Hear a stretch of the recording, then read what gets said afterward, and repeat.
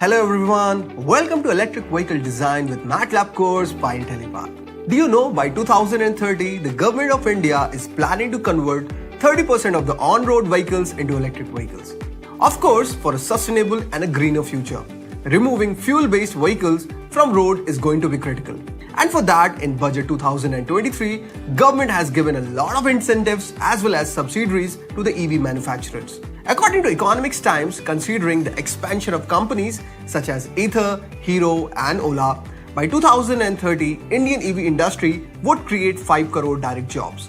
Not only that, on a global scale, this industry is expected to create more than 15 million jobs. If we talk about salaries, Glassdoor reports that in India, you can expect a salary between 5 lakh rupees to 28 lakh rupees. Where in the United States, you can earn between 67,000 US dollars to 125,000 US dollars. So if you are someone who has an engineering degree in mechanical, electrical or chemical engineering, then electric vehicle industry is going to be ultimate career option for you. EV manufacturers across India are already hiring aggressively for electric vehicle designers and engineers right now. So are you ready to make your next big move? If you are, then this free electric vehicle design course is all you need. This modeling and simulation of electric vehicle course has been designed by top industry experts from companies like Tata Motors, Ather, Ola, etc. and aims at making you job ready. Throughout this Matlab Simulink for electric vehicle design course, we are going to cover fundamentals that you need to know in order to design electric vehicles. So to be able to grab job opportunity in EV companies, make sure to stay tuned with us throughout this session. First, let me take you guys through the agenda for this session. We will begin this video on a very friendly note by starting with introduction to electric vehicle design. We will also discuss electric vehicles and their future. Moving ahead, we will discuss about what is Matlab Simulink. Then we will discuss about what is MathWorks, walkthrough of Matlab MathWorks, introduction to Simulink, and what is difference between Matlab and other programs. Moving ahead, we will also discuss about example practice for Matlab Simulink, what is used for loop command, different syntax command, what are plots in Matlab. Then we will deep dive into what is Simulink, battery performance model, introduction to Simscape, and electric circuit DC motor modeling. I hope so guys, I have made myself clear with today's agenda.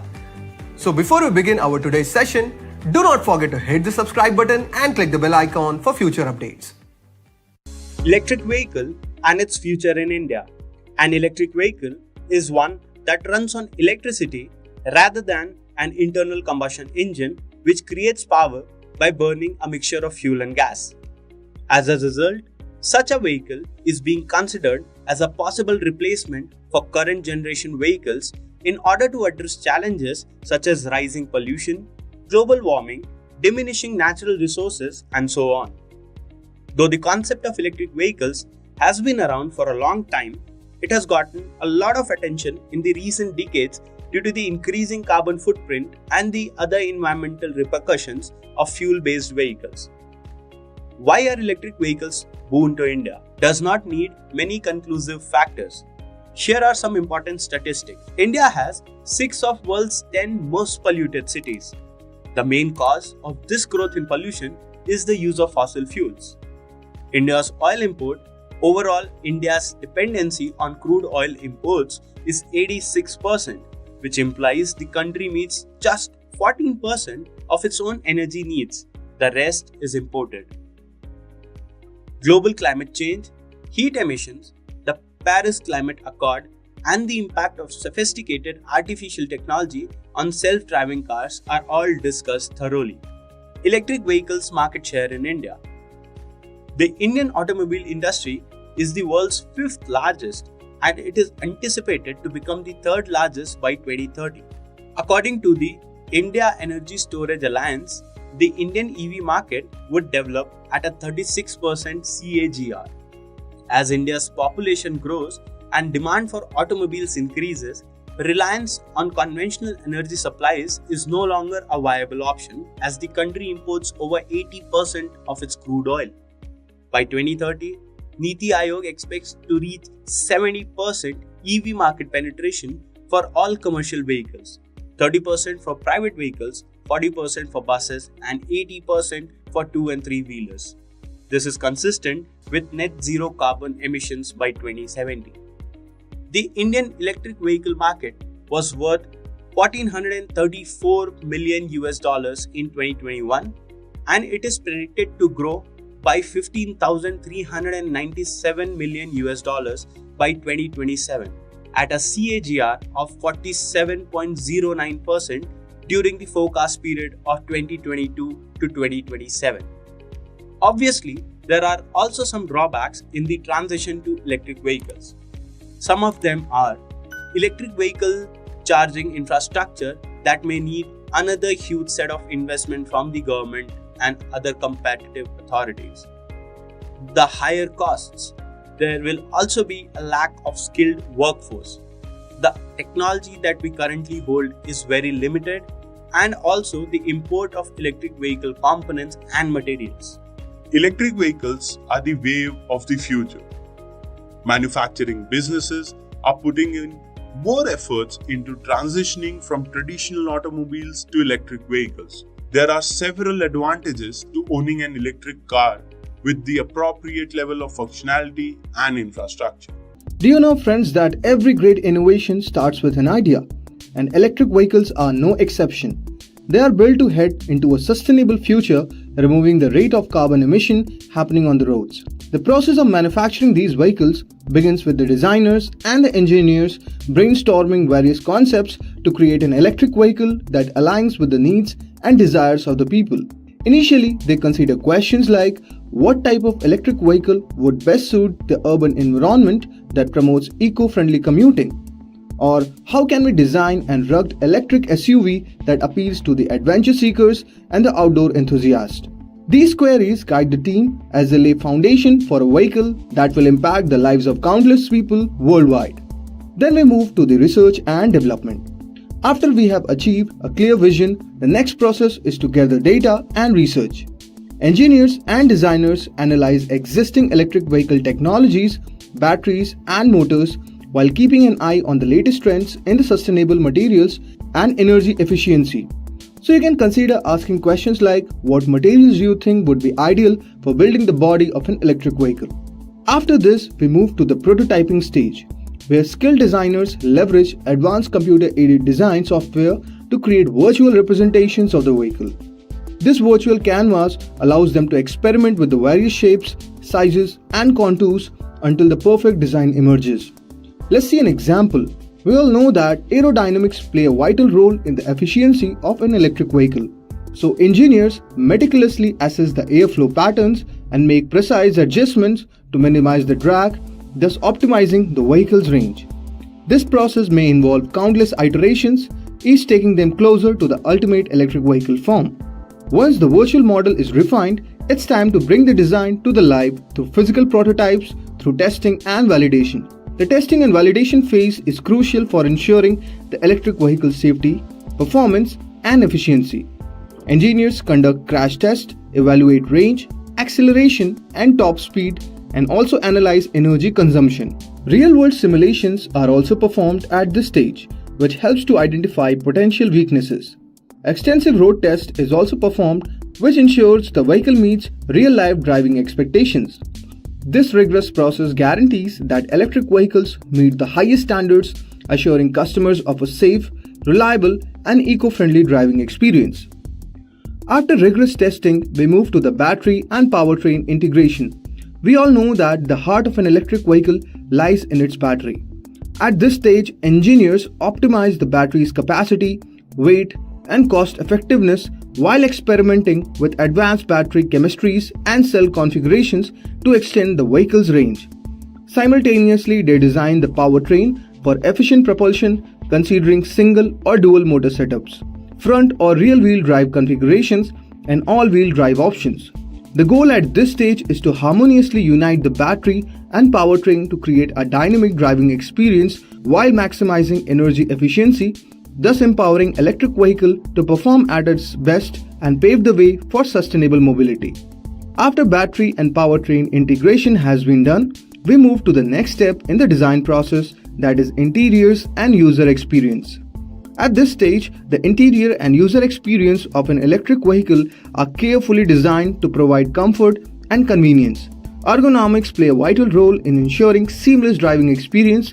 Designers focus on creating an intuitive dashboard layout with an easy access to the essential controls and information. Infotainment systems are integrated to offer connectivity and entertainment, thus making journeys enjoyable. Additionally, charging solutions are integrated into the interior design so that there is a hassle-free access to the charging ports. At this stage, engineers aim to create an inviting and user-friendly space that enhances the pleasure of driving. After successfully completing the interior designing and user experience, engineers give a thought on sustainability and environmental impact of the electric vehicle. As the scientific research states that electric vehicles lead the charge towards sustainability, which aims to reduce their environmental impact significantly. At this stage, manufacturers prioritize the use of recycled and sustainable materials during production, thus minimizing resource consumption and waste generation. With zero tailpipe emissions, electric vehicles contribute to the cleaner air and reduce greenhouse gas emissions, thus promoting a healthier planet. Their adoption plays a vital role in conserving natural resources and reducing our dependence on fossil fuels. After completing all these feasibility studies, an electric vehicle moves into the development phase. It is a very thorough and lengthy procedure. However, the design mostly revolves around the set vision for the product.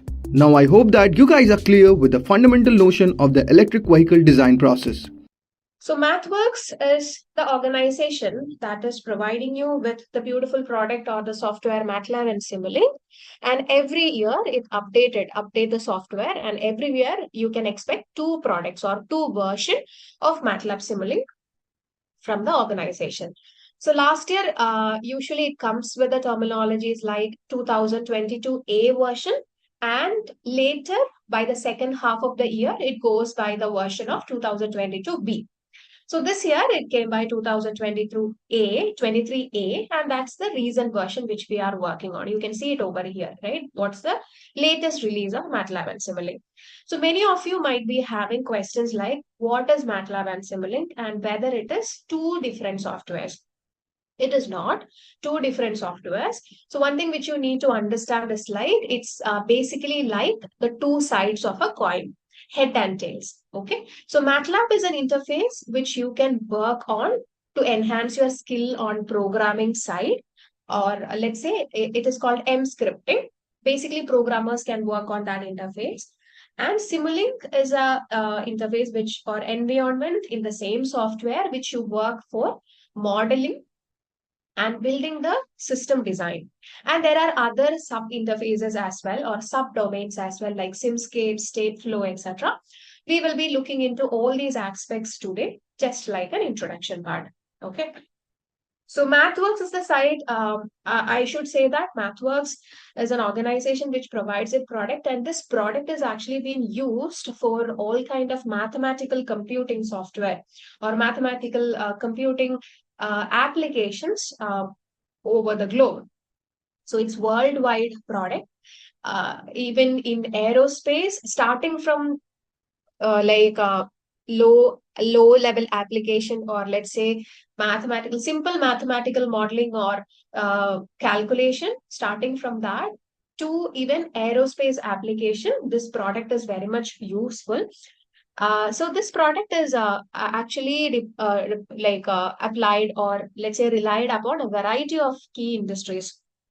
As I have mentioned, software and internet can use it, railway systems can use it, even in semiconductor devices it is used, energy production it is used, then it can be used in communication, even in biotech and pharmaceutical companies, which companies or the domains which need simulative environment or simulation, they can use this product completely. Okay, and it also provides a student version. You might be knowing it for certain universities, or you can actually download the student version or a trial version from the organization or from the website for free, and a trial version exists for 30 days. That's called a student version. Now, what are the key characteristics of MATLAB and Simulink software? So MATLAB stands for Metrics Laboratory.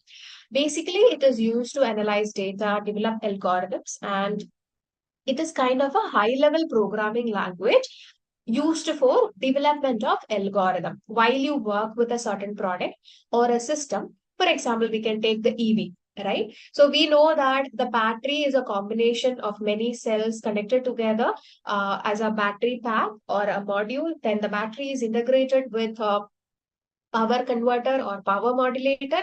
Then power converter consists of a lot of semiconductor devices. Then that is integrated with a motor unit or motor drive, right? So a lot of integration is happening among the systems or between the systems, and that's how you build a product or develop a product. So you need multiple level of numeric computation aligned with each system. If you are working on battery, the battery itself will throw you a lot of mathematical computation, right? You have to model the battery completely. Then you have to check whether it is providing you the expected results. So basically, this software is used in a one-dimensional way or one-dimensional modeling where you use it for the simulation purpose or creating a virtual environment for testing your product. Now, what is the advantage of going for a virtual environment? We already have discussed, like some of you might be knowing who have attended my previous classes. Rather than going for a hardware or development of a product directly, you need to check whether this product is working fine or not.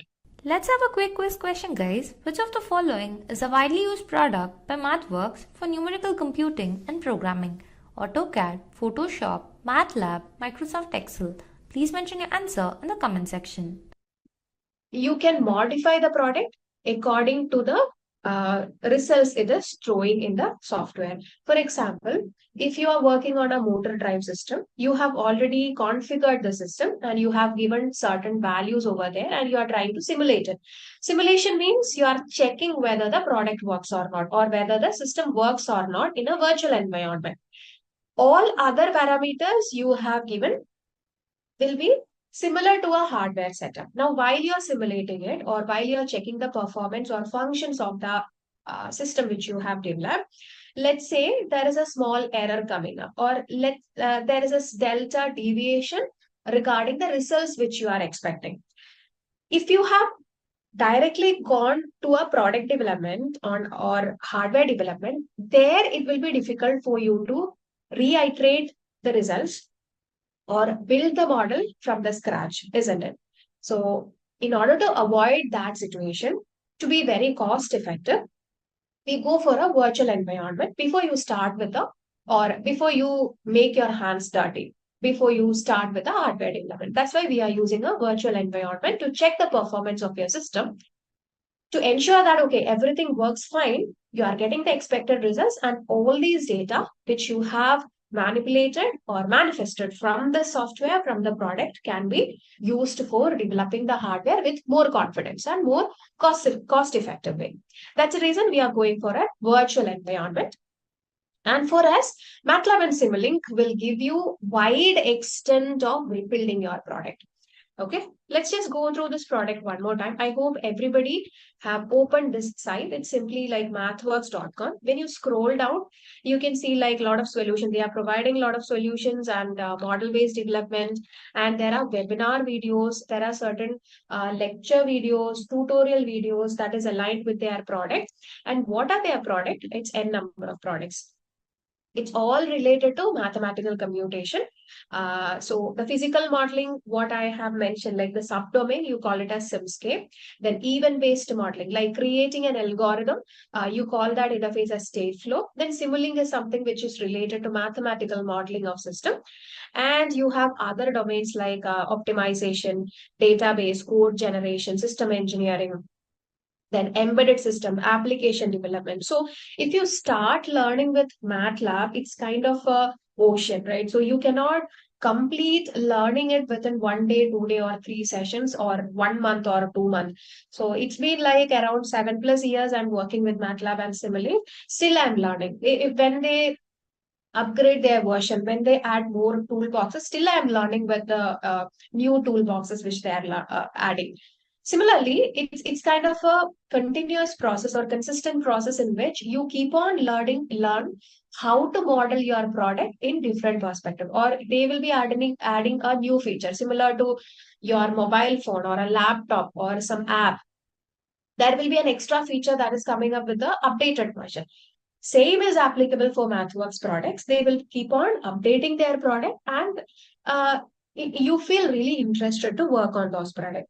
So that's regarding MathWorks and their products. You can just explore this page completely. It'll take only like few minutes to explore the pages. If you go to products, you can just see the toolboxes which are added. So it even includes wireless communication, aerospace block set, everything. And you can even type here and check whether a specific model is available. Let me see whether I can provide you some idea regarding what are the tool packages or already developed models. So they also provide default models. Whether like the MathWorks engineers or MathWorks application engineers, they already have worked on certain products, and that is also available for you to explore. All right, so see, you can just keyword over here in the search bar, and you can just go and explore the videos and the lectures and the products which is available in this page. Okay, so this is one activity which you can do that will help you to have a good grip on the products that is available. All right, so that's about the MathWorks page. Now, what are the key characteristics of MATLAB and Simulink? So let's come back to the first position or first point where we were discussing MATLAB and Simulink as a single software. And I told that it is kind of two sides of a single coin. So there are certain characteristics that is aligned with MATLAB as well as Simulink. Now, MATLAB is a platform which is usually used for computation purpose or numeric computation. It can also be used for data analysis and visualization. So in terms of plotting or visualizing your results in graphical mode, or in case of plots, that can be done, or that is possible in the interface of MATLAB. So you do the programming, you write the code, or in terms of MATLAB language, you say you write the M script. And finally, if you want to see something over a graph, or if you want to plot your results, you can use the command plot, and you can use the variables which you want to see in a or visualize it. You will be able to see that. So data analysis and visualization is possible. And there are a lot of toolboxes that is related to signal imaging or signal and image processing, then optimization, application development and deployment. So all these can be done with the help of MATLAB. Basically, I can call it as a language of technical computing. All it do is just computation. It just do mathematical calculation with the help of the simulation engine, and it will help you to go for any kind of application deployment, starting from a simple application like college project or simple software development or app designing to even aerospace and defense. Now, what happens to Simulink? What does Simulink do? Simulink is more kind of a model-based development or model-based design, where you can visualize or you can play with the block sets, you can create block diagrams and visualize the result more in kind of a real-time testing. So this can also be used for code generation. It can also be used for creating the entire architecture of a product. So architecture meaning the way in which things are being connected or things are being integrated. So you can entirely build the architecture of a product, even into the level 1 part, where you go and analyze how many components are there. You can start building from the component level, even to the the system level. So everything is possible in terms of Simulink. Stateflow is another interface where you work on event-based development. It can be called as a flowchart mechanism. So if you want to keep some algorithms in your system, let's say, okay, when input A is working, B should not work, or if input A and B is true, the system should be giving out you positive signal. So in that way, some kind of flowchart algorithm can be integrated with the help of Stateflow. So keep in mind, MATLAB, Simulink, Simscape, and Stateflow can be the key words which you can play along while you're working with MATLAB Simulink software. Just a quick info guys, Intellipaat offers electric vehicle course in collaboration with IIT Roorkee. Through this advanced course created by the IIT Roorkee faculty, you will deepen your understanding of electric vehicle design and other related ideas.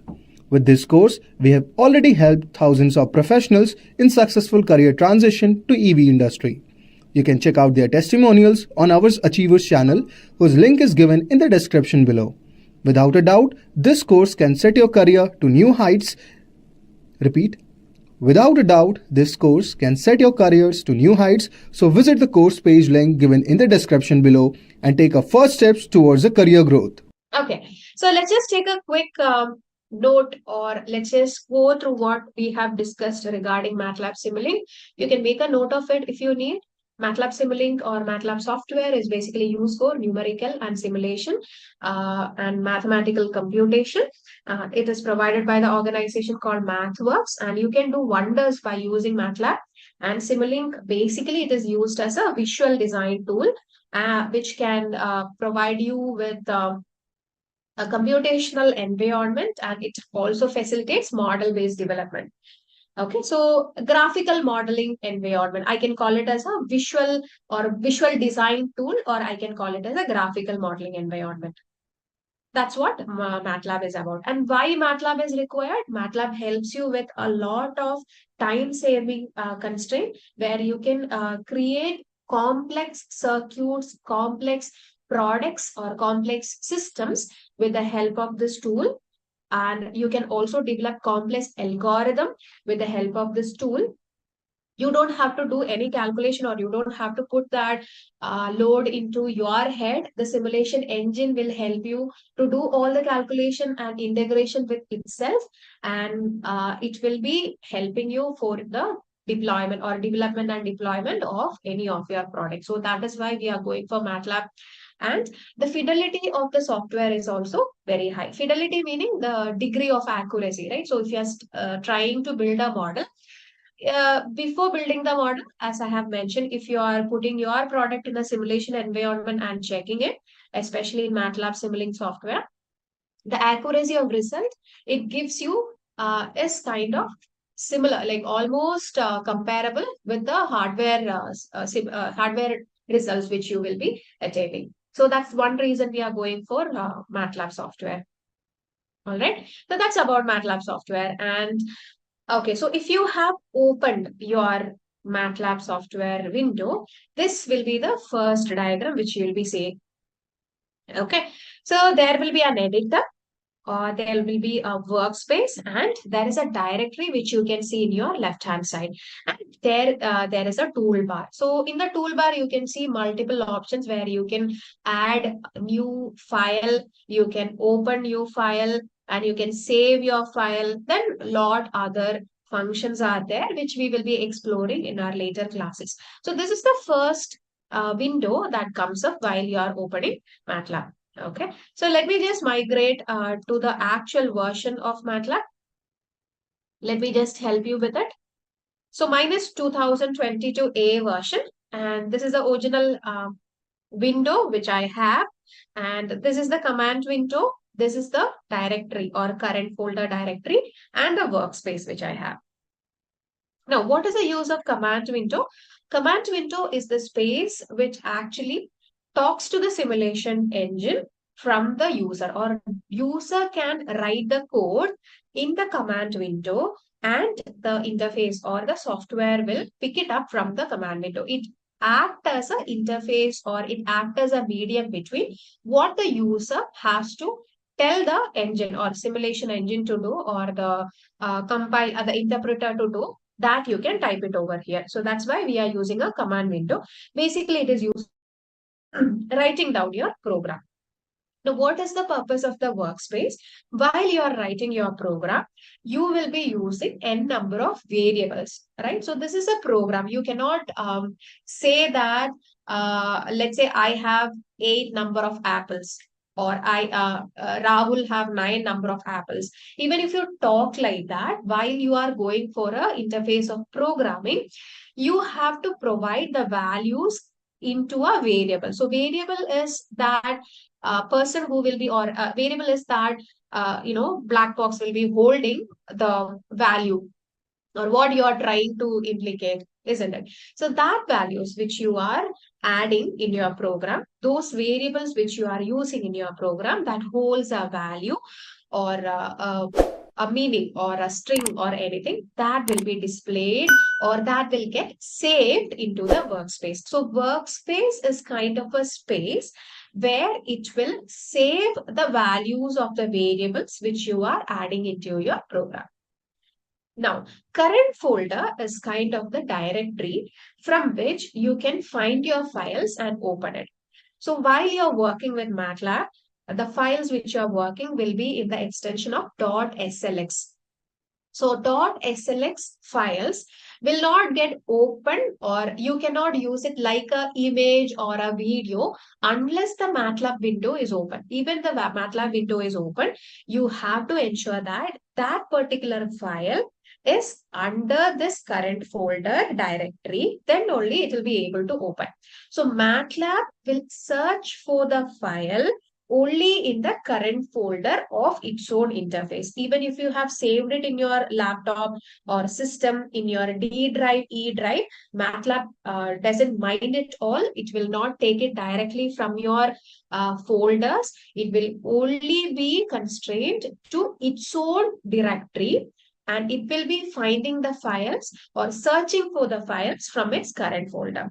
So whichever files you want to open through MATLAB, whichever files you work on, make sure that you are adding the path into this current folder. So how can you do it? You can use the small arrows, right? So if you click on here, these are the folders which I have in my laptop. So I can click on any folders over here and that folder will get added into the current directory. Now, if I have saved my files in a MATLAB folder, which is under the documents, I should be finding the files or I should be aligning that file into my current directory here. Then only the MATLAB will understand or MATLAB will actually pick it up from the files. And I can right click on it and I can even check whether this is in the path of my current directory. So if I'm clicking like remove from path, select folders and select subfolders. That means that you can see the opacity of the folder has changed, right? That means that even if it is showing in the current folder, this is not added into the MATLAB directory. Only if I'm adding it into the path of the current directory, then MATLAB will be able to find the files or open the files as expected. So right click on it again. You can see an option called add to path. Click on add to path. Then you will have a sub icon popping up, which is current folder. If I'm clicking on it, you can add it. Add path, select folders and subfolders. Now again, you can see it has been added.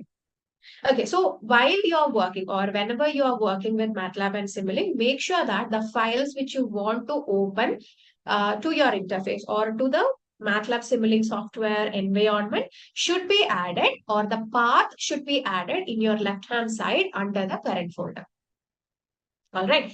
So command window is kind of a paper or a canvas where you can write your program, and that helps for you and the simulation engine or the software to communicate each other. Whatever you are writing it as a script over there, that will be picked up by the interpreter.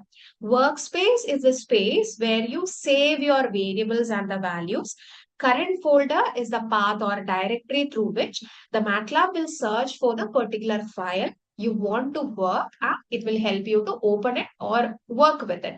Unless you are adding your file in the current directory path of your current folder, MATLAB will not be able to find the file or open it. Okay, and there are a lot of other options over here. So if you want to open a new script, you can click over here. You can just see and edit it. This is again the same, like you can just type your programs over here. So this is again a canvas or let's say a paper, white blank paper where you can type your program over here. Then if you want to open any previous files, you can just open it from here. And live script meaning it's like it will be giving you live interaction with the scripting part. Run and time means you can click on it and simulate your program. So all these icons we'll be just exploring in our next session in detail, where we explore with MATLAB. And here you can see a little person sitting on top of it. So he is Simulink, right? So he is actually the other face of MATLAB. If you want to open Simulink, you can just click it over here. You can see that interface is starting. Okay. Now this will take you to another window where you can see other options, like if you want to open a blank model, a blank subsystem library, etc. So all these subsystem blank library, we'll just see how to work on it in our Simulink session next Sunday. Let's just work on the blank model now. So blank model is something which is related to a canvas, or it will open you to a white canvas or a white space where you can start working on your project. So I'm requesting you to just go through your command window, current folder, and workspace. Just have a good look at it. You don't have to start working with it. Just have a look at it. See that, okay, where you can find workspace, where you can find the current directory, where you can find the command window. How does the window looks like? The introductory window or introduction window of MATLAB, how does it look like? And where you can find the Simulink. Click on the Simulink icon. Click on blank model. Let the model open. So while you're downloading the toolboxes, I'm suggesting you to go with MATLAB and Simulink toolbox. So initially it was different, like Simscape Essentials were the block which I started using. It's called Simscape Essentials. Now I think it's compiled together to MATLAB and Simulink blocks. To tool blocks, it can be as per your requirement. Suppose if you are working in a communication domain, if you wanted to build your product in digital electronics or communication, you can just go through the toolbox and download it. For trial version, it expires within 30 days. You can use your email ID to download it. And for that, I suggest you go for the basic package, like MATLAB Simulink Basics itself will be enough. While we start exploring it more, you will get to know it in more depth. And later, if you want to go for a licensed version, you can purchase it from the organization itself. Actually, it's quite expensive. So if you want to continue, you can just go for a licensed version, or you can download it again, like the trial version is downloadable. But every time after 30 days, it is expired. So after the software expires, you can use your email ID, or if you have other email ID, you can use it to download it. Again, it hopefully it will be accessible again. Yes, so while installing, definitely you should be like downloading both, right? MATLAB and Simulink both packaged together. That might be the reason you might have missed it. So if you do not have Simulink, no worries, or try with this shortcut, type Simulink. If you are able to open Simulink, then well and good. If you are not able to open, please observe. You can make note, and later after the session, you can re-download the software one more time, and there you can add Simulink toolbox. Okay, so coming back to my MATLAB window, I would like to show you a few demo, very, very simple and very, very basic demo to provide enough proof that what current folder and workspace will be doing. All right, so we are going to have a small mathematical formula. Let's just understand, or let's just align a value to x. Type x equal to 3. I'm just typing x is equal to 3 in my command window, and I'm just adding a semicolon. So semicolon is usually used when you want to end the statement. All right, so there are certain commands which you should be aware about while you are working with MATLAB, and semicolon is one such command which help you to end the statement. So basically, it means that you are assigning a value to x and you are stopping it over there, like full stop. So MATLAB is a software, unlike C programming, where it will be reading all the codes line by line. So if you look at C programming, what does it do? It's kind of a compiler, right? It read the whole code as a one, and then it will execute it together. But MATLAB is something like it read it, so like all the codes are read one by one. So if you forgot to keep a semicolon as an end of statement, if you keep enter in order to type the next line, what does it do? It will throw you the result directly saying that, hey, x is equal to 3. So we didn't finish our coding, right? So we didn't finish our complete tool or statement that, okay, I'm going to do a mathematical formula. X is equal to 3, Y is equal to 4. I want Z is equal to X plus 3 plus 5 or something. But before that itself, if you want to write the next line, if you are not putting a semicolon, then the MATLAB will throw your error because it already read your code or it already read the command which you have given and it is giving you the results. Okay, so always if you want to go for a coding, like if you do not want that immediate results or if you are not looking forward some variables or something, just have a semicolon at the end of your statement. So I'm just typing it again. I'm just typing x is equal to 3 semicolon. Now, if I'm pressing enter, it will not throw me a result. Now, I am just giving one more value, y is equal to 5, semicolon, enter. And is equal to x plus y. It's a very simple statement. So here I'm not putting any semicolon because I wanted to see the answer. And what happens if I press enter? I'll get the result. No, I haven't put semicolon after space. It's the just the next character. So this is command window.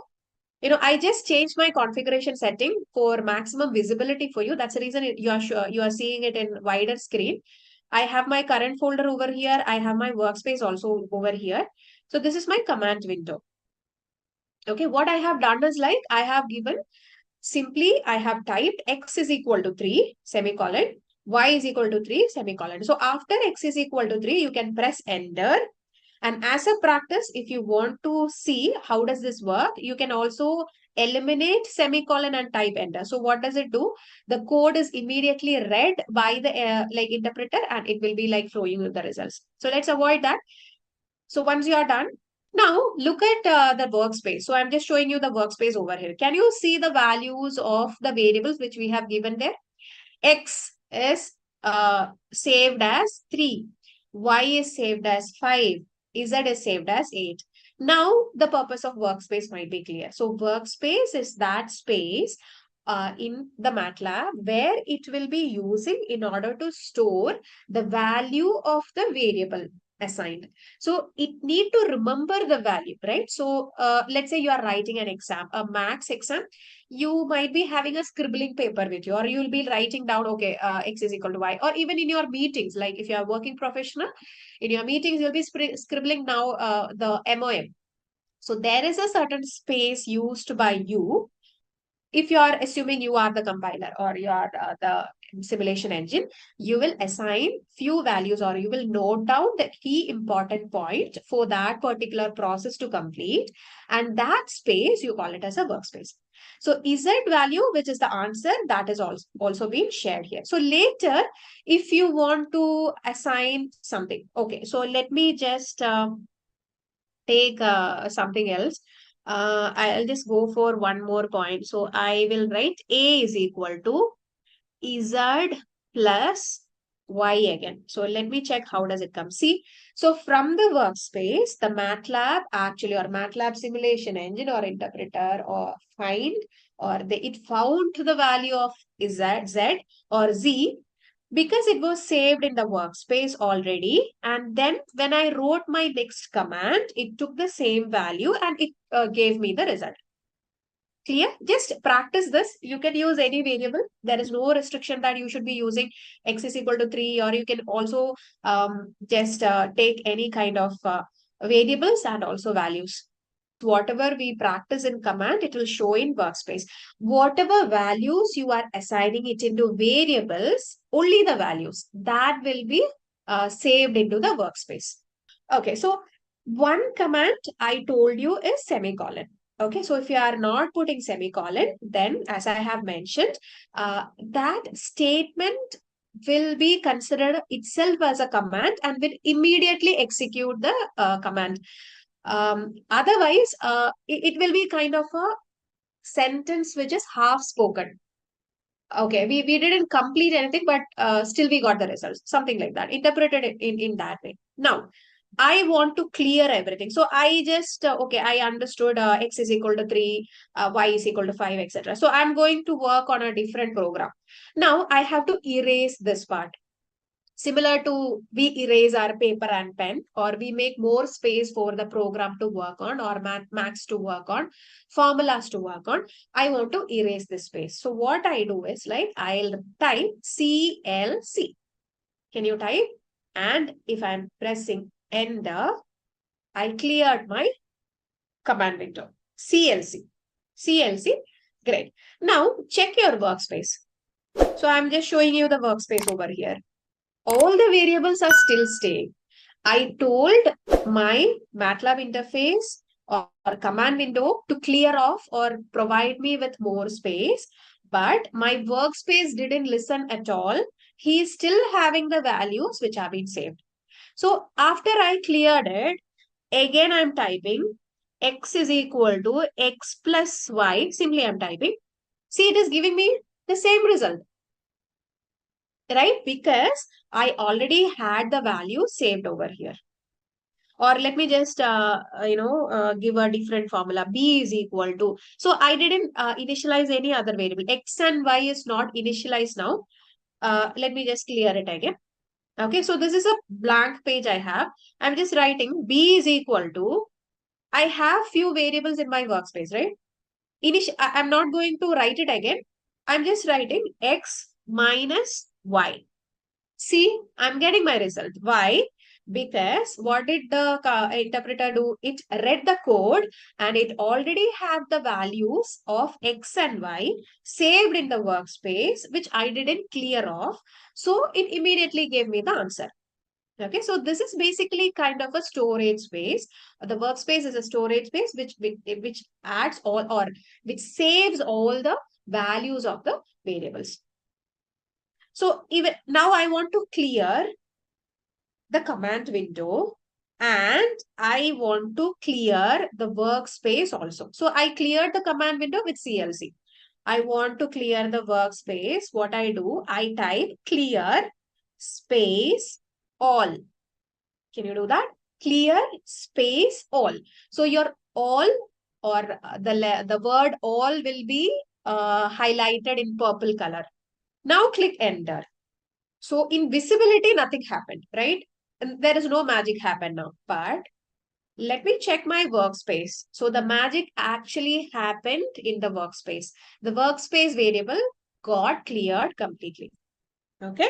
So let me do it one more time. Let's have a practice. Okay. I like X a lot. I don't know why. So X is equal to, I'm just putting 56 semicolon. So for those who are following me, this is asterisk. This implicates multiplication. Okay. So if you are putting slash, it implicates division. Okay. Okay. I'm done. Okay. Okay. Now I'm going to do my magic. I'm going to look at the workspace. I have how many variables like Z, Y, X, S, A. I have all my variables over here and I'm going to clear it off. So I'm typing clear all, clear space all, enter CLC. That makes my magic complete. So I just cleared off my command window as well as I cleared off my workspace. I'm just addressing the previous question. So let me write a few variables again.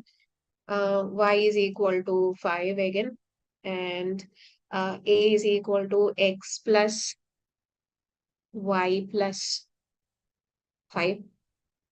Okay. Then I just wanted to know how many variables are here. Assume that I have written 100 number of codes or 100 number of lines of codes.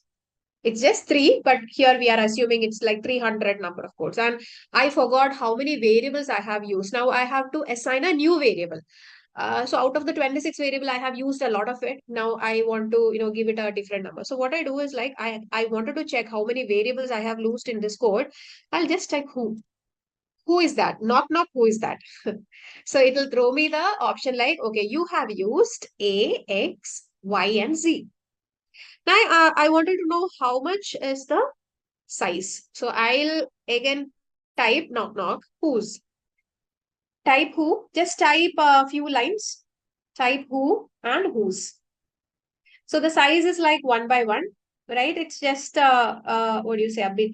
And how much does it occupy? So all these int values and all, I'll explain it in our later. So for now, just remember, if you want to understand how many variables you have used in your lines of code, you can just type who and it will throw you the result, and whose it will throw you what is the size as well. You can also type close all. That means like if any windows or any many applications are being opened, everything will be closed and only this window will be open. Okay. Yes. So I wanted to type something. So just type along with me. A space is equal to square bracket 2 space 3 space 3 close bracket. Okay, please type along with me. You can use any variable. It can be X, Y, Z, SB, whatever. I just used A. And you can type 3 numbers or integers here. Do not put semicolon. I'm going to call it now. Enter it. So this is a row matrix. So this is how you can initialize a row matrix. Now, if you want to add or I want to have a column matrix, when you work with more numbers for calculation, again, B is equal to 2 semicolon 3 semicolon 3 close bracket. See, this is a column matrix.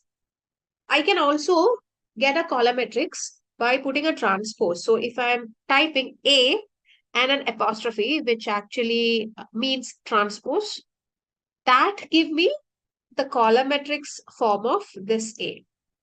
Square bracket, you can just simply type it from your keyboard. You can find the key over there.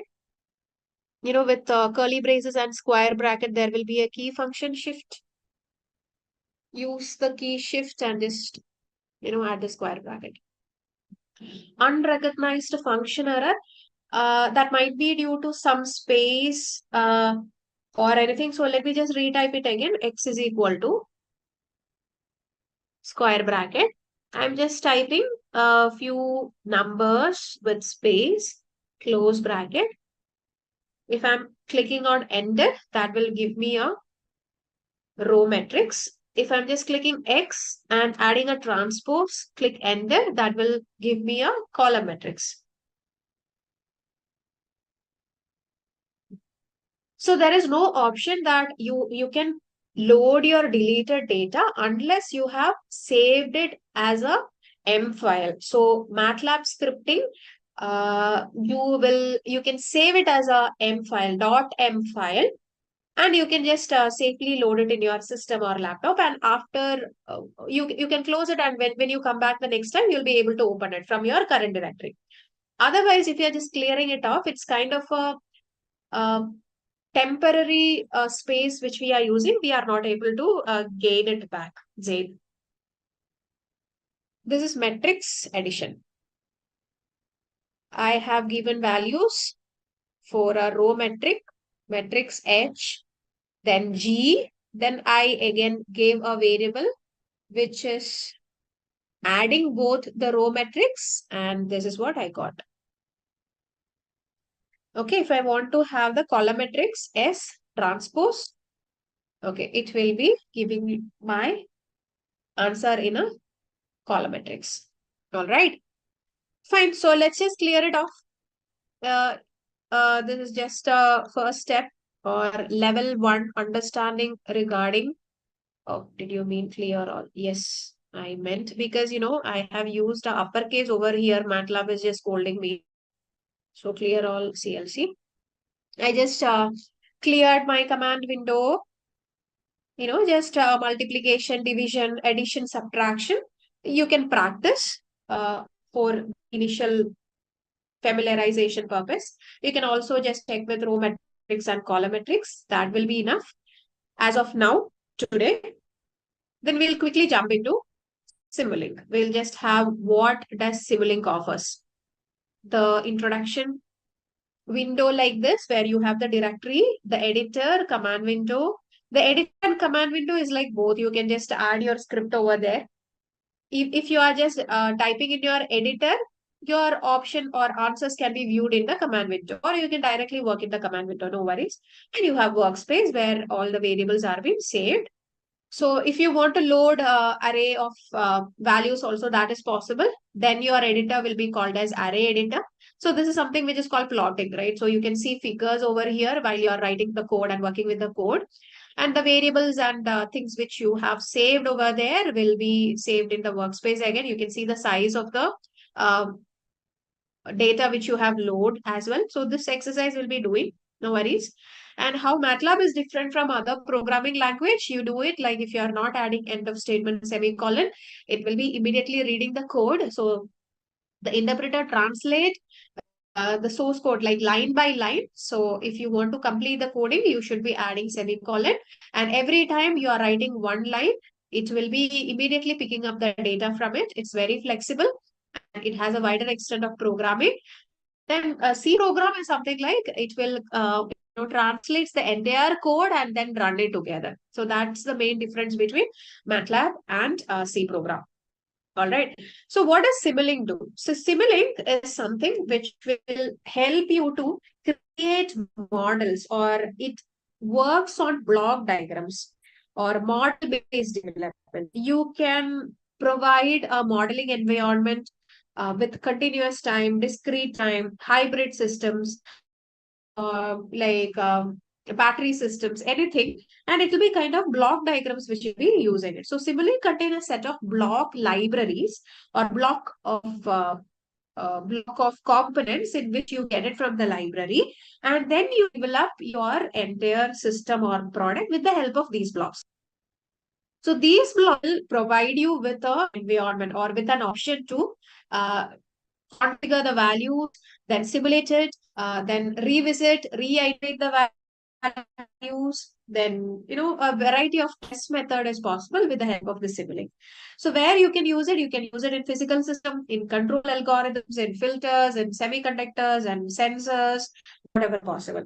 Okay, so it's kind of an extensive or kind of extensible feature, or it's a very flexible custom feature which you can develop. And it also supports the integration and custom different domain as well. For example, if you want to work on a certain product in mechanical domain and you are integrated with the electrical domain, that is also possible in Simulink.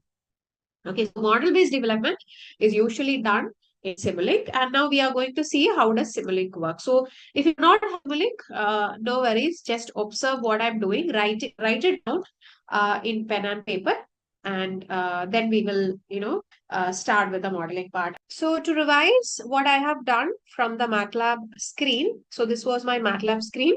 I just migrated to my Simulink interface with the help of this button. You can see Simulink over here. So if you are not able to find it, if you already have installed the package, you can also type Simulink here in the command window, press enter. You can see suddenly another window popped up. From here, I can open blank model and I'll be able to get a screen similar to what I have shown you before. Otherwise, if you are again looking forward for installing Simulink, just go to add-on, get add-on, click on add-on, and in the search bar, please type Simulink.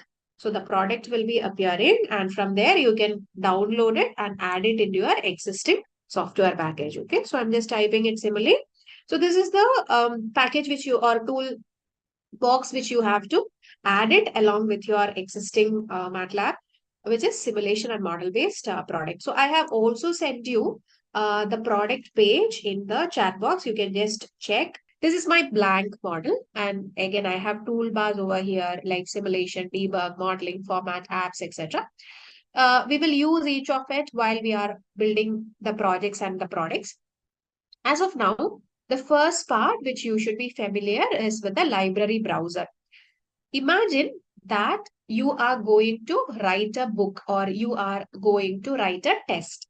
For writing the test, what do you need? You have to refer other books. You have to refer the topics and answers. You read it, you understand the concept, and then you attempt a test, isn't it? Similarly, consider library browser as a library, similar to a library which we go for reading the books.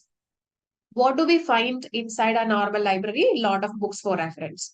Similarly, in the library browser of Simulink interface, you can find a lot of component, lot of tool packages, or let's say a lot of block sets, which will be helping you to build your product or which will be helping you to build your system. Click on the library browser. Just a single click. You need not do a double click over there. Click on it, a single click, and the library browser will pop up something like this. All these list of names are components which you can use for it. Imagine the heaviness of this library browser or depth of this library browser. You can have all and everything, almost everything, which is like 99% of the tools and components which you are actually working in a hardware design setup. You can find it in this library browser in Simulink. Let's just get through this. So first one, you can see is a commonly used block. So commonly used block are like general blocks which will help you to build any product. Then it has the ground is there, then logical operator, an integrator, a multiplexer, mux is multiplexer, product means multiplier, then saturation block, a scope. Scope is a block which we'll use for visualizing the graph. I'll show you an example. Similarly, you can click on each of this tool set or block sets, and you can just see how many blocks are available. So everything is one or other way related to the mathematical operation, or you can even create a dashboard of your electric vehicle. You can create aerospace application. You can create whatnot like lamp or domestic circuits, whatever, with the help of all these block sets. So I was just talking about library browser. So what I did, I just clicked on this library browser. Once I clicked it, I got a list of components which is available. Okay, so I was just talking about the list of the components from here, which is commonly used block continuous, dashboard. So dashboard, you can just explore, like it can create an automotive dashboard or whatnot. And you can just go through it. Like you find it interesting with the terms which they have used and click on it and check like what are the block sets it has. Logic and bit operators like and combinational. Then what? And, or, not. So all those here, then ports and subsystems. Sync means the output blocks which you will be using while you are creating certain circuit. So some of the blocks will be using it. So we'll not be able to use all the blocks, right? Because it's like hundreds of blocks available. We are not going to create hundreds of products over here. So we will be using certain blocks in our sessions. So later it depends upon what kind of application which you are deploying with. You can use other options. Like you have to explore these block sets as per your application setup. Familiar with powertrain. So powertrain, drivetrain components available. Then again, going back, sensors, right? What type of sensors are available? Then propulsion system. So it's all in the form of blocks, block diagram. Okay, so quickly go through it, 1 minute.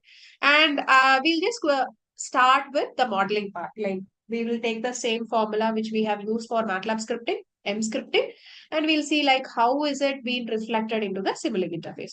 1 minute, go through the library blocks and library browser. Okay, so let's just build a small model. Let's just begin with the modeling part of Simulink. So for that, I can do two options to get these blocks into my blank model.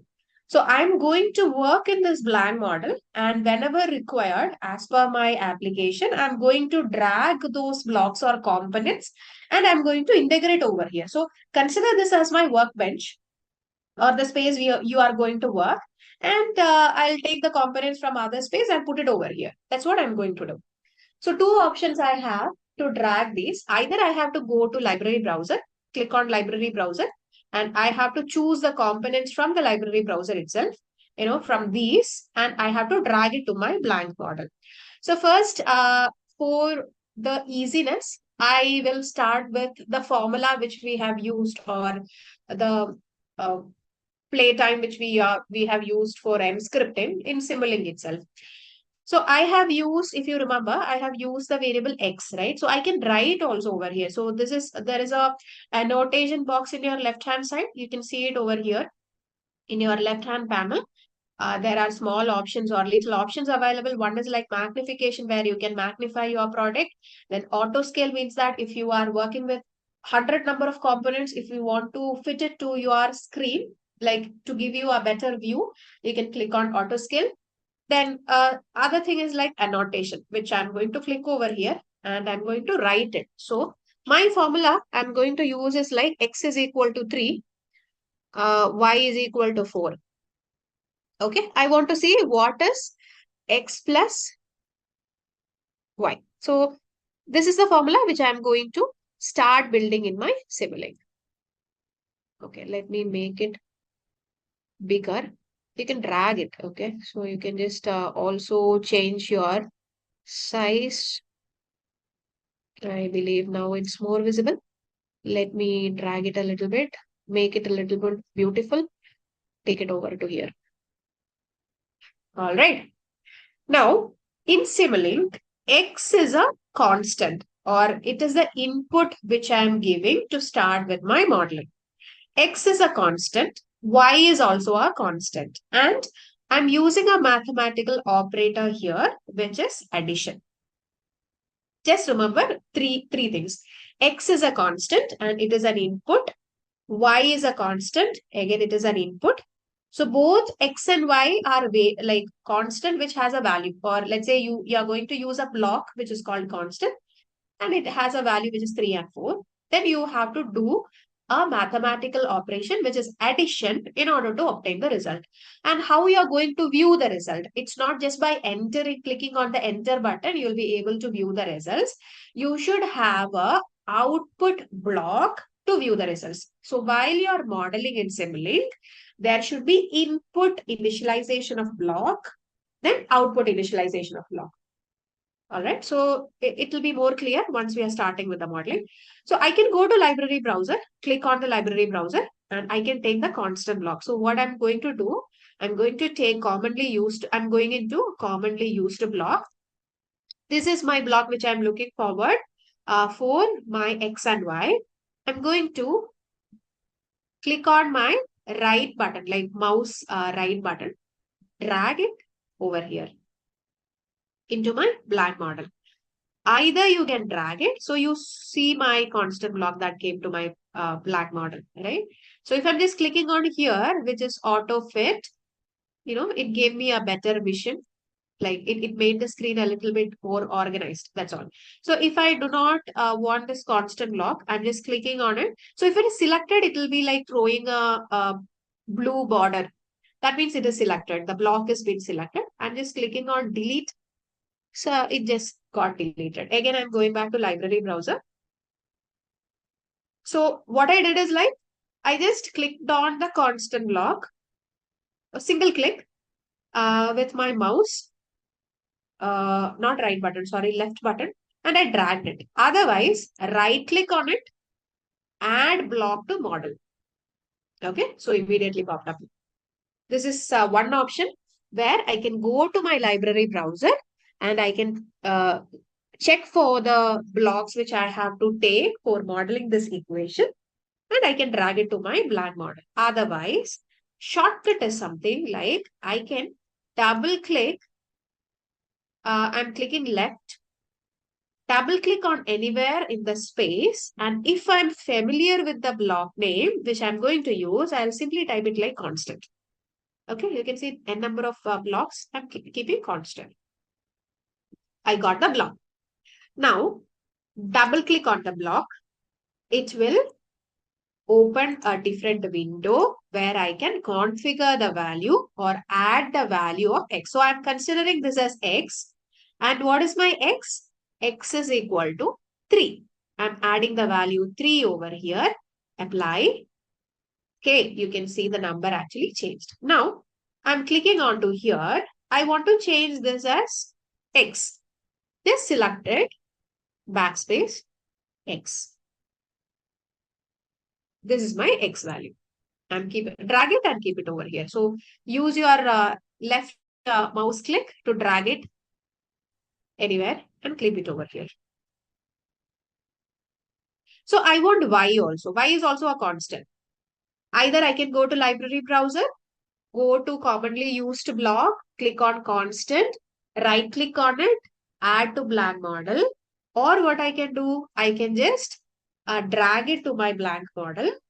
Otherwise, I can double click anywhere in my workspace or blank model and I can type constant and I can get it.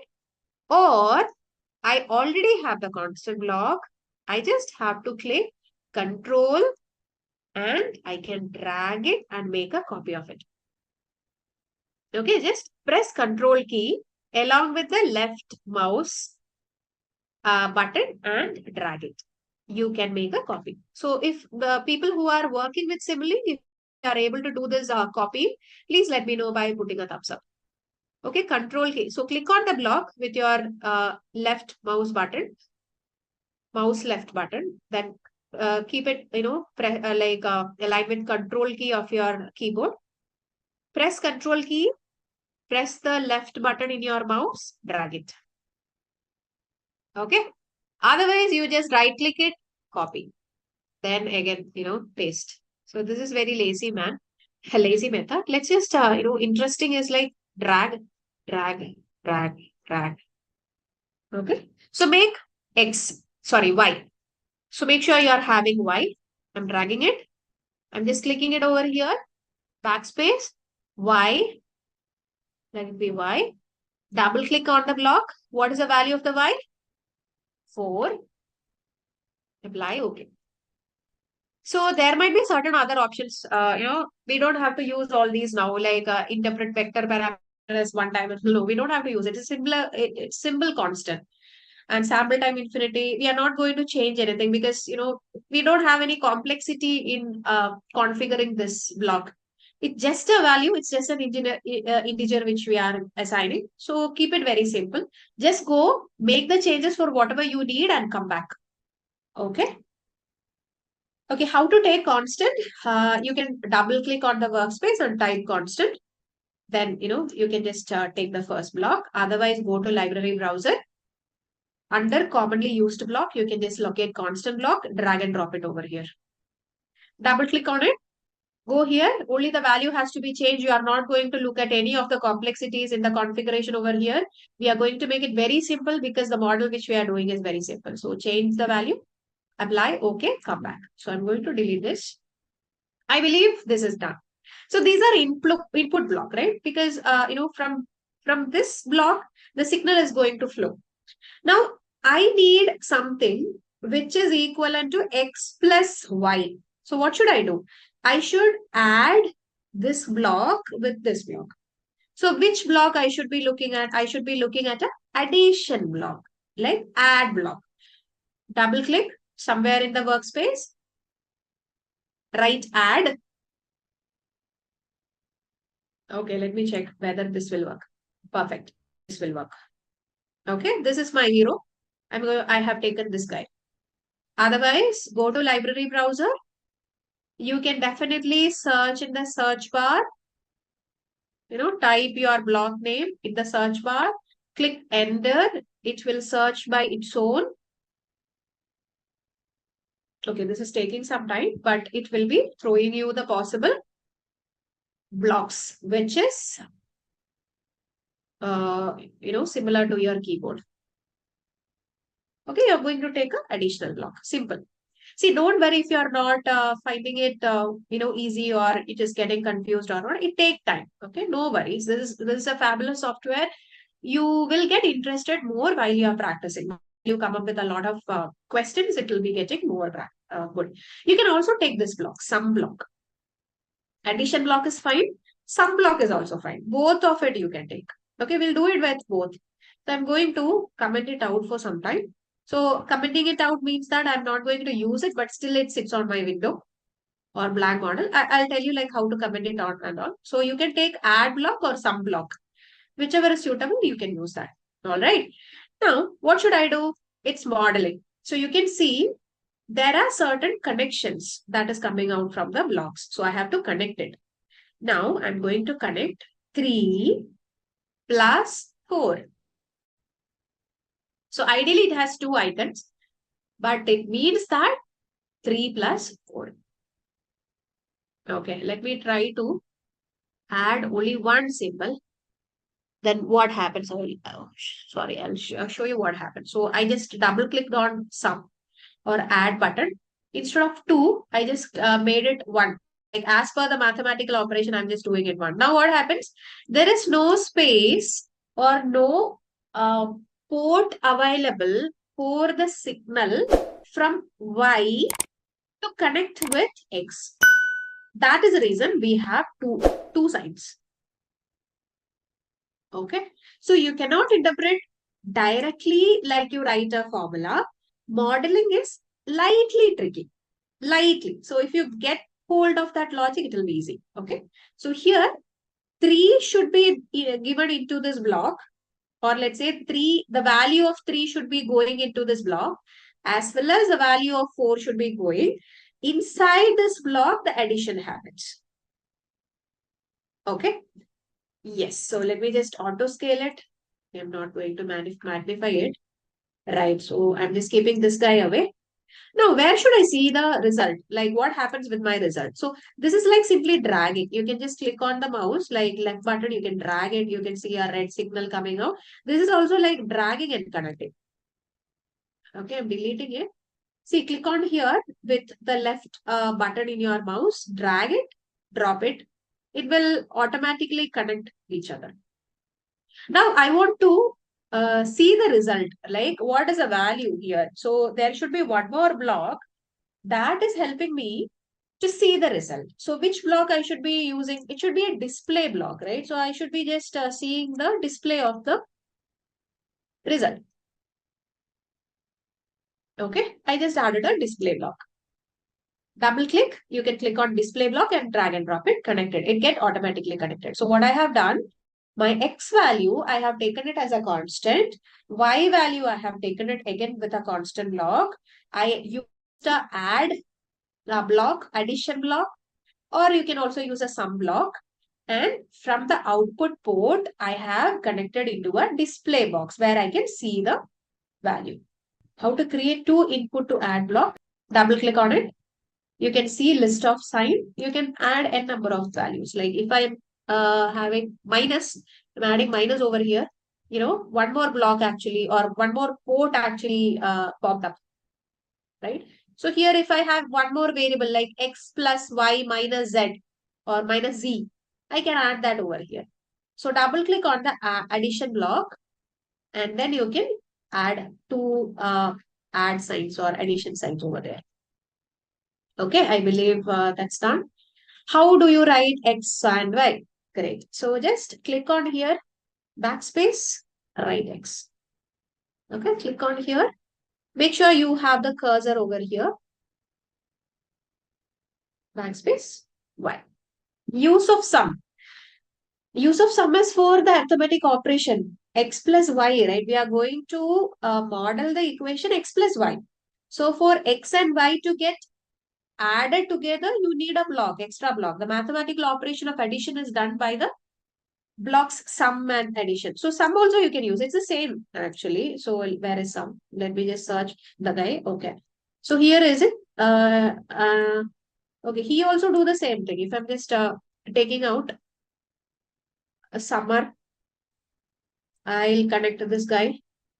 And, let me connect this guy to here. He also do the same thing. So you can also just make him rectangular, round. So if I'm making him rectangular, you will recognize him. Let me show you how does he looks like when he is rectangular. See, he's the same guy. So it's basically like same guy with a hat. So add or sum. You can use both blocks. It basically do the same thing. So you keep a hat, you get sum block, and you just take out the hat. It's like addition block. Or you can make it, okay, let me make it round. It looks a little bit, nice. So you can just do it. So this is sum block. You can also use add block. Both of them do the same purpose. Let me know once this is done. So we are going to see what is the value of x plus y. Okay. I believe this is done. Now, what I have to do, I have to run this model. I cannot click enter. If I'm keeping on clicking enter, nothing will happen. This is not an M script. Mathematical modeling is done using block diagram. Now I have to tell my compiler or simulation engine who is sitting over here. So he is called a solver. We'll talk about solver in our later classes. So this is the guy who is actually helping in compiling the data which we have given and providing us with the result. He is sitting in your bottom right hand side. Now he is called by the name variable step auto.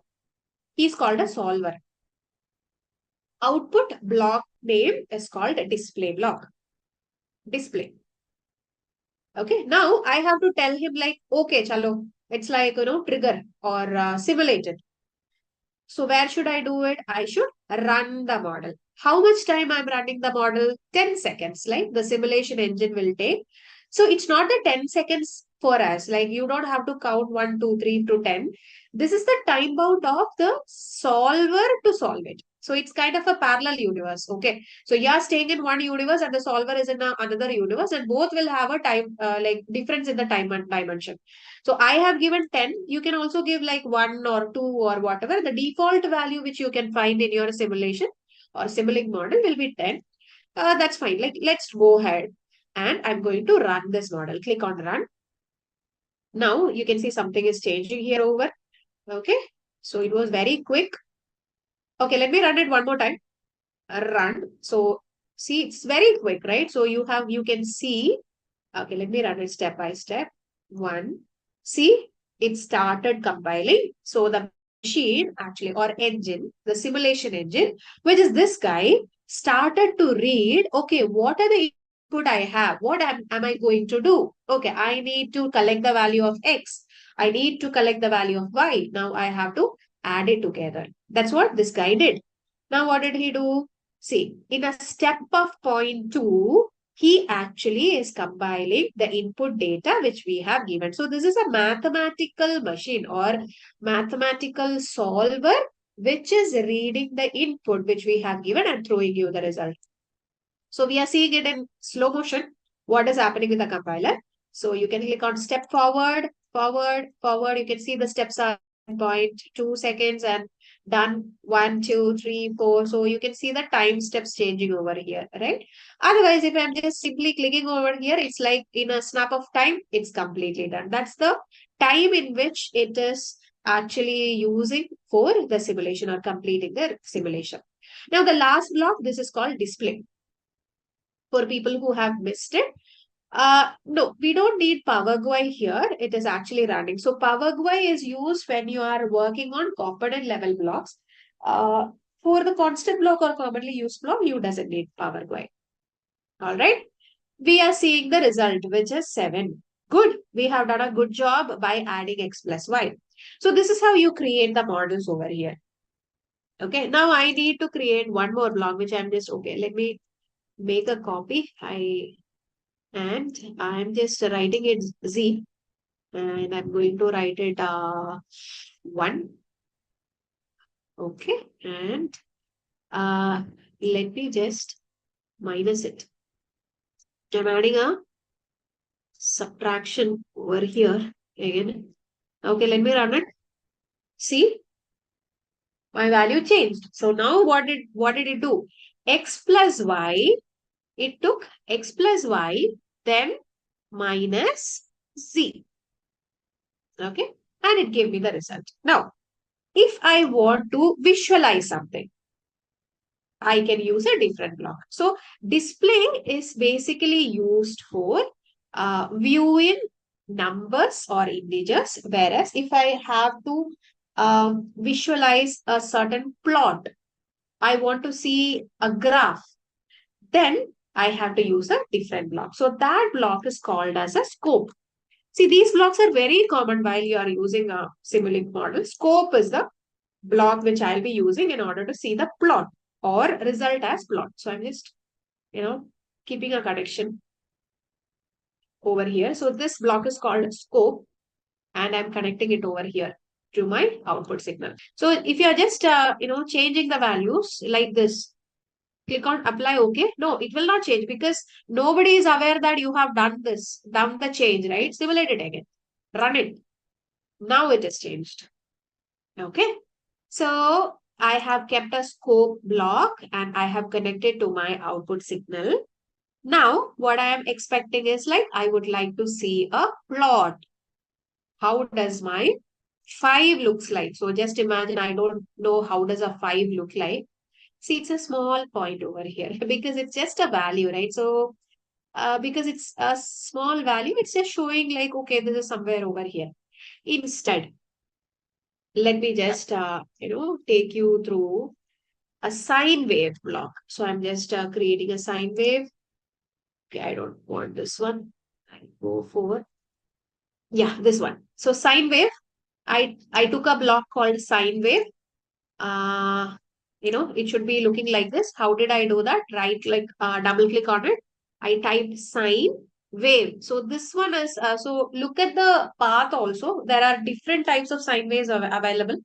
So take the sine wave from Simulink sources, or you directly go to library browser and you go to source, and from there you can take sine wave. Where is sine wave? Or sine wave or pulse generator, whatever. It's like I would like you to just see something, see some signal in scope. You can take anything, repeating sequence or pulse generator or slow step signal, sine wave, whatever you like. It should be a dynamic block. Okay. I'm just connecting it to the scope. Let me try to run this. Okay. I ran it. Click on the scope. See, I got a sine wave. So scope is basically used in order to provide you with a plot. This is the x-axis, which is always time. Sample-based time is 10 seconds, meaning that you have simulated the model for how many seconds? 10 seconds. And what is your y-axis? The y-axis value is picked up from the sine wave block. See, amplitude is 1. So this is the same thing which is being reflected over there. Let's change it to 2. Apply OK. Look at scope. Okay, the maximum value has been 2. Okay, so scope actually helps you to visualize your signal, and display will help you to get the value of your signal. Okay, that's the difference.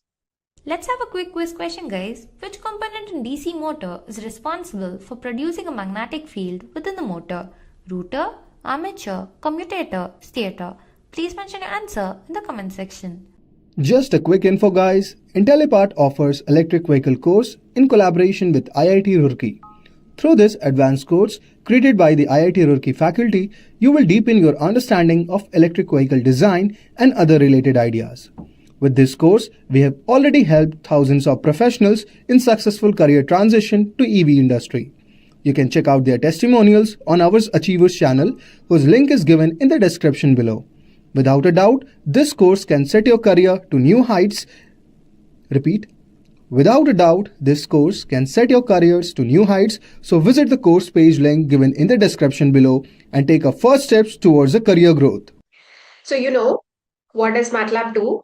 The full form of Matlab is Metrics Laboratory, and basically the software is used for numerical and simulation computation, where there is a solver in the interface or the software which helps you to calculate or find the solution for any kind of complex problem or complex mathematical computations which you would like to do as a part of your product or a system which you are developing. It is a very friendly, user-friendly interface where there is no complexity in using the software. You have to just be familiarized with the commands which you are using in M scripting and the blocks which you are using it. So anybody can master it within very short duration of time. It's just the practice you need, the right time to practice, and right logic that has to be applied while you are practicing some models that will help you to go through the software in a very smooth way. N number of applications are there regarding MATLAB software, starting from simple calculator even to aerospace application. This software has been used. It is a very, very helpful tool for the industry. It is completely an industry level tool.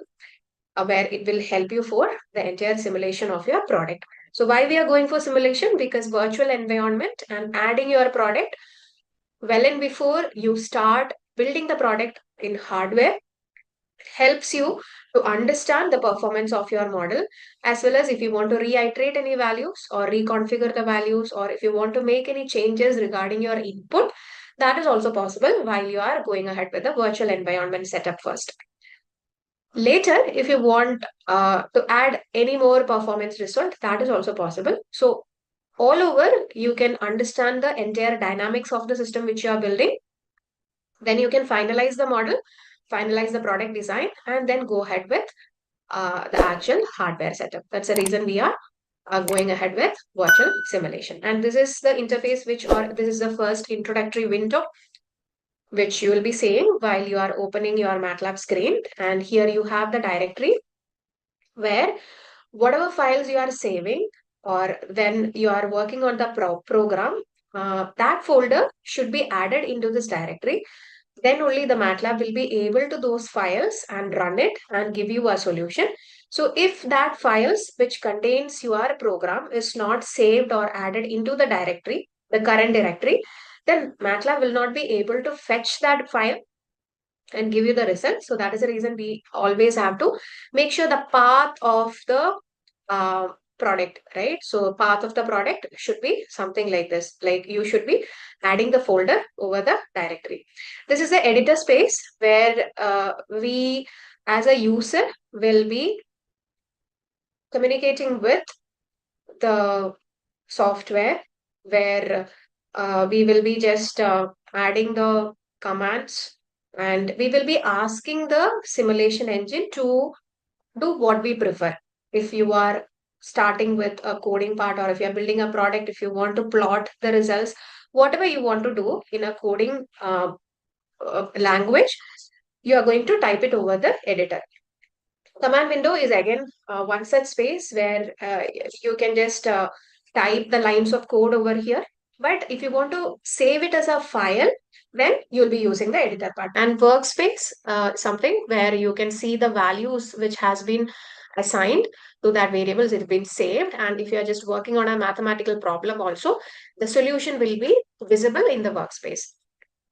We discussed that this is kind of a storage space while you're working with a problem, where it will give you the visibility of what are the values that has been assigned with each variables. I believe this is clear.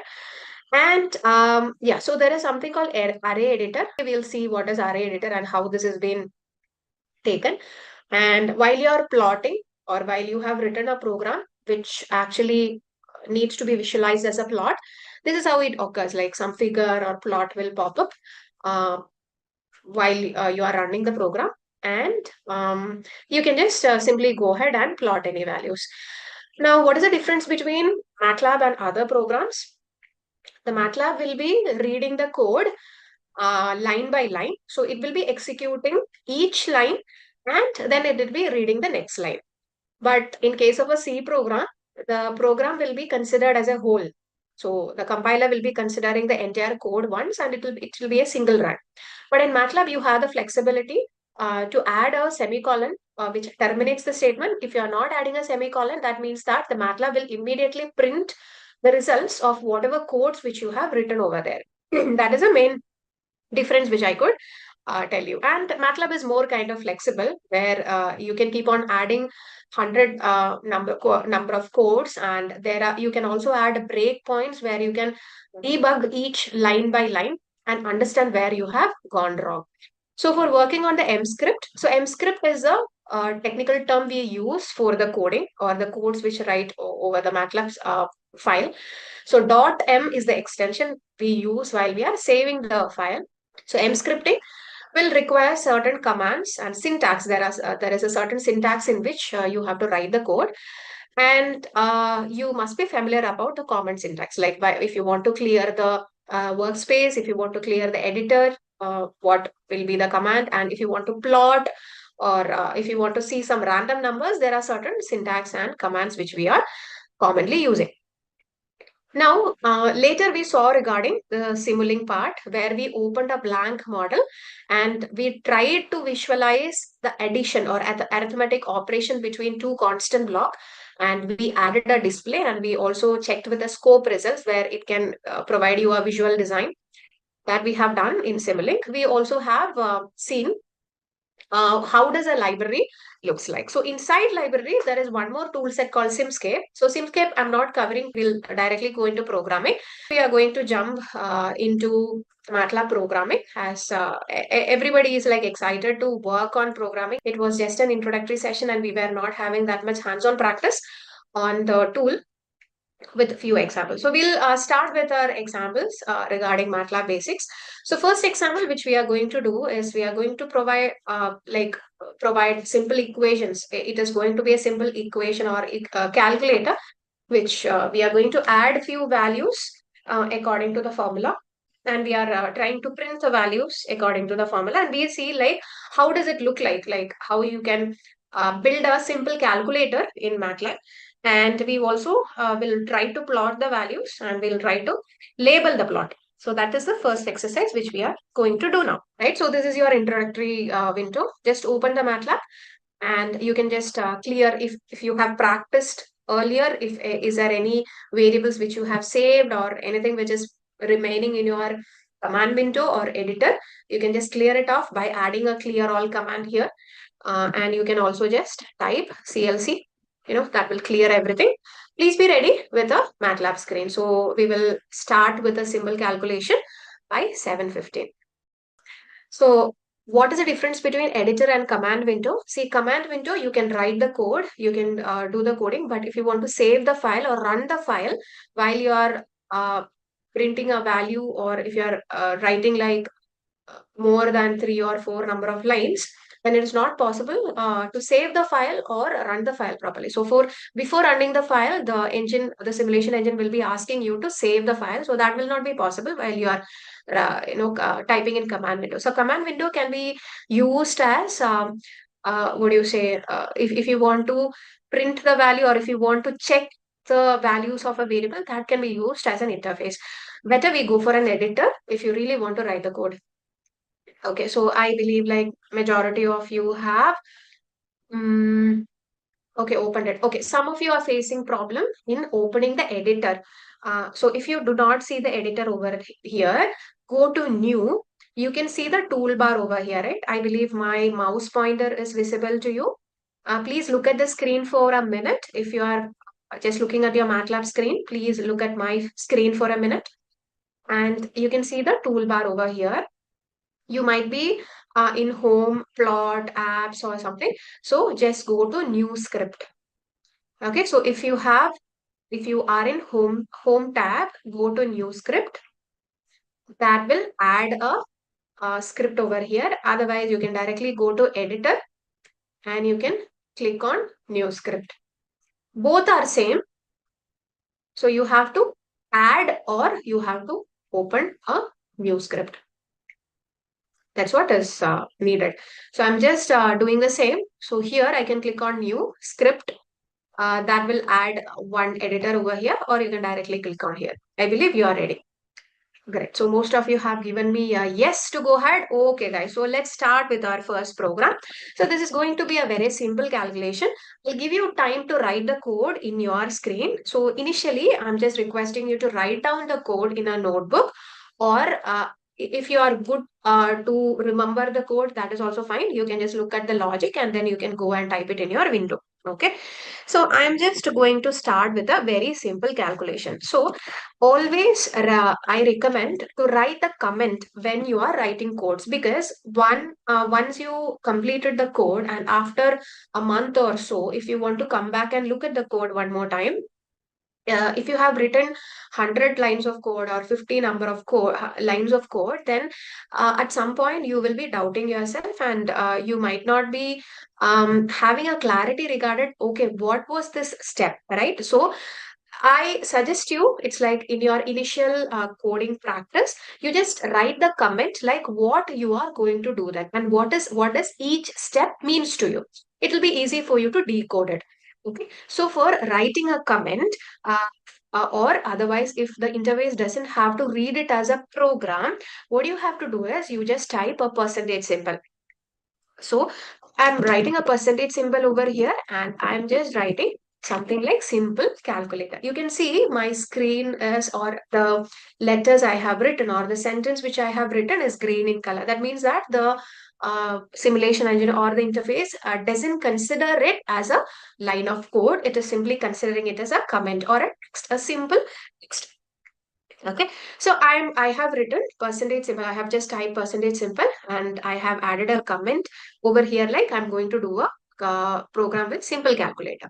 Now, if I'm just removing it, you can just see I just clicked on here. I made my mouse pointer, and when I clicked on backspace, see the mode or nature of the program change. Right now the interface is actually reading it as a program. So if I'm just writing something over here and trying to run it, definitely it will throw a error, because the interpreter or the compiler will not be able to understand what I have written over here. I haven't assigned any variables. I haven't assigned any values.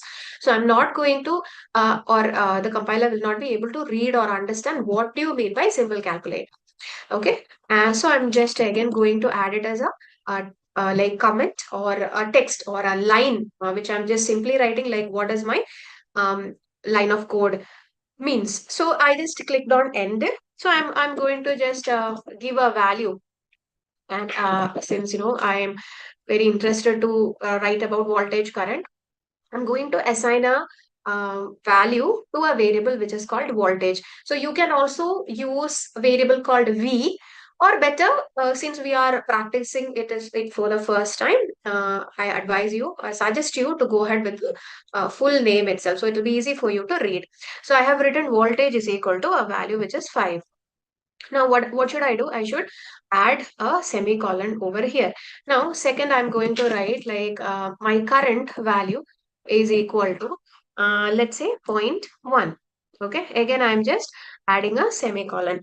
And next, I'm going to write my power value. I'm just going to use this as a simple calculator. What should I do? I should just, write the name of the parameters which I have already initialized in the command window. So if I'm just writing or typing half of the command, the interface itself or MATLAB itself is asking me, hey, whether are you going to add voltage, or I can see a prompt where it is providing a suggestion to me. Okay, are you going to consider the parameter which is voltage? Yes, I'm going to consider the parameter which is voltage. So I'm going to just add it over here. And I'm going to, what is the equation of power? Voltage into current, right? So I'm going to give an asterisk over here, and I'm going to write current. Okay, so this is a very basic calculator I'm going to run. So if I'm just click on enter, okay, now this is done. So I'm going to find it to run. Okay, so how should I run it? I can just go to my editor plot, and I can just try running it. So when I'm running it, or when I'm just clicking on the run button, it is actually asking me to save the file. Unless and until I am saving the file, I will not be able to get the answer. So I am writing it like simple example. So I should not keep any space, because if I'm just keeping a space over here, the file will not be saved. Let me show it to you. So I'm just adding it like simple example, and where I would like to add it, I'll just add it over here in the folder. Okay, let's say in MATLAB. Okay, I'm going inside and I'm just adding it over here, which is called MATLAB. Or also, like, I can go into any of my document. I can just create a new folder and I'm adding it. I'm just simply adding it in the code. So if I'm just saving it over here, see, it is asking me that MATLAB will not be able to run the file because it is not the proper syntax I'm using to save the file. As I have mentioned, the extension of saving the file is .m, and I should not be keeping any space over here. Rather, I can keep a underscore. Underscore will work for me. So I'm just adding an underscore and saving it. Okay, that got saved. But again, as I have mentioned, I should add this file into the current directory. Then only again the compiler will be able to fetch the program and run it and print the results. So I have to add, or I have to either add it to the path, or I have to change the folder. So change the folder means the folder which I'm using over here is not in the path of, or the program is not in this folder, right? I have just saved it in a different folder. Now I have to change the folder over here, and then let me try to run it again. So you can see the entire folder actually thrown up here, right? So all my folder is visible over here. Now what I could see over here, it gave me the result. Now what is the power? What is the value of the power? It is 0.5, and you can also see that the value of power is being saved into the workspace. Okay, so this is very simple calculation. So first, add a text or add a comment like what you are going to do. It's a simple calculator which I have done. You can also provide it like, okay, power equation or voltage equation, whichever is convenient to you. Use the percentage symbol so that it becomes a comment. And then after that, click enter. You can provide a variable voltage, assign a value. If you are not adding semicolon, then immediately MATLAB will print the results. Rather, you can add a semicolon, then you can add the current value. So values are not mandatory. Whatever I have used is like random values. You can use yours. So instead of power, you can also just calculate resistance. What can be the formula over there? So let me just write it again. So I would like to calculate resistance, right? So I am again writing is like voltage by current. Okay. Okay. I'm again running it. Add to path. Okay. I got the value of resistance as well. So if you look at your workspace, I could see the value of current, power, resistance, voltage, everything is being saved in your workspace. How to run the program? So you can see there is a run button over here, right? So go to the editor tab. So in the toolbar, there is home, plot, app, editor, publish. Go to editor and you can click on the run button. So before you say, if you haven't saved the file, it will ask you to save the file first. So save it in a folder which is convenient to you, or create a folder for dumping all your practice files into there. Then add the path. Okay, Vineet, I believe that answered. So Vineet, what is the first step after opening MATLAB? Okay, so I think we are far behind. So open the MATLAB and then you open a script. So you go to here, new, open a script. So that will help you to open a new script and you start writing the program. Now, I want you to look at something. See here, when we typed voltage, right? Or let me type it again. So when I'm typing voltage, can you see something like the size of that variable is coming up? It is showing like 1 into 1 double. So double is a data type in which the MATLAB is actually storing that variable. And 1 into 1, what does it mean? It's kind of a matrix, right? It means that the value which we have assigned to the voltage or the variable voltage is a matrix of one row and one column. That is what it means. That means, again, whatever values we are assigning into a variable, everything is being considered as a matrix. So you can assign multiple values for voltage, and you can, consider it as a matrix also. Now let's do that exercise. Go back to your problem. Okay, click on the value which we have written as voltage. I have clicked a square bracket. I have opened a square bracket. You can see why I have opened a square bracket, because I want to write a matrix. Okay, so I'm going to write a matrix, meaning that I'm going to assign multiple values to voltage, the parameter voltage. Initially, we have assigned only one value, that is 5. But here I'm going to assign random values, 5, 10, 15, 20. Now, how the MATLAB will be, or how MATLAB will be reading it, this is again a matrix, right? So if I'm typing voltage again, okay, it is not showing the 4 variable. It is still showing the previous variable which we have saved. And in the workspace also, it is the same value. That means that I haven't run the program, right? So every time when you are making changes in your code, if you want to overwrite the data, you have to run it. Now let me run it now. What you are expecting, or what I'm expecting, is an error. Okay, so see, what happened? The error didn't throw up, but I could see the voltage value has been overwritten. Right now, I could see the new values which I have given, and see my resistance value is also a matrix. Surprisingly, what did the MATLAB do? It actually acted as a simple calculator where how did I get resistance value and power value? 5 into the value of 5 multiplied by zero point 0.1 give you this value, power value, right? And the value of 5 divided by the value of current will give you the resistance value.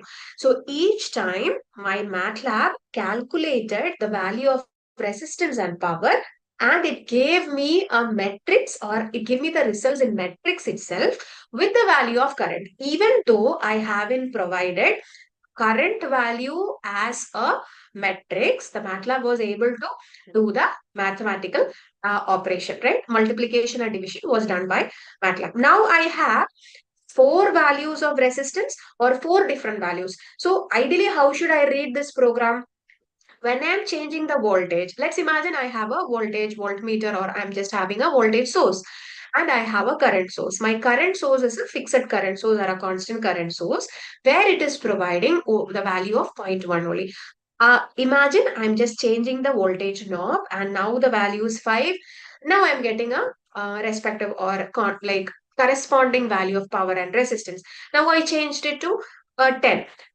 Then I'm getting a corresponding value of resistance power. So in that way, you have to interpret the line of code. Okay, is that clear? You can just try changing the value of voltage, and please run it. Unless you run it, it will not give you or overwrite the data. And you can also see the results have been printed in your workspace, right? And sorry, not workspace, command window. And you can see the name of the program is also being printed over here. So every time you are running, you'll be able to see the results over here. Now, next, what I'm going to do is like, if you have just changed the values as a matrix, I'm going to add current also in matrix. I'm going to see like how it, I wanted to go for a matrix addition or matrix multiplication. I'm going to add random four values to current also. So I opened a square bracket. I added the value of current. I'm just adding semicolon, and I'm going to do the mathematical operation. Okay. So I repeat, first we have just assigned the value of voltage as 5. We gave the current value as 0.1. Then we gave the formula like power is equal to voltage into current and resistance is equal to voltage by current. When we run the program, we got the output was saved in the workspace. Then I wanted to explore where my MATLAB will be able to print the results if I'm just changing the voltage into a matrix, meaning that I am going to provide multiple values and I'm going to see whether what is the result I'm getting, like resistance and power. That's what you are seeing in the workspace now. I got the results in a matrix format itself. Okay.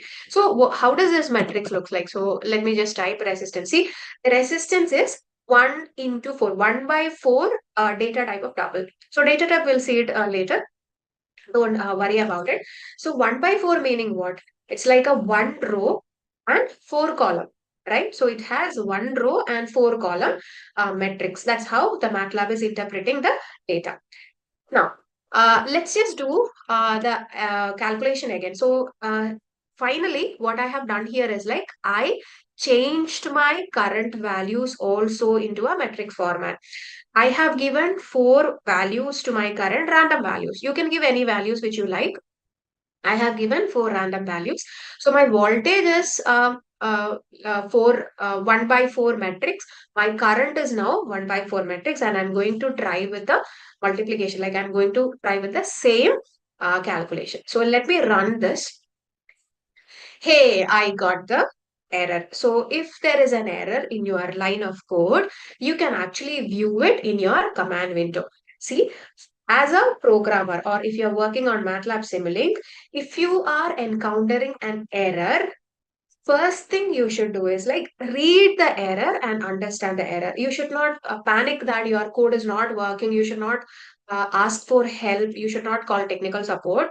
You go through the error because MATLAB provide you a clear cut information about what went wrong about your line of code. Okay.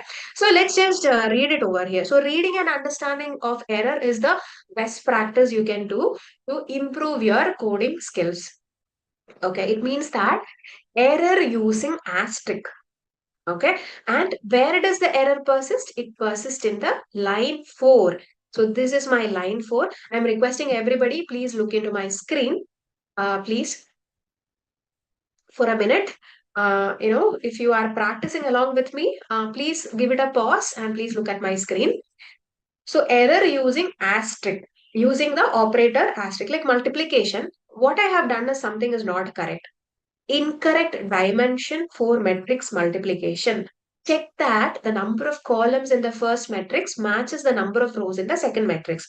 Number of columns in the first matrix, which is the first matrix voltage. So that is 4, right? 1 by 4. And have I given 1 by 4 matrix over here as well? Yes, my current is also 1 by 4 matrix, right? So it is 1 row and 4 column. That is correct. Now, to operate an element, operate on each element of the matrix individually, use dot asterisk. What does it mean? It should be an element-wise multiplication or element-wise mathematical operation that should be done. I believe you remember the matrix multiplication and arithmetic operation which you have done in your college days or school days. What do? You just go element-wise operation. You will not consider the matrix as a whole and do the calculation. You will take one element from the first row, first column, then you add it or whatever calculation you have to do. You take the corresponding element from the second matrix, which is a B matrix. Here it is a current matrix.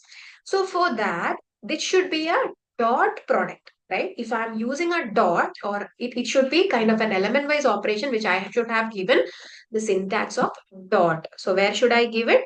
Over here. Now my operation should be working.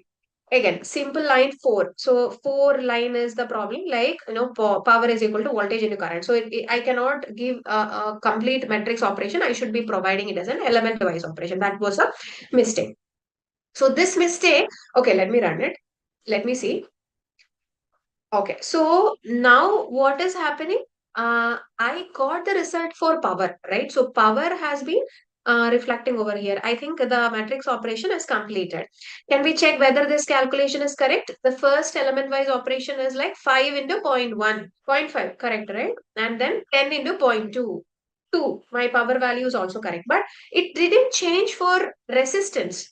Now, what is the issue for it? See, resistance value didn't change because the resistance value was not actually run by the MATLAB. It didn't even consider the operation that actually happened, right? So let me like overwrite it again.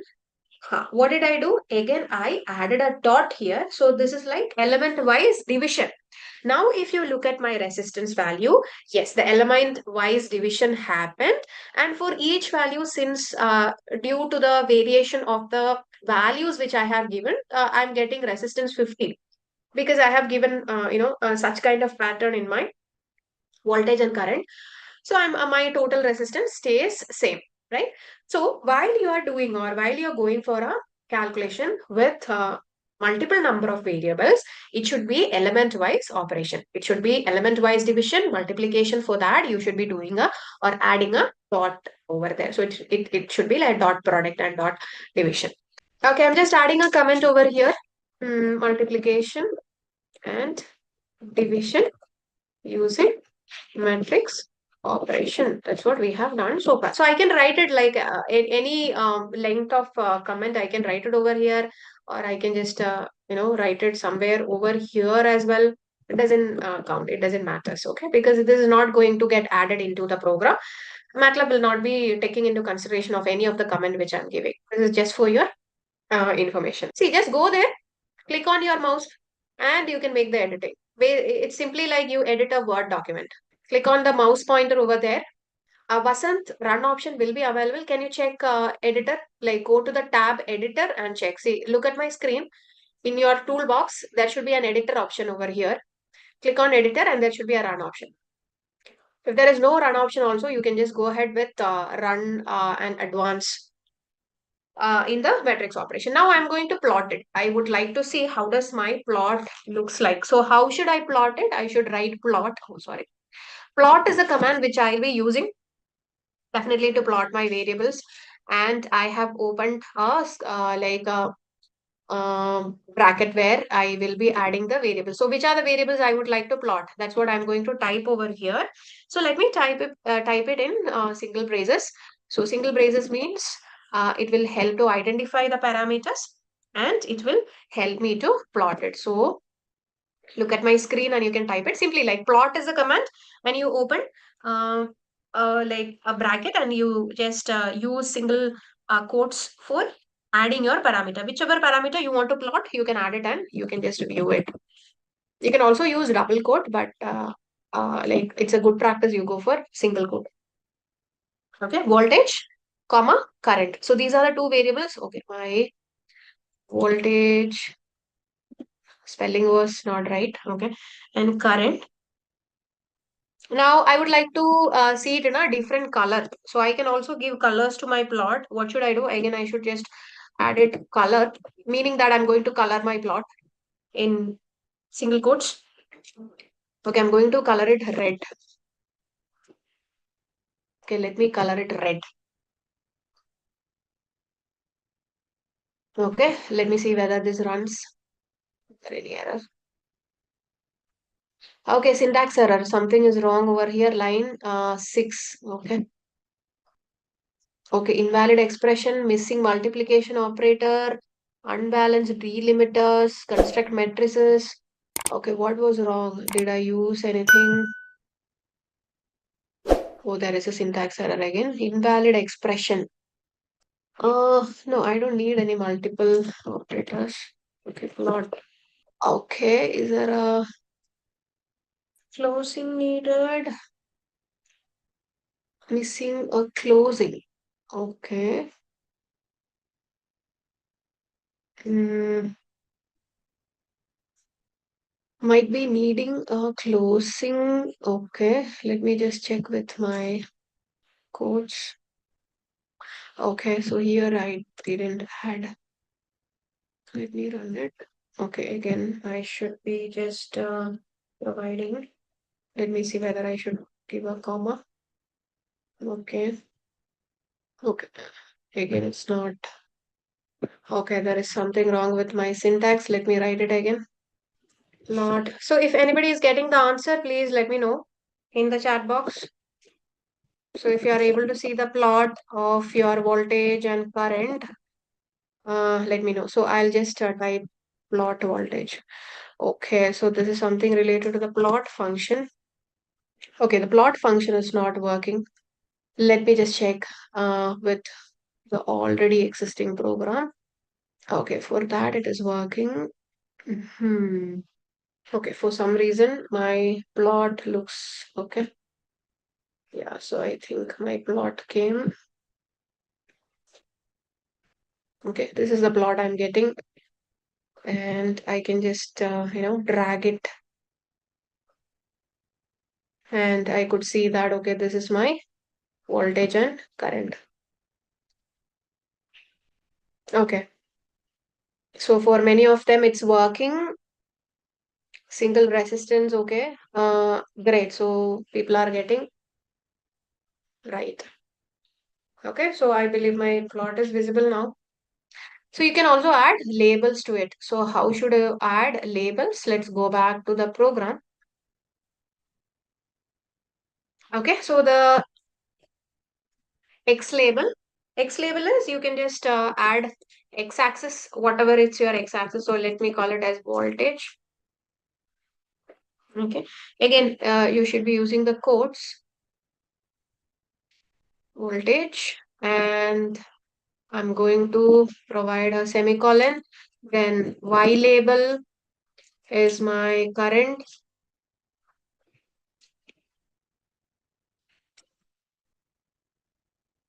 Semicolon. Okay. I'm going to turn on the grid. Okay, grid on, meaning that you can see the lines actually. Okay, and you can also like plot resistance is equal to voltage by current or power versus resistance, whatever you want to plot, you can plot it accordingly. So this is a program I have written, and I think I already have the plot. Okay, can you check whether the X label and Y label actually worked? Can you see your voltage and current which is being labeled?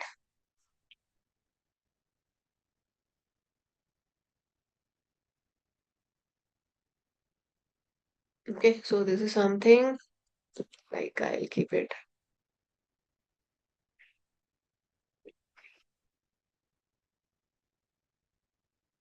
Now I'll be able to see the label. Okay, so this was one of the program which we have done. So I would like you to just go ahead with a similar program where you can just add any of the equation like torque or speed characteristics or anything, and you can just try for the practice. See, if you're typing, just one thing which you should be looking at. If you are just keeping X label and Y label before the plot, that will not provide you the x-axis and y-axis label. So if I'm just keeping x label, y label before the plot, if I'm running it, my you know my plot will not be providing me the x-axis and y-axis. The names are not projected because the final line is like plotting, right? Only after plotting you should be able to name it. So my structure or construction of the code is different if I'm providing or I'm writing the code of x and y before. First you plot, then only you provide the labels of x-axis and y-axis. Okay. So after plotting, you run it. Now you will be able to create a grid. Okay. So I'll jump on to the next one, which is for loop. So you can just copy the program. You can just write it or anything, right? So how do you want to visualize the plot? In that way, you can provide your code. So if you want to visualize it like voltage in x-axis, you give it like x label voltage. Or, okay, let me just, I'll try to inverse the plot. So here I'm going to add current in my x label and voltage in my y label. Now I can see like what happened. Okay, every time I type different, my code ran, it seems. So here, since it was like directly proportional, it didn't make much change. Current and voltage was linear, right? So, but the labeling changed. So it depends like which parameter you're plotting and how you want to visualize it. You can add your X label and Y label. Okay, so let's just jump into the next syntax, which is or the command which is called for loop. So how can you use a for loop or what is the use of for? So what I'm going to do is like I'm going to type clear all and CLC, clear all and CLC. So that clears everything. Like if something is there in my program that clears, let me just clear the workspace. Okay, clear all CLC. Everything is gone now. Code performance. That is okay. Fine. Let's go ahead with for loop. So for loop is something which is interesting. So instead of like explaining what is for loop, let me just jump into the program itself. So I am going to assume that there are 5 lights which are turned on in my room. Okay, that's my statement. I want light 2 to 4 to be turned off, or let's say dimmed, turned off. I'll go into it turned off. So 5 lights are there which are turned on in my room, and I am going to control or I am going to write a program so that my lamp or my light number 2 or lamp number 2, 4 should be turned off while I'm simulating or running the program. Okay. Now for that, first I should initialize the starting light and the ending light. That should be turned off. So starting light, which one is that? So light 2, right? So light 2, I'm initializing it like, okay, light 2. That's my second light. That is the starting light. Or I'll just write it like starting light.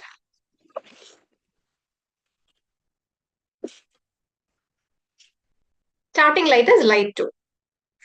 Now ending light, if you don't put space there, then the code will not work. Ending light equal to 4. Okay, there also I initialized something. So my starting light is 2 and my ending light is 4. I'm going to turn it off. Just by printing the results from 2 to 4, I assume that I have turned it off. Now I should be using the command for starting light to ending light. Okay, see this colon actually means that 2. It essentially means you are fetching the data from starting light to ending light. Okay, so this essentially means starting light to ending light. Okay, that's what that column means. Can you just type the code for me? Can you start writing the code? Just do it along with me. So we are going to see with for loop what it is actually doing. For starting light, ending light, I have just given. So I'm going to turn off the starting and ending light. Okay, so I want to display turn off, or I want light number 2, 3, 4 to be off. So just by printing it in the command window, I should be able to get the context. Okay, my lights are turned off. Okay, you can add a underscore over there, light underscore 2. That works. So percentage means we are writing a sentence or we are commenting it. It doesn't mean a code line. Rather, we are giving information about what does that code mean. It's basically a comment line. Percentage is the symbol which we use in order to just, it's a syntax which we are using along with the comment. If I'm not using percentage, then this is considered as a code, which actually prints an error. So it's a syntax which we are using. Okay. Okay, so starting light I have initiated and ending light also initiated. So one more way which you can do is like, I'm just writing it over here. You can also write something like light, you can give the number like light underscore 2 is equal to 2 and light underscore 4 is equal to 4. Instead of starting light, ending light, I just gave light 2 and light 4 and I have given the number like lamp number. This also you can write. Okay, so I'm going to comment this one out.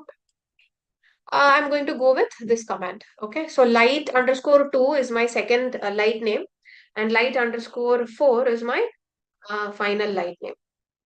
Now I have written light 4, starting light to ending light,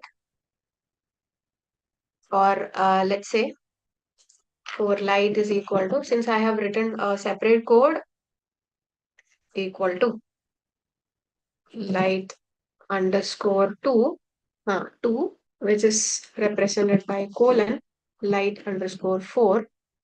That means starting light to ending light. What I have to do is like, I have to print or display the turning off process. So I'm going to write display. So DISP is the code for display, displaying the result. Light turn off, right? Or turned off. So you can use your own syntax over there. Let me just put it in quotes. This is something which I want to print. Again, let me add a underscore over here. Okay. So I want to print light is turned off.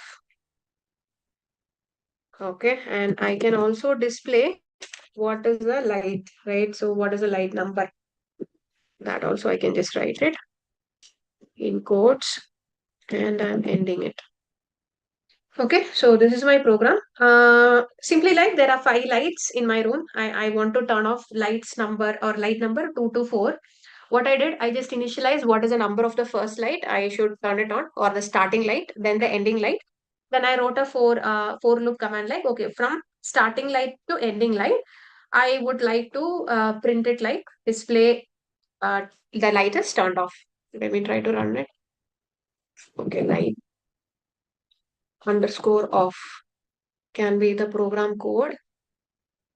Huh. And when I run it, I can see my light, it is printed 3 times, right? So how many times, or it just represent like how many times or how many lamps are being turned off.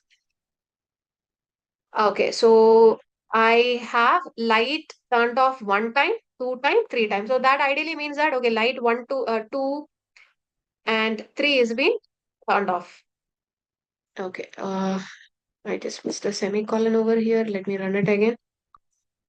So the same thing, like 3 times it should be printed, meaning that 3 lamps have been turned off starting from 2 to 4. Okay, I believe that is done. So this is one for loop there. So it means that it fetch the data, it has a starting point and it has an ending point, and you can actually print your results as per the condition which you have given. Here I just have given a concept like, oh, I'm turning off the light. It can be watering the pot as well. Like you have 5 number of pots. Uh, you can water the pots, or you can start watering the pot from the second pot, like 2, 3, 4. That logic also can be used here. So if you look at the workspace, see light 4 and the last slide is like 4, right? So because I have written light, it's like the last one which was turned off is 4. Now first and second, it's been printed. Okay, let's just clear it again. So instead of light, what I can use over here, or instead of starting and ending, okay, there are fine, I'll give you some time. So there are some requests to give some time, so they'll finish the program. Okay, so 2 minutes, please finish the program. So what does a for loop do? It repeats an operation with a set of number of times. So we have to initialize like from where it should start and where it should stop, or from where it should fetch the data till where. Okay, and each time when it is executing, it changes the value. And when you go for a syntax, there is not a semicolon. So semicolon was not added into the for loop. If you look at your program, we haven't added any semicolon. We haven't terminated the program, right? So according to the syntax, the semicolon is not required. And every time it holds on the command, like it first execute one cycle of code, then it again go back and execute it. So it just retains the results and print it until it reaches the final value. So 2 to 4, if I'm just initializing, 2 is the first value and 4 is the second value.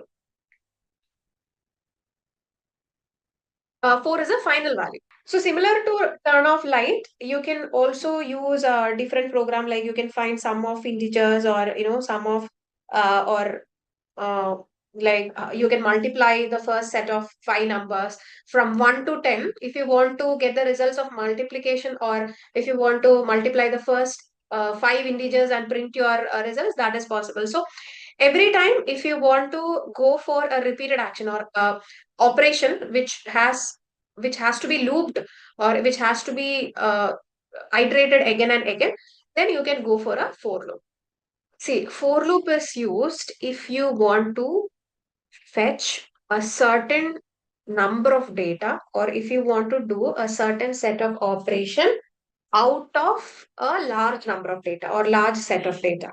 For example, if you have numbers, or if you are considering numbers 1 to 10, and if you want to sum up or add the first number of or first 5 number of integers and print the result, out of the 10 number of variables, or out of the 10 integers, you will only consider integers 1, 2, 3, 4, 5 because that is a set of operation which you are going to do. Similarly, if you have a set of variables in any application, if you only want to operate or do a kind of cyclic repetition or kind of operation with that set of variables, you go for a for loop. So it's kind of a repetitive loop which you are creating, and each time the code has been executed as per your command. The program which we have used over here is like I have 5 lights in my room and I wanted to print like my lights from lamp number 2 to lamp number 4 is being turned off. That is a logic which I have used here. What I have done is first I have initialized which is my starting light which I would like to turn off and which will be my ending light. So total I have 5 lights. Out of that I want only 2 to 4 lights to be turned off. So that is the first command which I initialized. So here, let me go back. Instead of going for light 2, let me try. Okay, I'm commenting this out. For light is equal to what? I should just fetch whichever lights I want to turn off. So this one, yeah, starting light, which is light 2, to ending light, which is light 4. Okay, so this colon means 2. Like it is in pure English, it means like, okay, starting light to ending light, or the first set of or first variable which we are considering to the final variable which we are considering for that particular operation. Okay, now I want to display the light is turned off. That's all. So how many times I should be expecting the results to be printed? 3 times because 2, lamp number 2, lamp number 3, lamp number 4. Whenever it is turned off or according to the logic it is assumed to be turned off, I'll get a result printing that turned off, light turned off. That's all. Okay, light off. Okay, line number 7. Okay, light 2 and 4. Okay, so now I'm getting a result of 3 times printed like light turned off, and light turned off. Or light numbers, if I'm just writing. Okay, that's all. So it's a simple program. Yeah, so why we use a colon is in pure English, as I have mentioned, it's like it states 2 from the starting point to the ending point. So instead of using 2, the word 2 will not be readable by MATLAB. We are using a colon. It says syntax. So underscore, the space will not be read by MATLAB. So instead of the space, we are using an underscore, a character there for the MATLAB to understand the word. Okay, let's go into next problem, which we will be, writing a program for finding the sum of integers. Okay, so I didn't mention one more thing. See, this one we have written very elaborately, like starting light is 2, ending light is 4, right? But in other words, what you can do is like most of the time when you write the program, instead of light or instead of explaining it in elaboration, you can also use a variable I. So I'll just show you one program. It's like you can use 4I is equal to, you can give the starting light 2 to 4. Then you can use light turned off or not. So let's just go into the sum of integers. One more question where we'll be using the variable I instead of elaborately writing, what is the scenario there. Only home, plots and app. Go to home, click on home, new script. Click on new script. A script will be added over here. Yes. So let's just move into the sum of integers. So I'm just showing the program here. So instead of the sum of integers, what I have written as the variable I itself. So the question is like, I wanted to find the sum of first 5 integers. First 5 numbers, like 1, 2, 3, 4, 5. I wanted to calculate the sum. So that is the problem statement. Now what did I do? So you can write the command like find the sum of 5 integers. Then Next, what did I do? You can directly see. I'll explain what is this variable or what is this line. Like what is the meaning of the line? So how do you do that? You want to find first. You want to find the five integers, right? So five integers. You can just assign it like 1 to 5. Or if you want to find the sum of 5 to 10, also you can initialize it like for I is equal to 5 to 10. So whichever five integers, so I'm just going to erase first over here, sum of five integers. It can be any integers which would you like to fetch.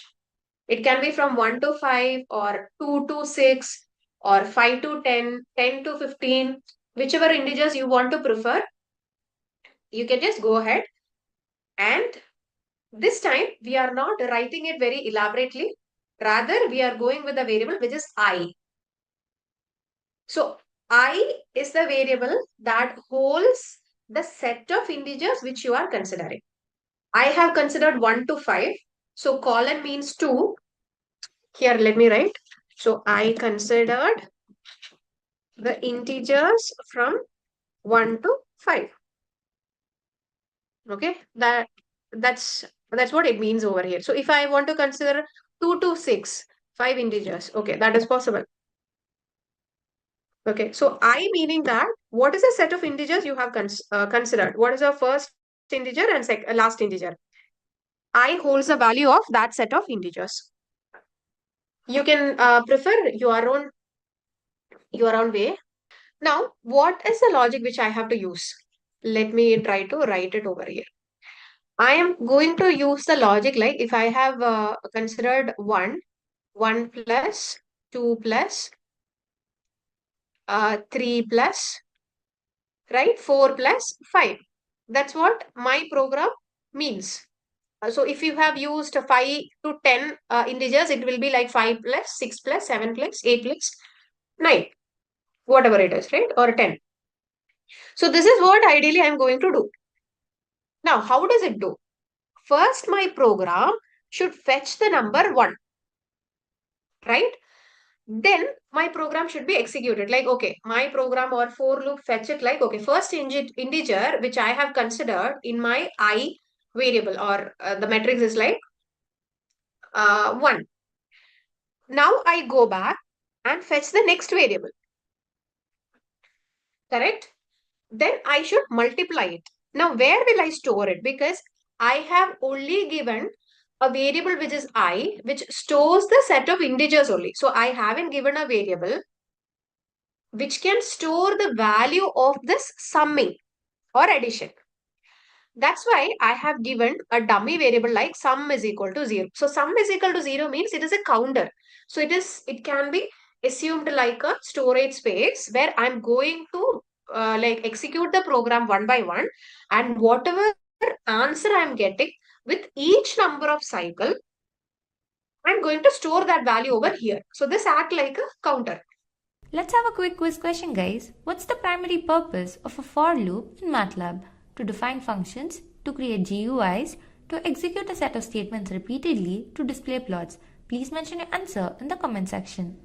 Just a quick info guys, Intellipaat offers electric vehicle course in collaboration with IIT Roorkee. Through this advanced course created by the IIT Roorkee faculty, you will deepen your understanding of electric vehicle design and other related ideas. With this course, we have already helped thousands of professionals in successful career transition to EV industry. You can check out their testimonials on our Achievers channel, whose link is given in the description below. Without a doubt, this course can set your career to new heights. Repeat. Without a doubt, this course can set your careers to new heights, so visit the course page link given in the description below and take a first steps towards a career growth. I believe that's clear. Okay, that's a dummy variable I'm providing. Sum is equal to 0. Or you can provide like counter is equal to 0. Or n is equal to 0. Z is equal to 0. A is equal to 0. Anything. So it's kind of a dummy variable which you are providing in order to store the value of the addition or the answers which you are getting each time when you are adding it. So how many operations should be done? How many cycles should be completed? First, it has to fetch the first number, 1 cycle.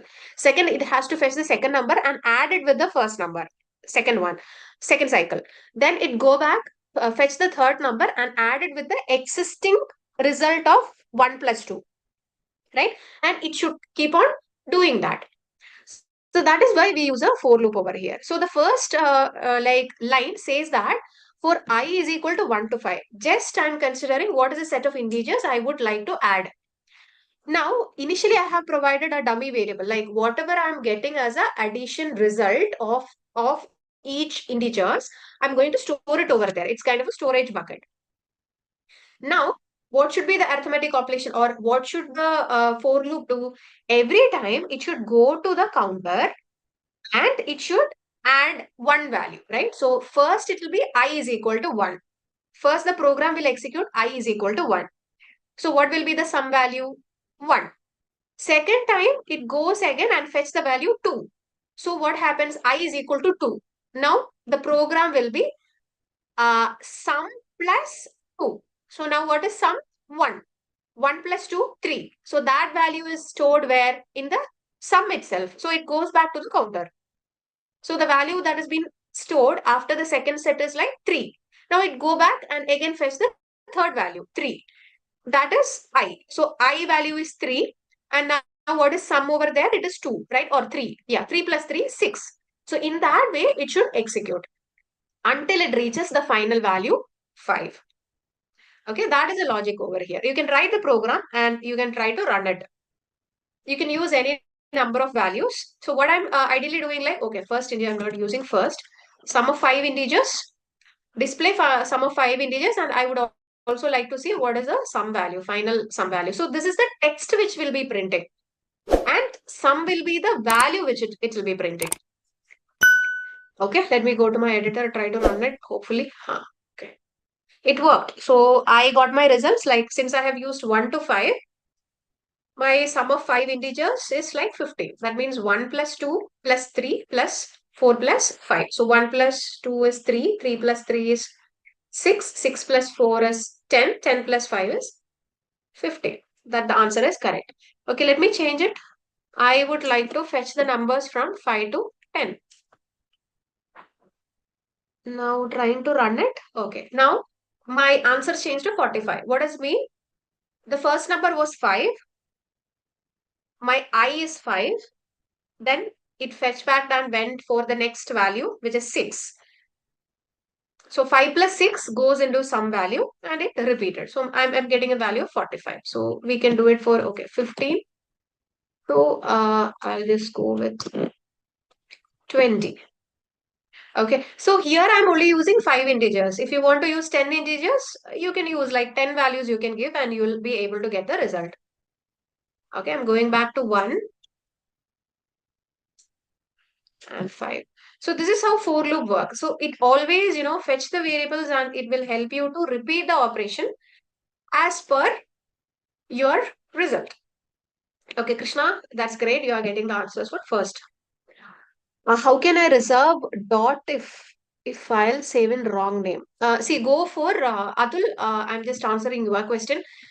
So you can just go to save as, and you can save the program in a different name in the same folder. How to write if want to add odd or even number. Okay. Now you have to find the logic, right? So writing odd or even number, what should be the case? It should be plus 2, right? So every time it should fetch the even number. So that was your homework actually, assignment question. So it should fetch the even number and then it should get added. So think about the logic. Since it has been added as your assignment, I am just hand tied to show you over here. The logic is something like first you fetch which are the even numbers and then you add it together. Okay, so let's just move ahead with different syntax command line or program. So I just a quick revision, like we talked about metrics, right? So if we are typing a is equal to 5, okay, let me type it and show you. So how do you just assign column and row, or how can you fetch column and row from a particular matrix? That's what we are going to see next. You know that whatever you are assigning to a variable, like let's say it is a is equal to 5. it is kind of a matrix that will be running, right? Or the MATLAB will be taking it as a matrix itself. Okay, while you are adding or if you are naming your program, if you do not name it properly, then also your program will not run. So one chance is that if you are providing the same name as a command name, or there is a command called plot. So if you are saving your program as a plot, then the MATLAB will have a conflict with the command and your program and it will throw an error. So better you save your program in different names. So here I am going to write example 3. Okay, that works. Okay, so A is equal to 5 is a matrix which has one row and one column. I can also initialize the matrix like 5 and 6. That means A has two value, 5 and 6. If I'm running it, you can see the value of A is like 5 and 6 simply. Again, this is a matrix of one row and two column. And when I'm writing A, okay, here itself, if I'm clicking on the workspace, it will open to a, see, array editor. Hope you remember the array editor, which I have shown you at the beginning of the session. This is what an array editor looks like. Like if you are double clicking the values in your workspace, if it has multiple number of values, or if it is actually a matrix, then it will help you to understand. It will provide you a data where you know how many columns are there and how many rows are there. It will be more clear to you.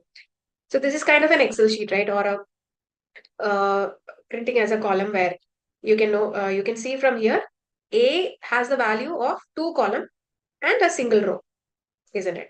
Now, if I want to take the value of A into column, or let's say I want to add 5 in the first column and 6 in the first column, first row, and I would like to assign the value of 6 in the second column, second row. So how do I do that? I can add a semicolon over there. And if I'm just running it, see, it became a column matrix, right? So this column matrix will have two rows. Again, I'm just going into the array matrix, double clicking on the workspace. So it is a 2 by 1 matrix. So initially, I'm going back again. Initially, if I haven't kept a semicolon in between the values which I have assigned to A, it was a matrix of, how was it? Like it was a row matrix, right? Like 1 by 2 matrix where it has one row of variables and two columns. Now, if I'm changing it with the help of a semicolon, that becomes a change the matrix structure from row matrix to column matrix. So that is the use of semicolon. An array is usually used to create a group of values of same type. If I say that A is the mark of a student, okay, let's just type it like physics underscore mark will be like 45, 46 out of 50. Just imagine it is on 50, 48 and 50. So this means that the mark assigned to 5 different students, but it's the same physics mark. It's the same subject. It's the same data or same type. Is 45, 46, 49, 48, 50. So first student got 45, second student got 46, 49, 50, according to the student head count. And these are all similar type of value, right? Or it just concentrates to a single subject. Similarly, I can create, let's say I want to create an array for maths. So mathematics mark equal to, okay, again I'm creating an array like 45, okay, 40, then 43, 35, or let's say 46, 49, and 50 again. So the final student or the last student which we are considering, student number 5 is so bright that he got full mark in maths and physics. Okay, so by looking at the program, what you should read from the program is that I have an array of marks from different subjects for 5 different students. Okay, now I can also create something like this. So, like student one. Okay, I'm creating a database for just the student one. So, how should I write it? 45 and 40 are the marks that is being obtained by student one, isn't it? Or I can also create a database with an array combining all the mark, like in spite of which subject I have assigned the value. I can provide it like 46, 49, 48, 50. Then I'll keep a semicolon, meaning that this is all same type of data which goes into physics. And next is like the marks obtained from maths. So I keep a semicolon in between the array. Then I'll go with 43, then 46. The same values I'm just copying, 39 and 50. Okay. If I'm running the program, you can see maths mark, physics mark are separately stored. And what happens to my student database? Okay, students database is a 2 by 5 matrix, right? So 2 means 2 subjects which I have considered and 5 students I have considered. In similar way, whatever data you have, you can create a database with the help of matrices. And if you run the program, you can see in the array editor, how does that look like, or how many columns and how many rows does it have. Now, I'm assuming the marks which I have given. So let me just delete it as a subject. I am assuming that John scored this mark for a different subject, 5 different subject. Okay, so this is not physics mark anymore. This is the mark scored by John. And this is the mark scored by Jim. They both are classmates and they have scored this value, right? So, see, overwriting didn't happen. Like, maths and physics are still in my workspace, but along with that, I got Jim and John mark. And now I have to access the data for a single subject. So, assume that this 5 subject is like physics, chemistry, biology, maths, English. Let's assume something like that. I I want the mark that is obtained by John for let's say only one subject. So how do I do that? What I can do is like I'm going to access the data from John equal to or okay, let me not give the same variable. I'll give student one. So I am assuming John as student one and I'm going to access the data like 1 comma colon. Okay. So 1 comma colon, meaning that I'm accessing, okay, the data here. So 1 is the first row and colon is the entire column data which I'm accessing. Okay, hopefully this will throw an error. Let's see what is that error. Okay, it didn't. Okay, student 1. 1 is the mark. So how does it came 1? I would like to know. What is 1? So that means that I have done something wrong. So this is not the right syntax, right? So if I'm just writing 1 comma semicolon, that doesn't make any sense because I haven't accessed any metrics. So if you want to access any metrics, you have to write something like this. And let's see like how this works. Again, let's run it. Okay. Okay, so what I got is like what it printed is something okay, which is like random, right? So I got Jim's mark. So 40, 43, 46, 39, and 50. So is the same thing which I have asked for? No. So let me try to access it again. Okay, student equal to. I would like to access. Oh, I think I have made mistake in colon. Let me run it. Okay, invalid use of operator. Okay, what is the app operator here? That is invalid.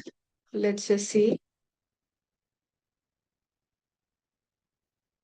Okay, still it might throw an error. Okay, let me just write it down again. Okay, so let me provide, yeah, student data 1. No, still it is throwing an error for some reason. Okay, let me just give it like marks. And I want to access first column and comma colon. Okay, colon. Well, it has some invalid operator. Okay, this, let me figure out. So I think the syntax, it's like I will write it like from Jim Smart. Yeah, let me just fetch. Now it should run basically. Oh, fine. Okay, so okay, again. Yeah, no. Still it's like throwing an error. Okay, let me see. So I think again it's just showing 1. Not sure why it is. So the program is running, but it's just showing 1. Okay, let me just check again. Oh, okay, let me try with the column metrics. Okay, so this is just fetching 1 data. Okay, let me just go back and then let me. Okay, student data, I don't want. Let me just. Okay, so I understood. So this is like, okay, so from which array I have to just fetch. That was the mistake, it seems. Comma. Hopefully, student 1. Okay. Okay. Yes. Okay. So I think this should work. Not sure like why it is showing. So even if I'm just accessing the data, simply like John Marks is equal to the column matrix. If I just want to access first and second row, it should be actually providing me the result. Okay, I'm not sure whether I'm doing some other mistakes. Okay, from John. Anyway, so let me try it one more time. If anybody has got the result, well and good. I think here indexing a variable parenthesis. Okay. No, this doesn't work. I'm really sorry, like something is wrong with my command line. Okay, let me just quickly take yeah. So if somebody has got the results, well and good. Okay, you got 45. Oh, great. Okay, so Zaid, fine. Okay, so anyway, you can just work on this. And like if everyone is getting the same error, please give me some time. Let me just work on this again and I'll get back. Okay, so by the same time, let me work on the syntax. So I would like you to do an exercise by the time. So let's just generate a sine wave or let's just plot a sine wave. So I'm going to show you the question which you can work on. Please work on this question and by the time I'll just get back. So I would like you to plot a sine wave. So you can use the command which is plot and you can use the equation like sine of x equation for plotting the sine wave. Yeah, so this is my program. So what I have done is like I have just provided the x value like 0 to 2 pi. Okay, so this column actually helps you to differentiate, or it's the step size which I have given, or set points. Like I want to calculate from 0 to 2 pi over a step size of or an interval of pi by 100. Okay, so when I'm running, my sine wave also will be having set points equal to pi by 100. Then sine of x equal to whatever value it's fetching. Like each time, whatever set points it is fetching, it should be provided in the plot. Let me try to run it. Hopefully, this should not throw an error. Okay. Yeah, so my x value is defined and my y value is also defined. Okay, so it's a matrix of 1 by 201. And okay, am I getting any plot? Okay, my plot is showing up. I can also label. Okay, so if I change pi by 10, what happens? Okay, my values changed, it seems. So 0 to x value, I'm going to define like plot x label is x for me.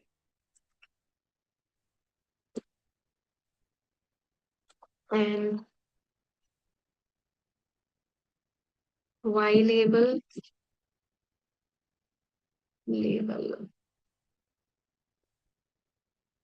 is y.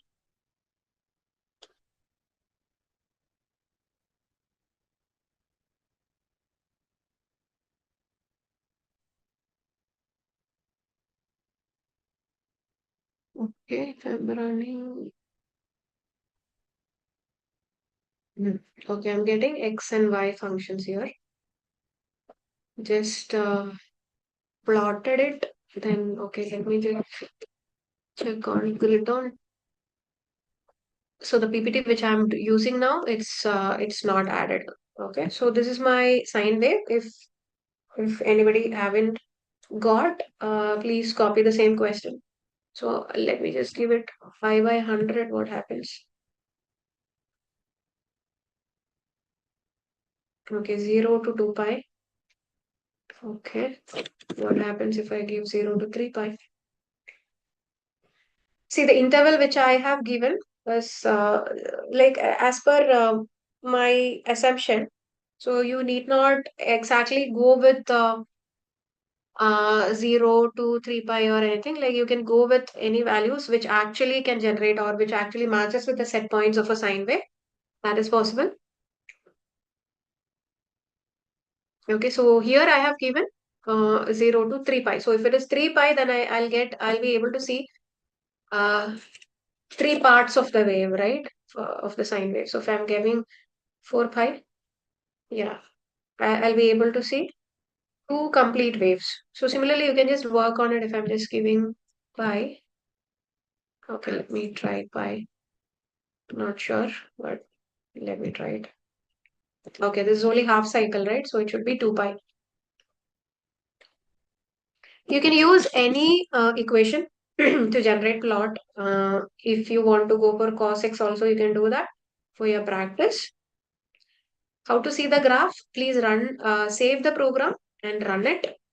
And it will actually pop up. Otherwise, go to your MATLAB icon in your toolbar at the bottom part. And there you can see the second window.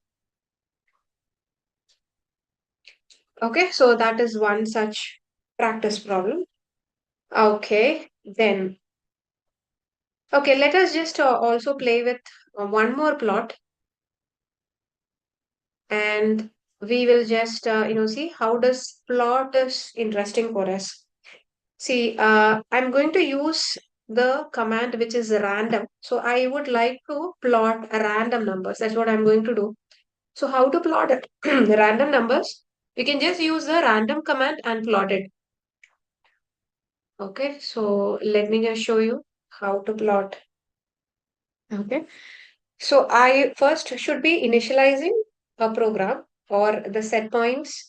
So here I have just taken the numbers from 1 to 5 using a for loop. So what does a for loop do? I have initialized the variable k, and k will be accumulating the integers from 1 to 5. So within 1 to 5, like 1, 2, 3, 4, 5 integers, I would like to plot 20, or I would like to fetch 20 random values and plot it. Okay, that's what I'm going to do. I don't want plot and all. Okay, let me just try to run this. Okay, save it. It's a read-only file because the naming is not right. Okay, what does the line says? Okay, let me just open. Okay, give me a minute. Let me just open the program once. Between 0 to 20. So rand is one such command which you can use to plot random numbers. So here I have taken 1 to 20, 1 to 5 and 20 such, or let's say set points. So let me also just see where I can just keep it like, okay, let me close this. Okay, 30. So, and try to run this. Okay, here I have 30 random numbers.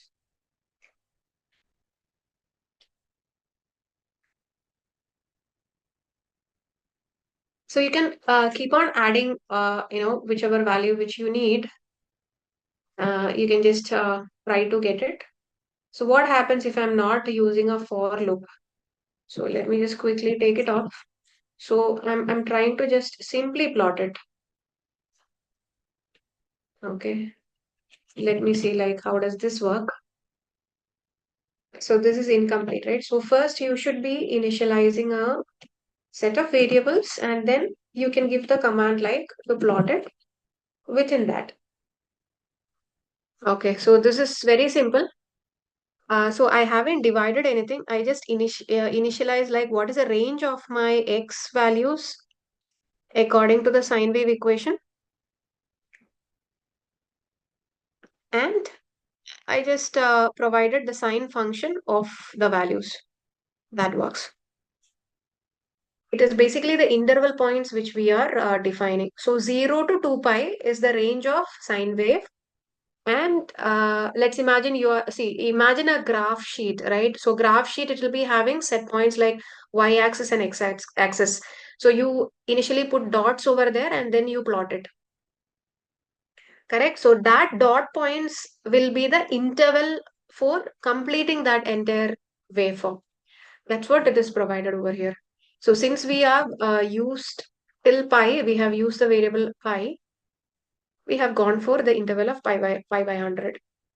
Okay, so let's just work with bar. So it will provide you a bar chart similar to you work with a presentation in Excel sheet or something. You can actually see a bar graph over here once you complete the coding. So initially I just have given the command line for days. Okay, so 0 to 35 are the number of days I'm considering, and I'm considering it over an interval of 5. So if I'm writing a program like 0 to or 0 colon 5 colon 40, that means that the range of variables which I'm considering here is 0 to 40. And the intervals which I'm considering is like 5. Usually we take this command for plotting or creating any kind of visual aid. And if I'm just writing it's like 10, 0 colon 10 to 100. That means that I am taking or I'm considering the range of values from 0 to 100 over an interval of time.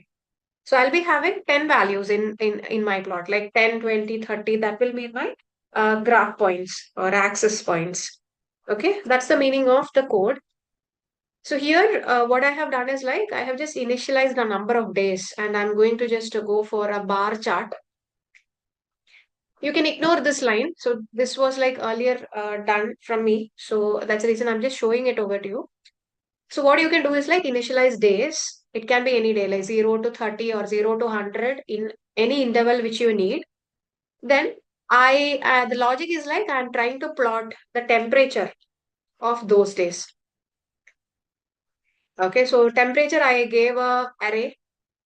I gave same data type values. And if I'm just using the syntax like bar instead of plot, if I'm using bar, days and temperature, that means that plot x and y, it's similar, like it's similar to that. It's kind of an analogy. It's like I wanted to see a bar graph here. So the axis of my bar graph should be days and temperature. That's what it means. So just ignore the comments which I have given here. So this was supposed to be a program with plot and as well as bar. You can ignore the other comments. Just try it with this three line of coding, where you have initialized number of days and some other variables. It can be days, temperature, or it can be like humidity, or it can be like your steps, like walking steps. So 7 days a week, how many steps you walked. So you can initialize any data and you can convert it into a bar chart. Let me just save this into a proper file name.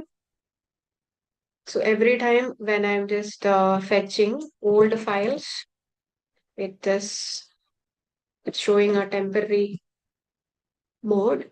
Okay, the program is running. Okay, this is what I'm getting. Okay, this is how my bar chart looks like. So you can see the x-axis is my days, number of days which I have initialized. Please ignore the right hand panel because I have other line of codes. So just ignore it. Just go ahead with only what you have in x-axis and y-axis. So x-axis, I have my days which were initialized like 0 to 35. My set points or axis was like with an interval of 5. 0, 5, 10, 15, 20, 25, 30, 35. Then it is showing the points, right? So first, my temperature was initially for 29. Then I gave a value of 23, 27. It's showing the same. Let me just keep the code and the plot side by side. You can just practice.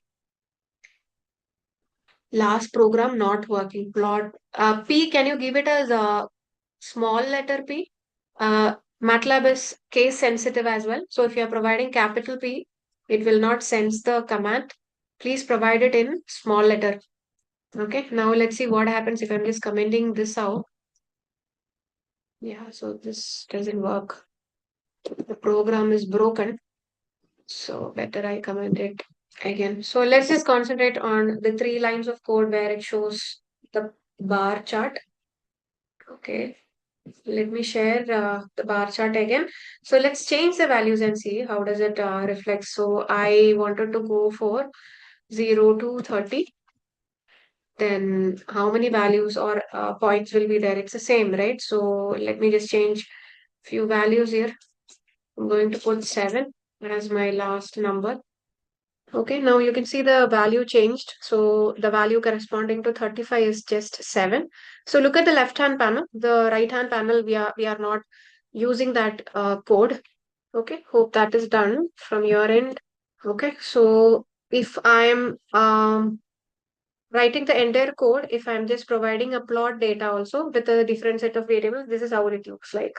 So I'll get a plot as well as I can also see the values which is corresponding to days and uh, like concentration something as a plot. So bar and plot both I can use.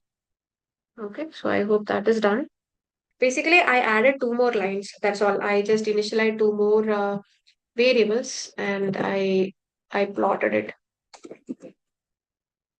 Okay, let me just change it to temperature.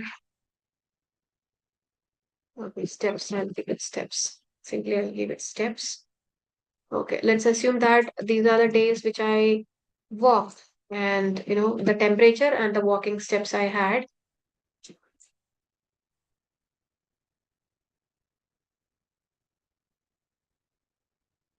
Okay, y-axis is a command which we use.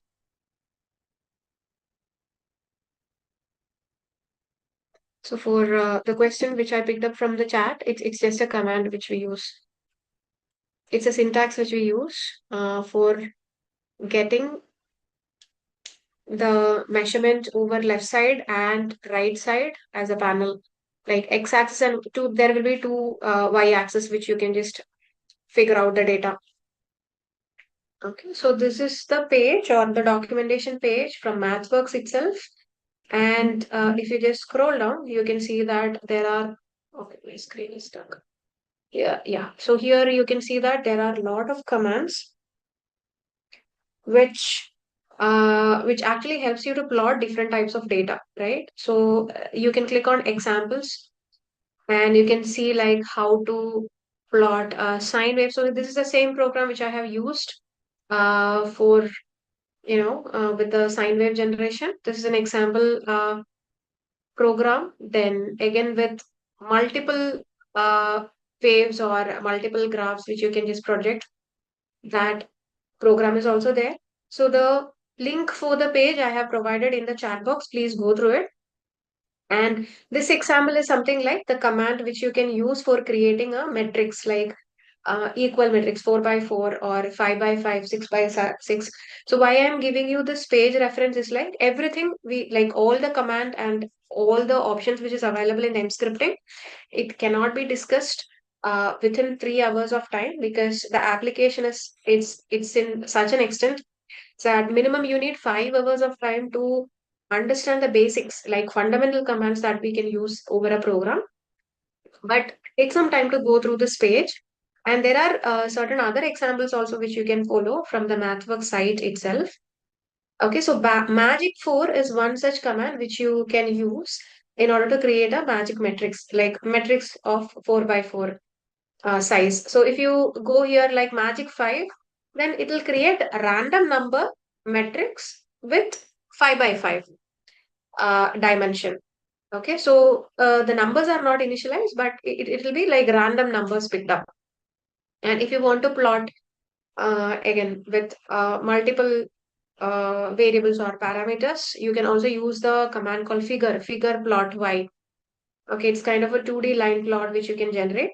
So how you can open these is like try this example, or you can copy the command from here. You can go to MATLAB and open it. I'll show you how to do that. Or you can simply try to copy it from here. And let me go back to my MATLAB screen.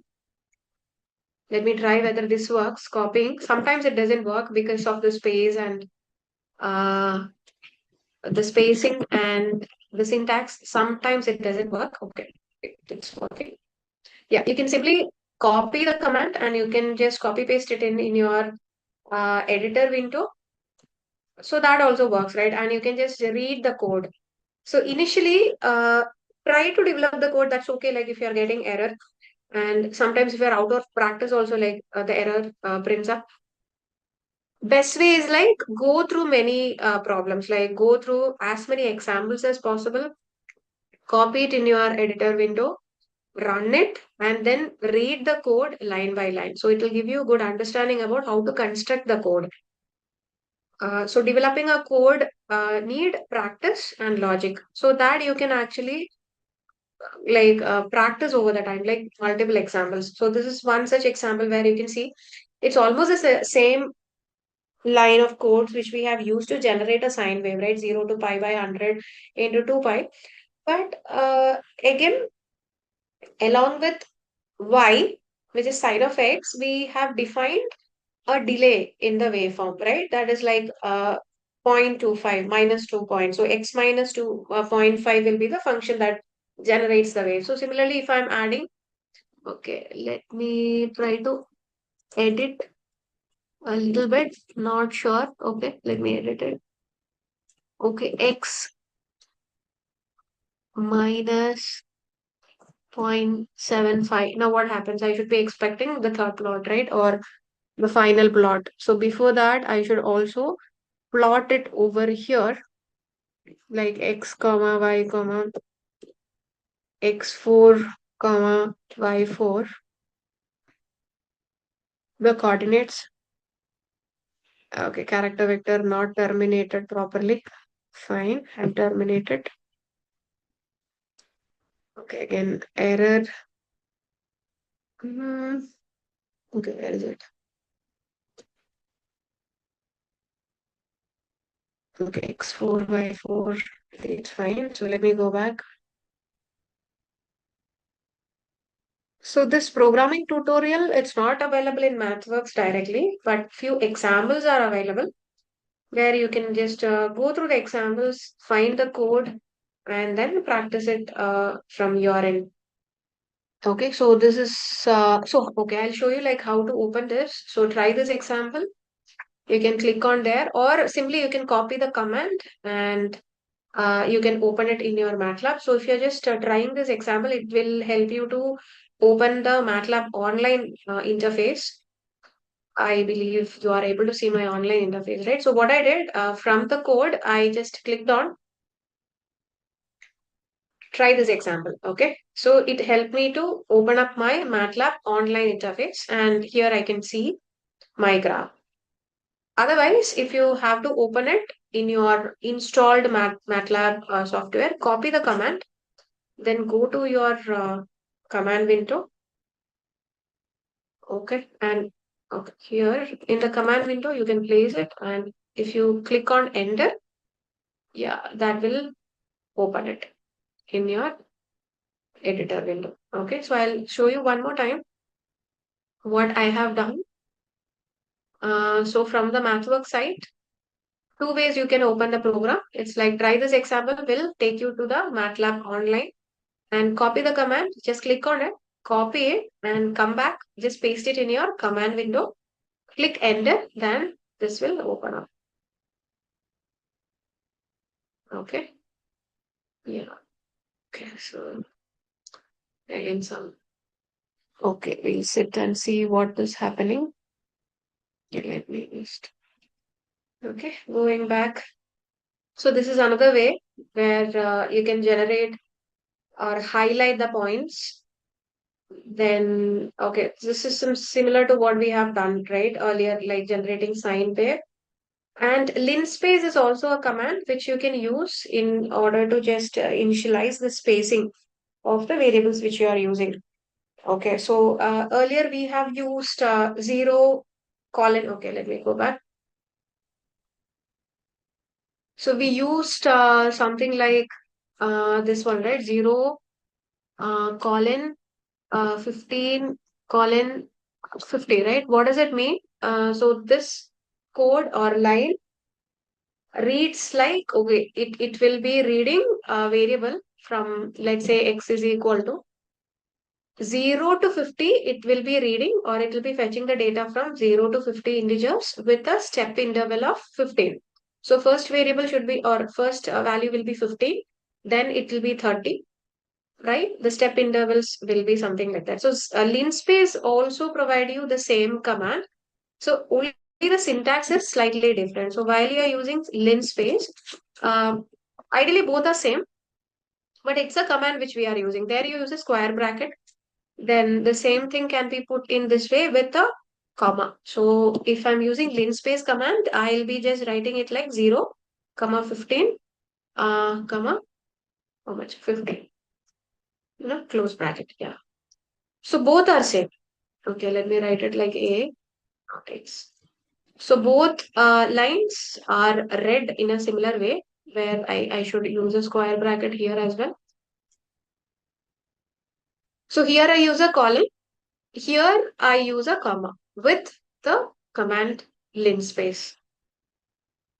Okay, so that's about the linspace command. So just go through these examples for plot and or at least like read through it.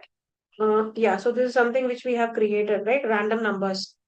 So random numbers we have created, and you can create bar, graph, charts.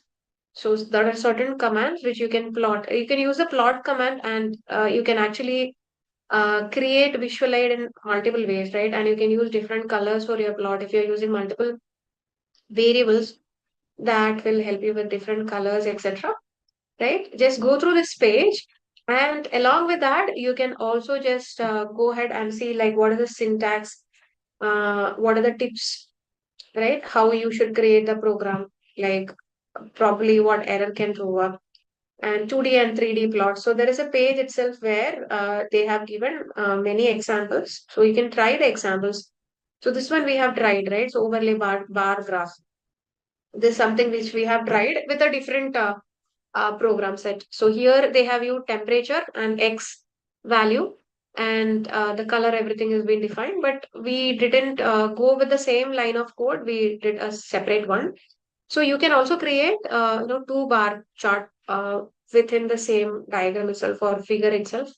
So that has a different syntax. Okay, you can label it. So for labeling it, the command which we use is legend. Here it is. Okay, so legend means it will help you to label something like this. Keep a legend. So that will help you to differentiate between what data or what is the name or title of the particular data you are projecting. Okay, you can also create something like xtick labels like this one. For creating this one, you can use this syntax. So the code and the programming it's kind of very wide, right? It has a wider extent, and lot of commands are used. So one more example I would like to show you is regarding contour, right? Yeah. So let me check. Contour is there. So for creating the contour, quickly, if I'm just defining, we usually use the syntax called mesh grid. So mesh grid is one such command which we use for producing or generating a contour plot. That is also kind of a 2D plotting which we do. Let me give you an example if possible. Let's say x is equal to linspace. Okay. Let me take the values 1 to 5. 1, 2, 5 with an interval of 1. Then let me just define y value linspace. Again 0. Let me take an interval of 4. Okay. And I'm just giving the command like x, y, y. So this is a command for meshing. I'll show you like how does it looks like. Equal to mesh grid x comma y. So it printed something like this, right? So what does it ideally mean? Is like, see, you have a grid like this. Okay, let's assume this is a grid which you have. So each point will be having a x-axis value and a y-axis value, right? So let's take this is 0, and I have taken the y-axis till 2. So this is 2, and x-axis is 5. Okay. So if I want to know the point here, what will be like my coordinates? It will be, let's say this is 1, and okay, this is again 1. Just an example. So this coordinate will be 1 comma y, 1, right? So x coordinate and y coordinate will be 1 comma 1. So if I want to know the coordinates over here, what will be my coordinates? I'll be looking at what is the y coordinate and x coordinate. So x coordinate is 2 and my y coordinate is 1. So just imagine you similarly have a mesh in which you have to find out the coordinates at each point. So instead of writing the coordinates for each one, you can simply use this command, mesh grid, uh, and you can just produce the results, or you can produce the or print the values which represent the coordinates over that particular mesh. Why we are using xx? Because we have two coordinates over here, right? So that's the reason we are using two coordinates. That's the syntax we use for representing two coordinates. Okay, so yeah, so my x value is like 0.25, 0.50, and my xx value and yy value is something like this. Okay, so this is similar, like if I fill up all these coordinates, it looks similar to this. That's the another command which we use. So you can actually use contour plot along with mesh grid, along with linspace. So let me see whether quickly I can just I'll give the program 1 minus 1 to 0. Let it be again. I'm just changing the values quickly. 0 or let's say 1, and let it be like 10 or 5. Okay, 10. I'll keep it 10. Okay, so my x coordinates, y coordinates, let it be the same mesh. Now I want to project. So contour is something which will be providing you as z-axis. So one more axis will be there, like it will be projecting the figure in a three-dimensional view. So for that purpose, I'm just initializing zz, and let me just give an equation quickly just to come up with a contour plot. So you can use whatever equation. So I'm using an equation for the circle dot cap. Okay, and I can use the program contour xx comma yy y comma zz. So I would like to show text on, yeah. Hopefully this should work. Okay, the values didn't come up. Okay, my y value, x value. Okay, this is 10. So now my contour plot showed up. I believe my contour plot is visible, right? So if I want to fill color, I can use contour as. Okay, I'll just write it as here. Run it again. Yeah, this is okay. So this has all the values from X, Y, Z that projected, and I could see like the darker color actually shows the higher values or coordinates. So I have Z, X values, right? And if I have to get a more smoother way, okay, I can also provide a color bar or surf. Okay, let me just use surf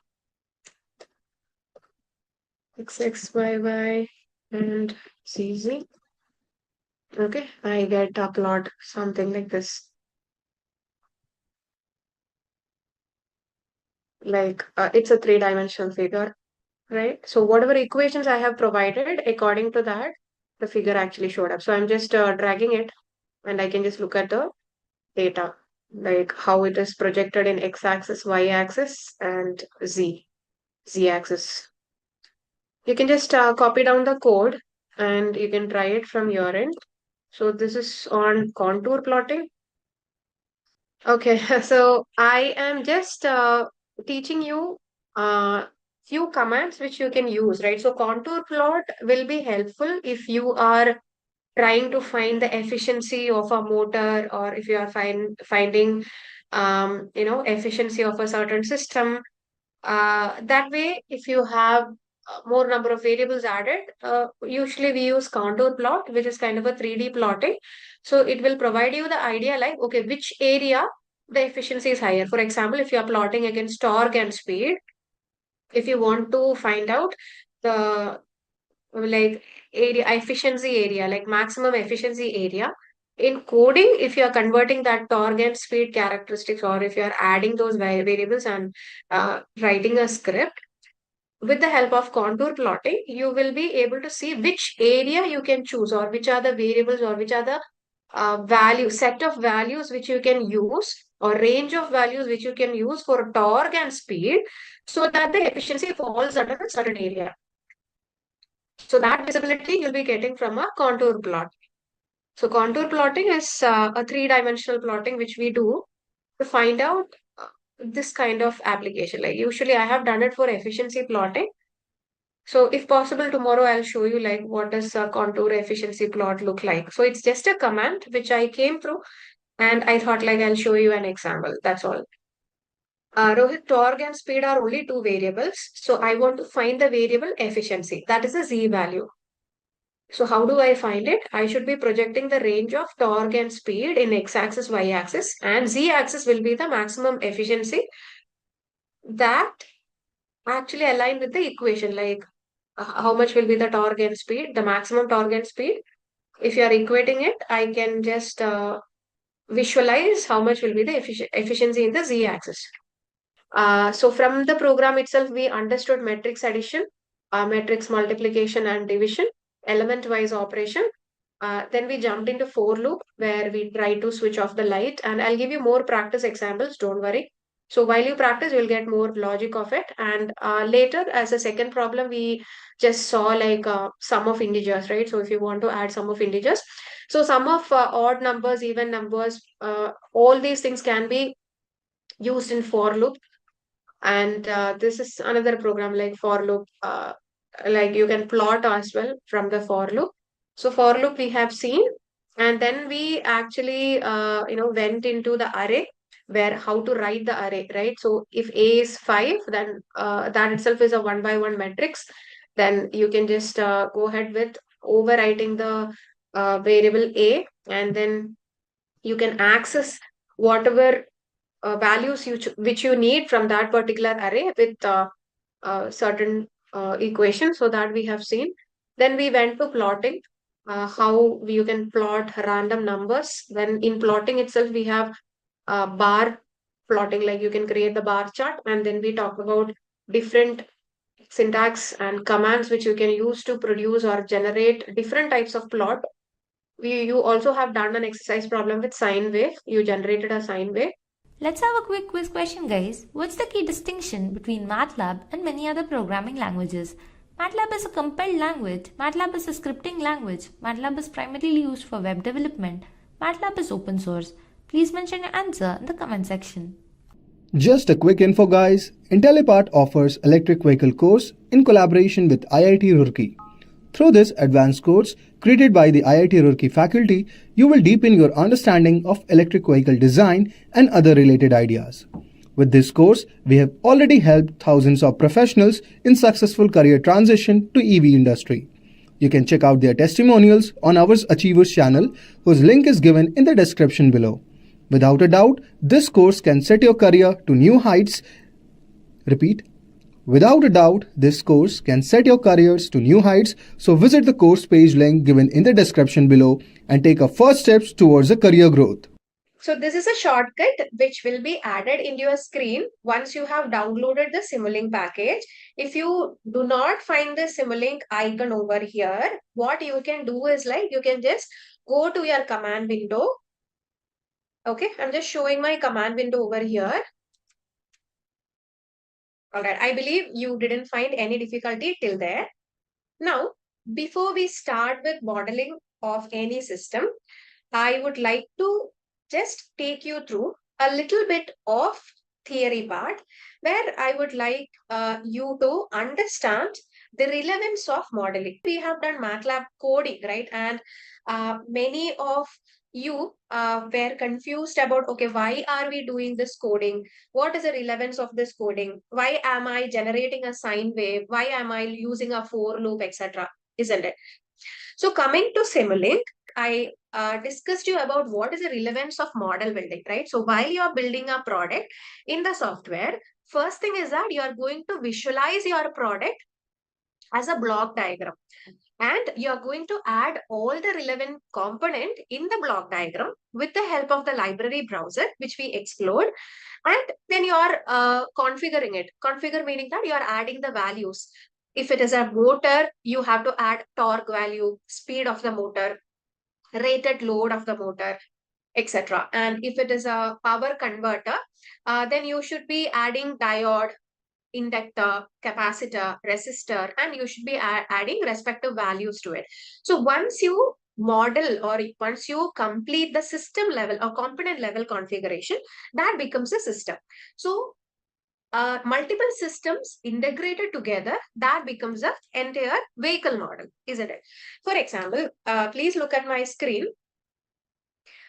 The first part is a battery, which is the energy storage, and there is a power converter or power modulator that is integrated along with the battery, right?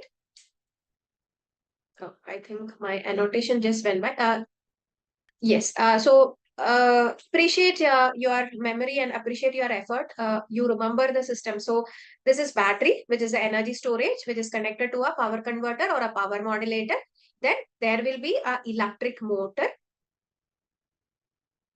Then there will be transmission system, and it will be connected to the wheels, right? So let's say these are the wheels. And there will be sensor unit or sensors or control system, right? So who is monitoring the dynamics of the motor and will provide you with proper feedback. So these are the systems, or these are the main systems which you can find inside any vehicle, or particularly inside an electric vehicle. This is called a system level configuration. Now, if you want to build the entire vehicle model, where should you start? You should start from a component level integration. What do you mean by component level integration? You should look inside each of the system. Those who have joined late, this is battery. So you have to look inside the battery. Then you should understand how is the battery configured or connected, right? So this is a string of the battery. This is battery number 1, 2, 3, 4, etc., etc., right? That makes a battery pack, isn't it? So there is a cell. The cell string of cell connected together makes the battery. Again, multiple batteries connected together makes a module. Then multiple modules connected together make a battery pack. So where should you start building your product or system? From the very first level, which is the component level, correct? So you should be having that much vision or idea about which are the components that create this particular system, or which are the component that is included into the system. So this system, let's say the system 1 is completed. Now you build the first system. Now you can go to the second system. Now you look inside. Okay, what are the power components included, like diode, rectifier, capacitor, inductor. So you build this one. Now you integrate this and this together, right? Similarly, you work on component level modeling for each part. Then you create each system, that is system level configuration, and then you go for a product level, or in this case, it is a vehicle level configuration, or vehicle level, or let's say the final product, your product. Okay, that's how you build the product. So this is applicable even if you are going in the hardware side or in the software side. So this process is applicable for both, right? So in industry language, we call it as a V cycle of a product. Some of you might be aware about the V cycle, right? The system design V cycle. So V cycle and the life of the product, you will be learning more in your embedded system and model-based development module towards the end of the course. So when you want to build a product, the systematic design is very important, or systematic design along with the realization process of each step is very important in case of industries. So this is reflected as a V diagram. First, you define requirement, right? So if you want to start with a battery pack, if you want to build a battery pack, first you should define the requirement. Okay, what is the total voltage of my battery? What is the current capacity of my battery? What should be the load capacity of my battery? So first you define the requirement, then you go for the component level identification, meaning that you will identify how many batteries should be there, how many cells should be there in order to achieve this particular requirement. Then you go for the system level requirement, like, okay, you build the entire battery pack, then subsystem design is done, you integrate it together, and the integration test is completed and calibration is done, and that's how you complete the entire product. So testing and calibration comes under a simulated process. Testing is nothing but in simulation or in a virtual environment, you test your product. You run the product and see whether this is providing enough performance or whether this is meeting your defined requirement. If it is not meeting, what do? You calibrate the product, right? You just keep on calibrating it or retuning it or refine it or reiterate it till you get your specific output, isn't it? So this is the same process we do in industry as well as in hardware design. Okay, so calibration means you go back, you revisit your product and you make the changes so that it will be reflected in your output. You keep on retuning it. Example I can give you is like radio tuning. So you go into a channel, like you just tune into a channel, but it might have some noise or it might not be clear at some point of time. So you just there will be another button where you fine tune it, right? You just carefully change the knob where it is matches with your requirement. Similarly, there is a specific requirement which you already have. So when your product is running, if it is not providing you the output, you revisit the product, revisit the values or revisit the design. You make a precise modification to it, or you recheck your design one time and you make the necessary changes so that you are getting your output. That is called calibration. All right. Yeah. So this is the entire process in which you start modeling it. Okay. So even if it is EV, so I know that everybody is like very much keen to start modeling only in EV. If I'm giving you certain other examples that might not be helping you, or that might not be, you might not be happy with that, because everybody is looking forward for just building the EV product. So that's why I'm just specifically going for a EV example. Now, how does the EV look like? You know that there are five main components and system, and when you integrate it, that becomes the entire modeling, or the drive or the powertrain is completed there. So we have to start from the component level, from the design or requirement analysis. Okay, so I'll show you a model where you can see a completed model of a electric vehicle. Please let me know if my screen is visible. So this is a model of a e-towing vehicle. This is a project model which I have done for a electric towing vehicle. Have you seen a towing vehicle in airport? So aircraft, there is a small electric vehicle, very small electric vehicle that will be attached to the aircraft, and that vehicle will be pulling the aircraft for the spacing, right? Or it will be always pulling the aircraft to the what do you say, parking or hangar or not. So there it is. It's kind of a small electric vehicle.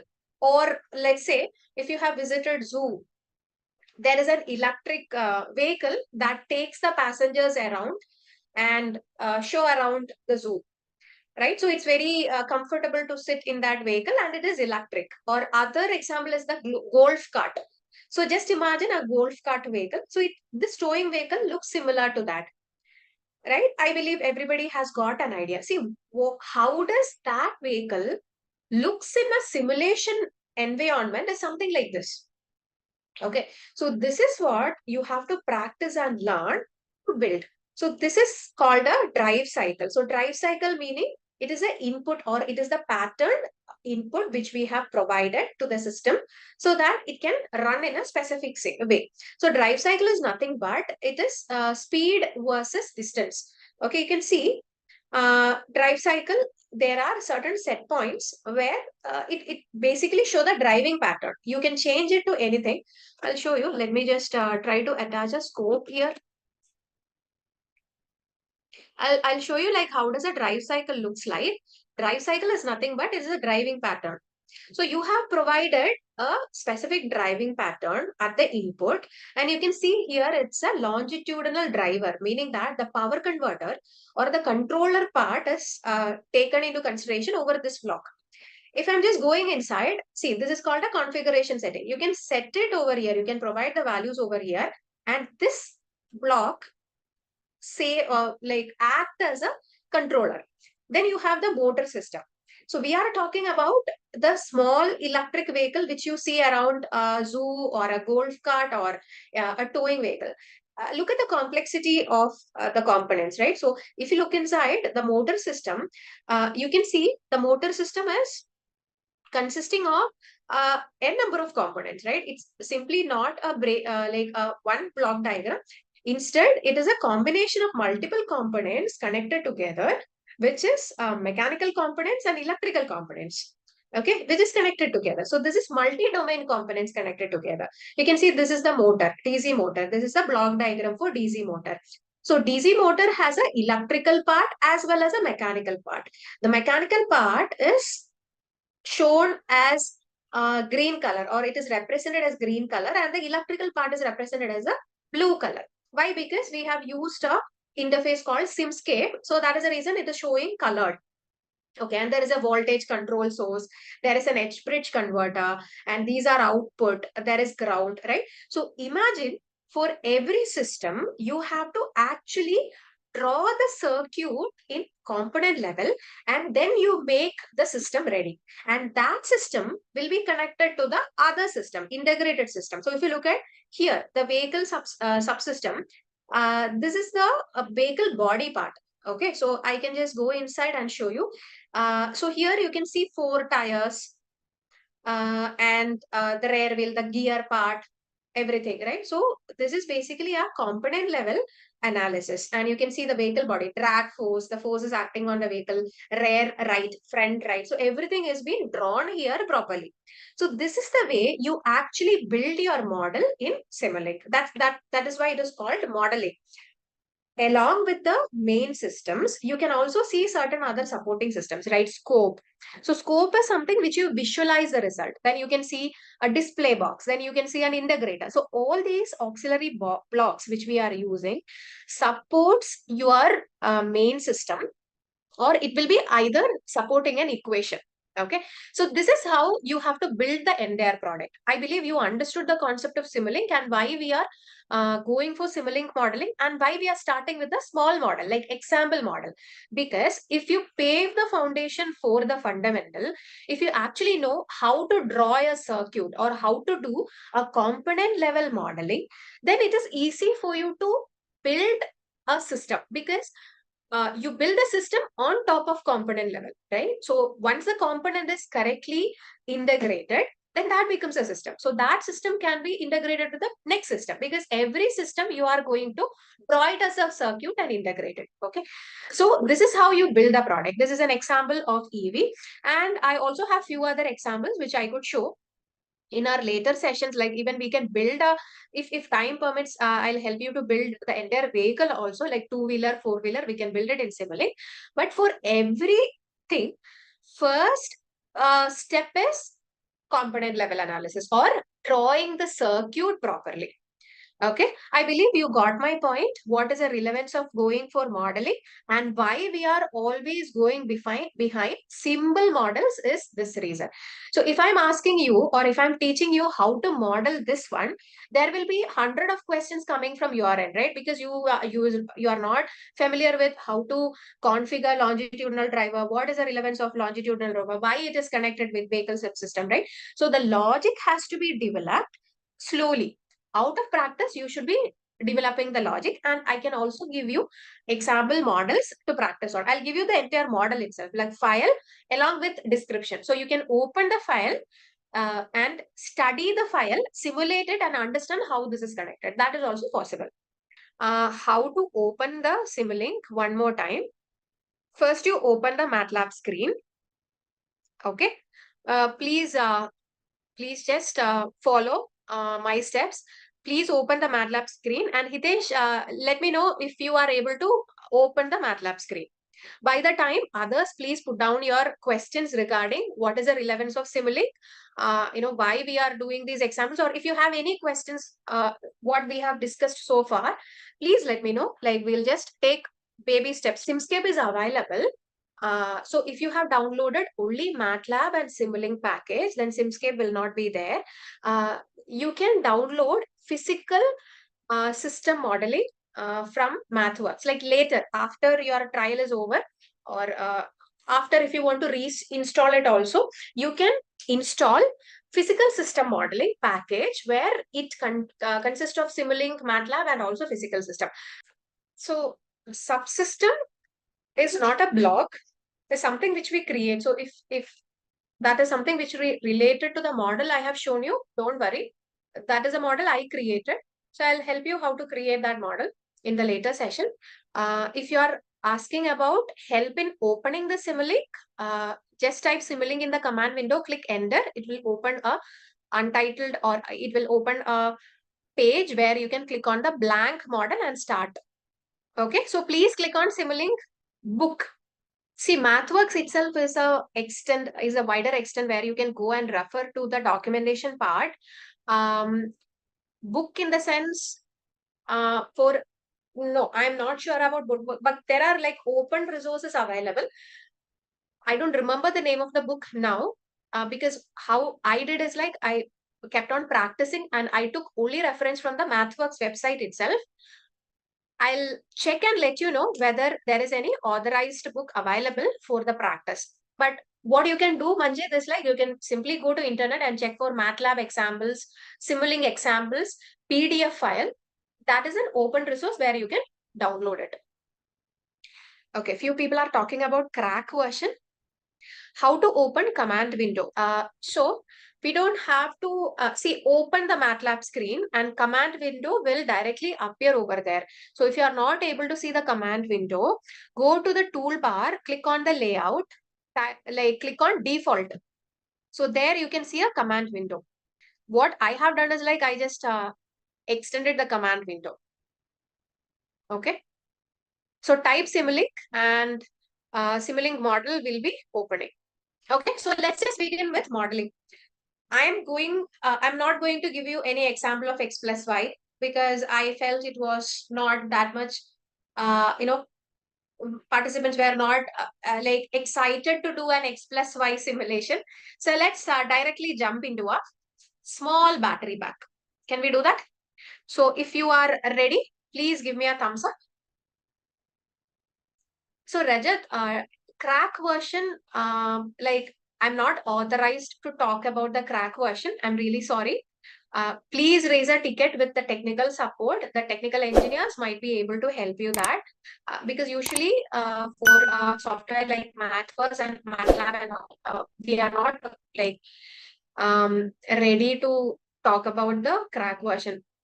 Apologies for that. But please raise a ticket with tech support. Okay. All right. So I'm going to teach you how to build a very, very small battery pack. Please hang on with me. So tell me what should be the first step I should take. If anybody wants to talk, what does it actually align? That aligns with the first step of our product building, which is what? Defining the requirements. Correct? So just before we have talked about, we have to first define the requirement of what the product which we are building. So for that, I have to think about what is the level of the voltage I'm going to build, right? So voltage level. Then I should be thinking about the current capacity. Okay. So what are these? These are my input, right? So these are the values which I'm going to give to my battery pack. Now, what should I expect from this one? Like what should be the output which I'm expecting? I should expect the state of charge of the battery or the pattern in which my battery is discharging. Okay, so I have written something over here, like as one of my participant told, I should be looking at the requirement, design requirement. So I should be first thinking about, okay, how should my battery pack look like? Or what should be the voltage rating of my battery and the current rating of my battery. So let's assume this is my battery pack. So battery pack consists of battery modules, right? This is module. Now inside module, there will be batteries. What is a battery? It is a combination of cells. So my thought as a design engineer should directly come here and understand what should be the average voltage rating, what should be the current rating or current capacity. How do we define current capacity of a battery? Ah, right? Ampere hour. Okay, that is the design requirement I have thought about. Now, what category it belongs to? It is the input which I am thinking about. Now, if I have a battery, I have given this input. What I am expecting from the battery, what is a deliverable, or what should I what should I interpret by giving this input? what should be the output? It is a battery, right? So ideally, I should be looking at the charging or discharging cycle. Or I should be looking at the SOC. What is SOC? State of charge of the battery. So those who do not have idea about SOC, just look at your mobile phone or look at your laptop. The amount of charge your device or gadget is currently holding, that is called the SOC of that particular device, state of charge of the device. So whenever you are trying to model a battery, that is the exact output you are looking at. So you need to know if you are driving your vehicle or if you are using your device, how much is the charge left in that particular device, right? And if you keep on changing your input, how it affect the charging pattern? That is what we are going to look at. So I have already written my inputs, which I should be like giving voltage and current, capacity, etc., etc. And what I'm going to check is my SOC. Okay. So if you are wondering how I have written it, written all these text, so it is similar to the text which we have discussed yesterday, right? M scripting. So do one thing in your panel, in the left hand panel, please look at my screen. There is a option called annotation. Just look at my screen and look at my mouse pointer. Click on there and you can go to anywhere in the blank screen. Double click on it and you will be getting the access to write anything. Something like this. And you can also take help of the other options available regarding changing of your font, changing of your font size, whether you have to, give it in a different color, whatever. This is also basically you are writing a comment or writing a title, or you are helping the third user or other user to understand what you have built in your model. So if you want to annotate anything, if you want to write a comment in any of your system, you can do that with the help of annotation. I believe you have got annotation and you have tried with the annotation. Now I'm just going to delete it. So I believe you have followed me till the annotation part. So what I was just discussing is like there is an icon in the left hand panel where you can use for annotating your model. Basically, you are writing something. It is a text option. It is available. So go here, look at my screen. You can just click on the third icon, right? So first is the magnifier. Then second, we have again annotations or anything which you can write on. Then third is the annotation part. So click on here or enable this option. Then you can go anywhere in the blank text and write anything. Okay. So if you want to write the title. Okay, let's write the title of our today's model or example. So I'm going to write battery. Otherwise, I can just double click anywhere, create annotation. So battery performance model. Okay, so this is the title of my model which I'm going to do. Let me know if you have followed me till here. So we'll just go ahead. Give me a thumbs up or please put down in the chat box. So I'm making it more visible. You can choose your font size, no worries. So drag, I'm just going to keep it. Perfect. Battery performance model. Super. Okay. Now, the first step is like, okay, I know I have to provide voltage and current level. But where should I provide the voltage and current level? To my battery. So I should have a battery block in my model so that I can provide the input. Where should I go and check? Where can I see my battery block? Where is the place I should check for my battery block? It's library browser, isn't it? So I have to go to my library browser and then I have to look for the battery pack. Okay, please do along with me. I am going to the library browser. So I believe you have given the title for the model. Now please look at my screen. My mouse pointer is here. I'm going to library browser. Click on library browser, just one click. That navigates to the panel where I could see the entire library in my left-hand panel. I have a search item here. Go to search item and type battery. Click enter. My library is checking for the battery block now. Right. So I believe your library browser also have brought the suggestions for different types of battery. Can you see my screen in the left panel? Or you can look at your library browser screen. How many types of batteries are there? There are a lot of batteries, right? So this looks like a car battery, like lead acid battery. It depends upon your perspective. And this is data sheet battery. So this is not the battery which I'm looking for. Network battery. Data sheet battery again, equivalent circuit battery, estimation equivalent circuit battery, and battery CCCV model, passive cell balancing, SOC estimator. Multiple number of batteries are available in the library block. If you just type battery, if you're not specific with the battery which you are looking forward, then it will give you wide varieties of battery blocks which are available. So for understanding each and every battery, you have to go through every battery and understand, okay, where this is applied, what is the configuration setting, how many input values it can take, right? So it's a very hectic task. For this purpose, along with your design requirement, you should be also knowing which type of battery you are going to take.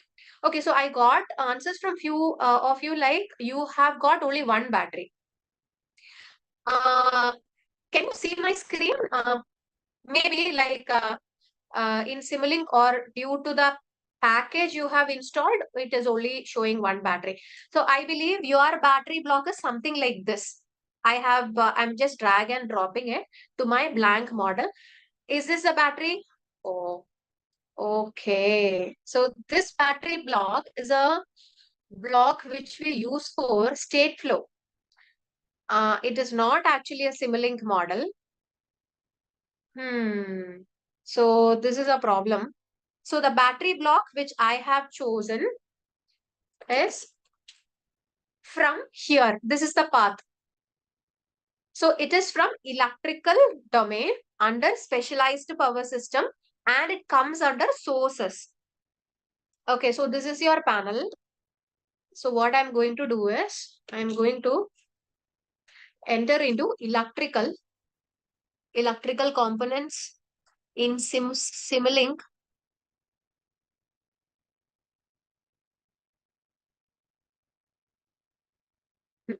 Under sources.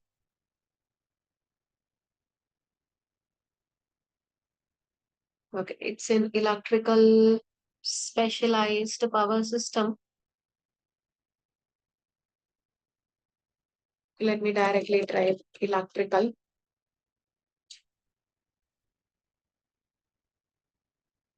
Electrical systems under motor control block set.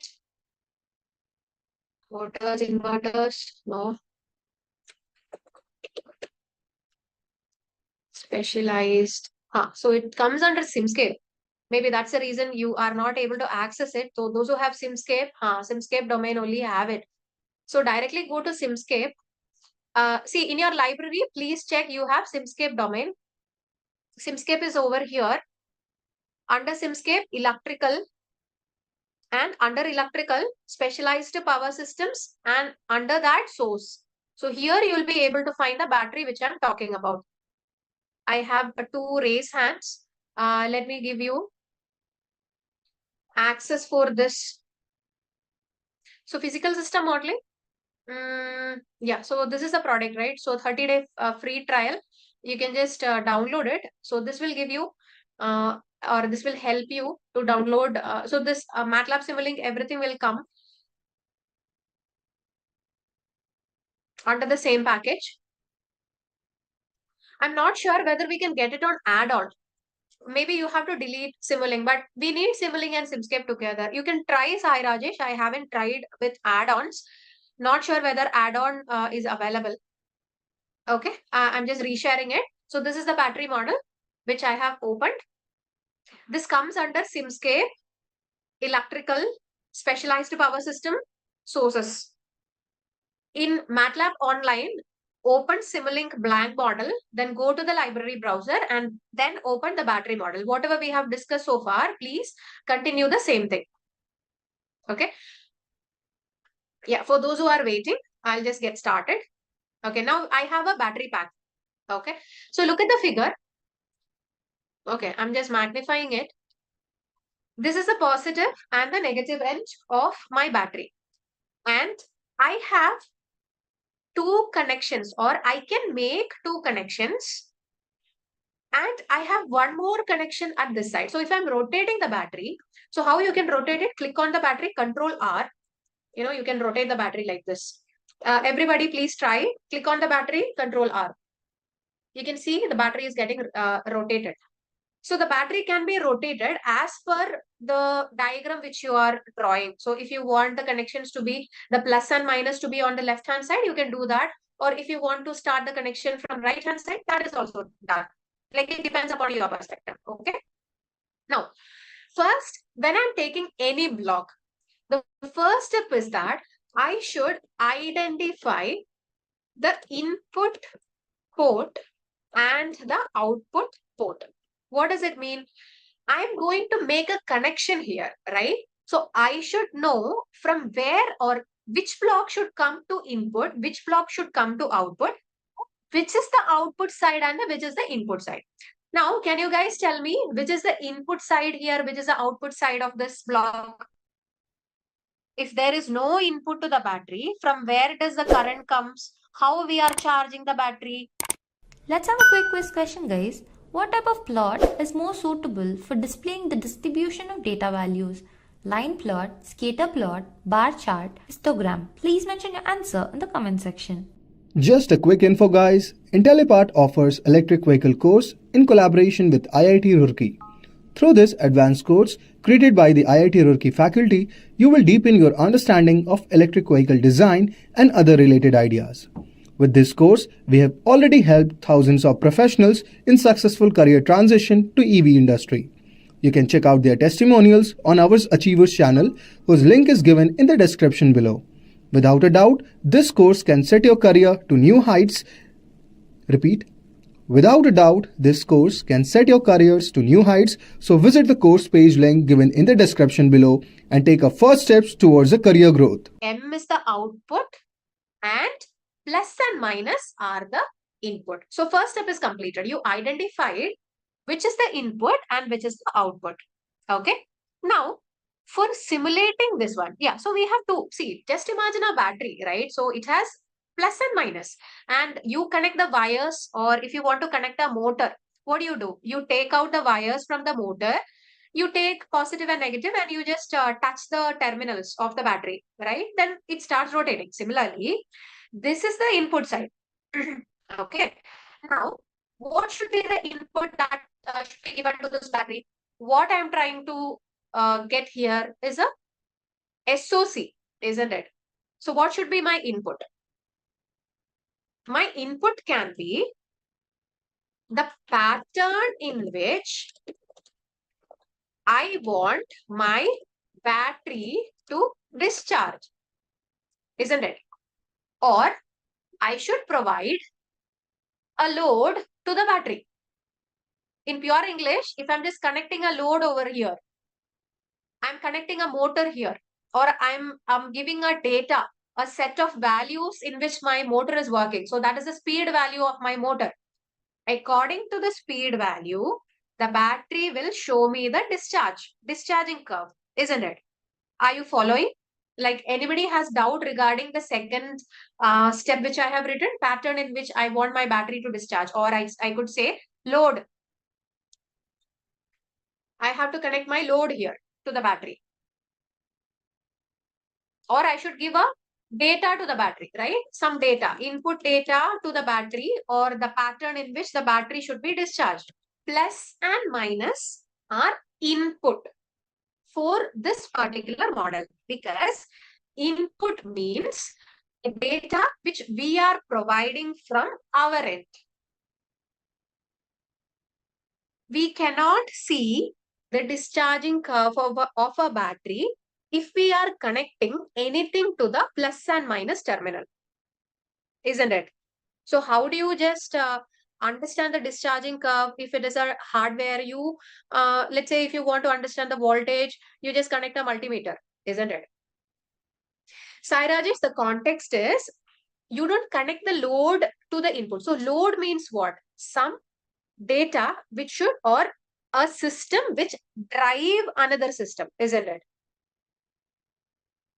Did you get the context of this? Load here is the system which drive the other system.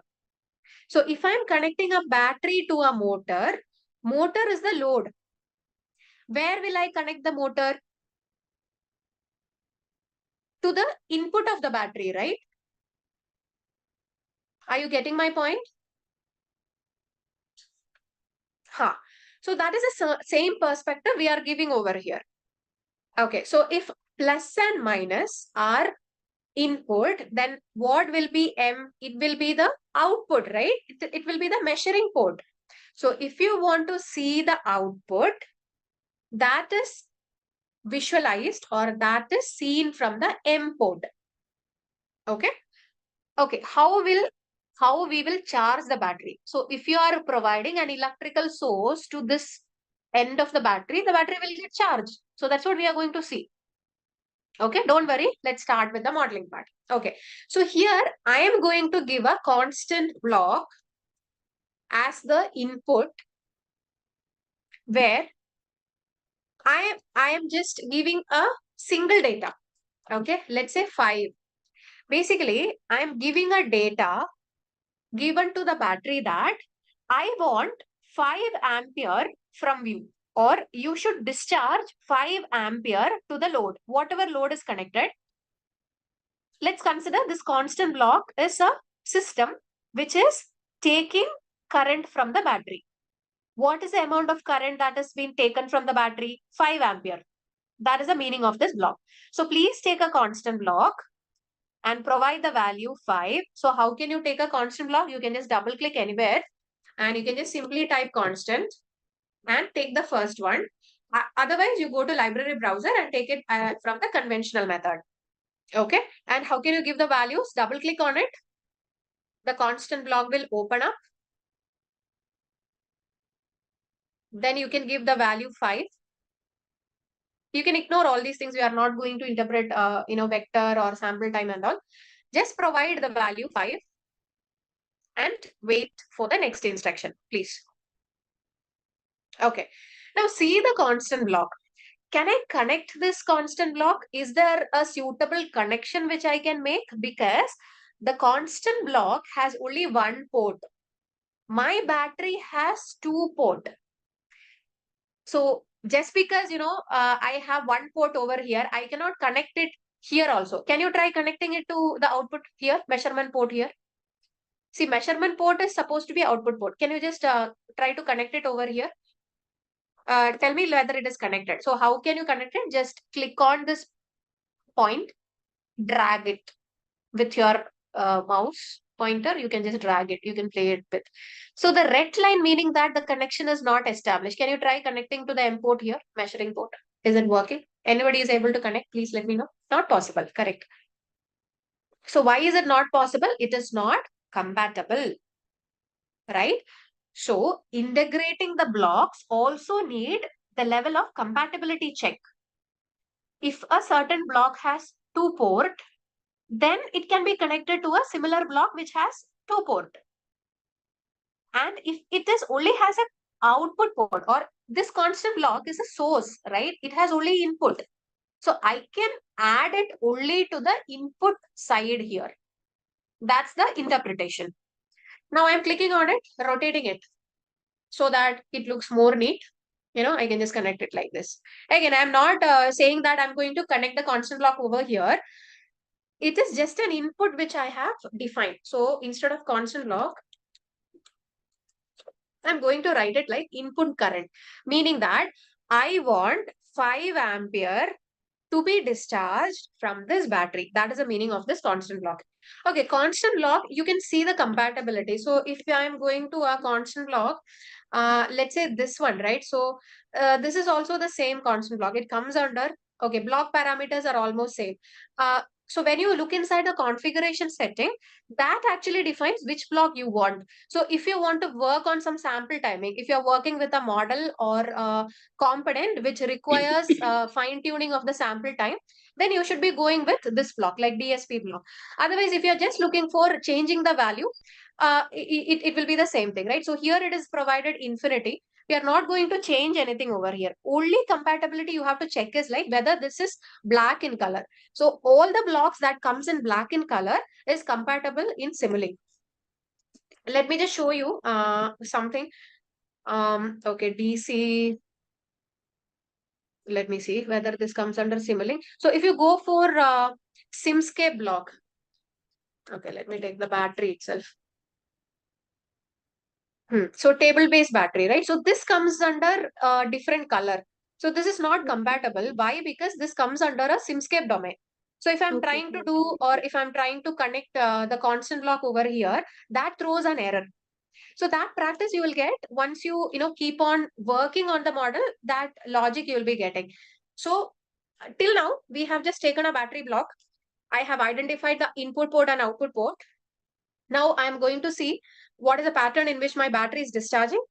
For that, I have given an input current data of 5 ampere.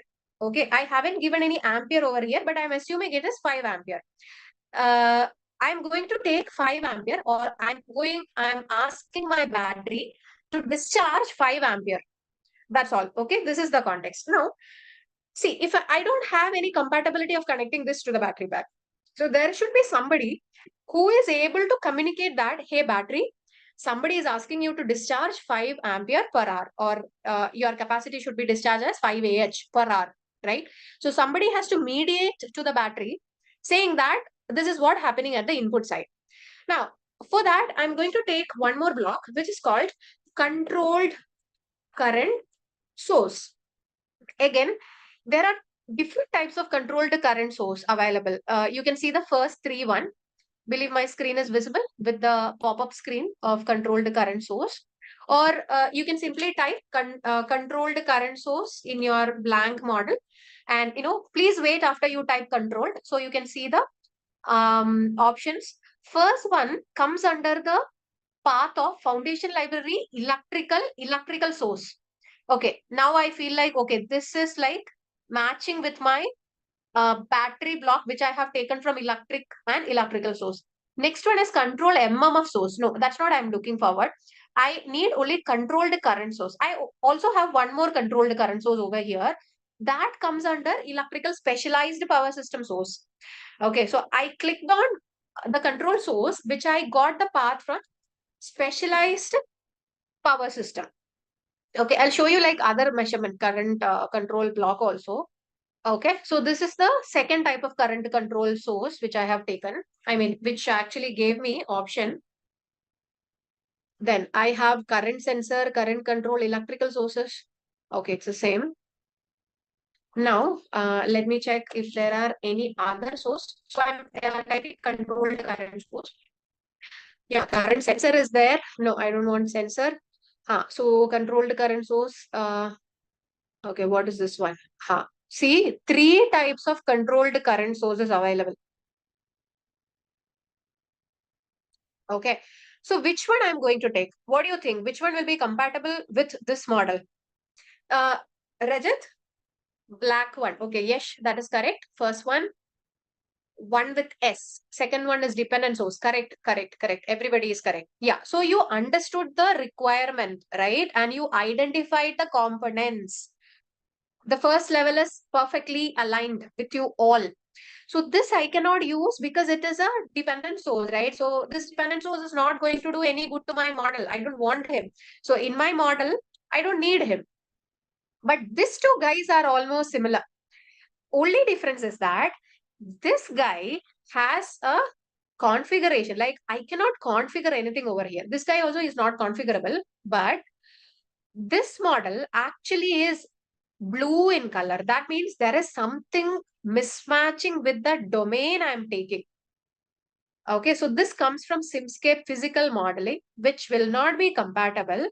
I'll show you how. Even if they both look similar, if I'm trying to connect it, this will not get connected because it is different domain. So domain-wise compatibility is a necessary, and component-wise compatibility is also required while you are drawing the circuit. So in that way, you will understand which block, which component is compatible with the design which you have taken. Okay, so I'm not going to use this guy also. I'm going to delete him. Okay, my final guy is this guy. Now, how should I connect it? He has three ports and my battery has only one port. How should I connect it? So the constant block, which see, why did we take this current controlled current source? We need a mediator to say that, hey, somebody is asking you to discharge 5 ampere, right? That was the reason we hired this guy, or let's say we kept this guy as a mediator. Now, for mediator to speak to battery, he should be having a connection with this guy, right? The first system. So that's perfectly correct. Uh, how does I should like connect it to like this? Will it be right? Okay, fine. See, what is this connection made? Positive to positive and negative to negative. Do you remember any type of connections which we have studied in our school days or college days? If I'm connecting positive to positive and negative to negative, what type of connection I'll call it? That's parallel connection. But if I am connecting it parallelly, the mediating or the communication will not be proper because parallel connection is not the way we are looking into, right? So parallel means what? In first string, the battery will be there. The second string, the current controller should be there, right? No, I want this to be in series contact. Then only this guy can properly communicate to the battery that, okay, somebody is looking forward you to discharge 5 ampere. So what I have done, it's simple. If you want to see the discharging arrow, keep this arrow pointer downwards. Make it as a series connection. Okay. So my guy who is the requirement, or let's say who is the client or customer or load or anybody who want the battery to discharge 5 ampere sits here. Somebody is mediating the requirement that, hey, battery, please discharge 5 ampere, sits here. This is the connection I should be making. Okay. So it just means that it's a current control device. It's a symbol. That's all. So I don't have any other comments on this. It's just a current control device. So see, you remember we writing a current control device while we are, modeling in circuit, right? How does it look like? It is a symbol of current control device. Let me just write it. See, when we are writing the circuit diagram, we write, these type of symbols, right? So in circuit network theory, what does it mean? It's a current source, something like that, right? Okay. Moving on. Right. So the connections is like almost completed at the input side.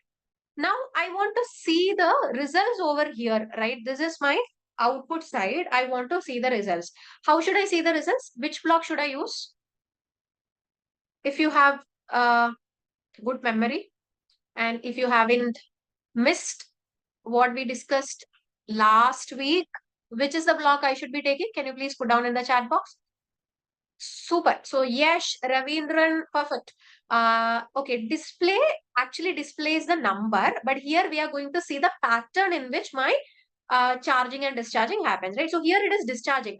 What is in my context is like I'm going to only look at the discharge current. I'm going to model this entire diagram so that I can see the discharge pattern. I'll also just tell you like how to look at the charging diagram that we will, come into the later part of this model. So we will keep on calibrating this model according to different requirement. Okay, don't worry about it. So what I'm going to do is like, I'm going to add a scope over here. So everybody please take a scope. Here my block came. So Control R, rotate it. Okay, perfect. The connection has been made. So this is a very simple battery model, but this is not complete yet.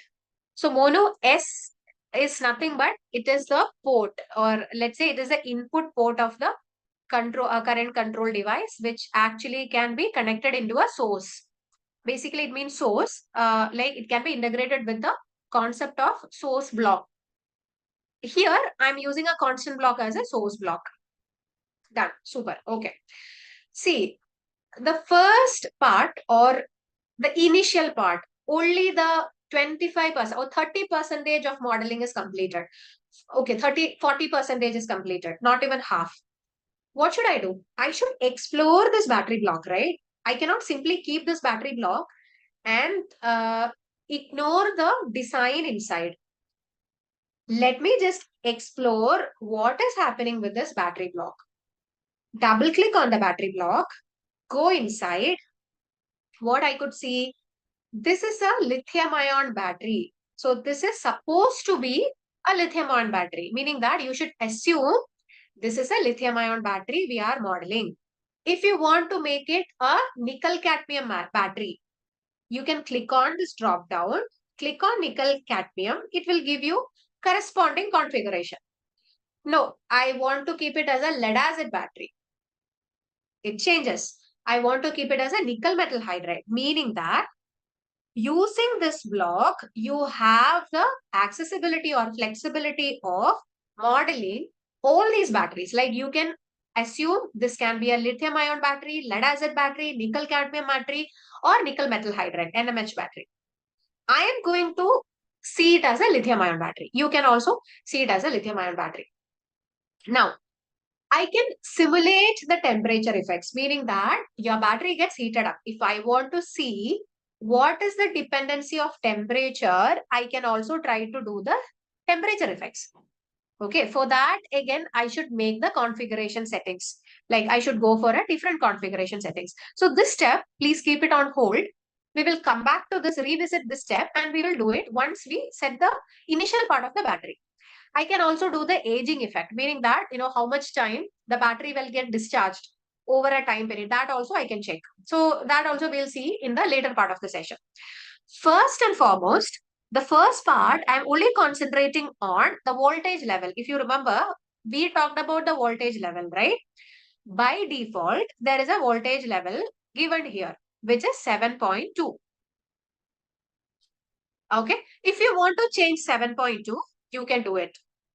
If you want to change the capacity of the battery, that also you can do it. Initial state of charge, meaning that the battery is completely charged here. You assume that you assume that the battery has full charge. Okay. So we are going to see the discharge characteristics. So let it be full time. Battery response time is something related to the battery modeling part. You can create a variable here, but I'm not going to touch it. So if you want to, create some response modeling over here, you can do it, but not going there. It's not a fundamental way. Let me keep it default. Don't touch the battery response. Okay. Right. So few of you have questions about ampere and ampere hour.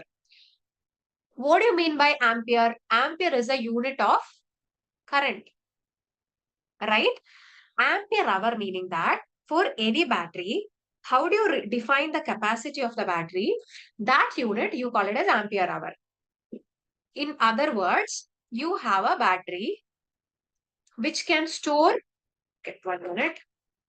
You have a battery which is capable of, and my battery is storing energy, isn't it? So it is storing energy in terms of charge. I'm discharging or using the charge that is held in the battery with respect to time. Okay. So I should be running the battery, or I should be seeing the discharge characteristics in terms of how much is the current flow or current usage from the battery, from this load with respect to time. So within 1 hour, how much is the current which was utilized from this battery? That's how I understand the battery discharge. That is what called as AH, ampere hour. Basically, it's like current with respect to time. Okay. Yes. So go inside your battery pack And please give any voltage level which you require. I'm going to keep the same level, same default value, 7.2. I'm going to keep the same. So if you want to change the voltage level, please do that. You are free to do it. Let me share my screen again. Battery. Yeah, so I'm going to keep 7.2. That is a voltage. Voltage means the potential difference between the positive and negative side of my battery.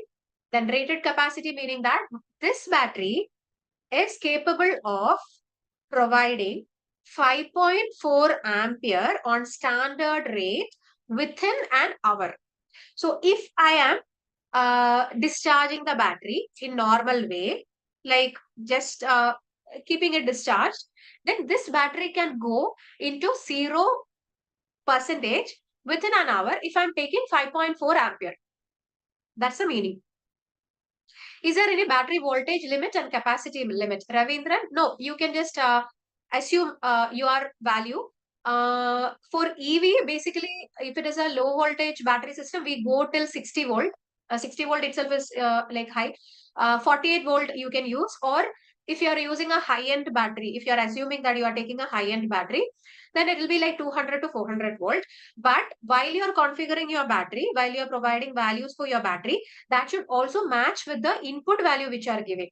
If you are providing the battery voltage like 200, and if you are only draining 5 ampere per hour, then it will take a long time for the battery to completely discharge, right? So have some compatibility with the input load value and the battery voltage level which you are keeping. So it will be easy for you to understand during simulation. Average size of the battery dimension, it differs according to the spacing and the vehicle size. The architecture can be anywhere from 200 volt to 900 volt.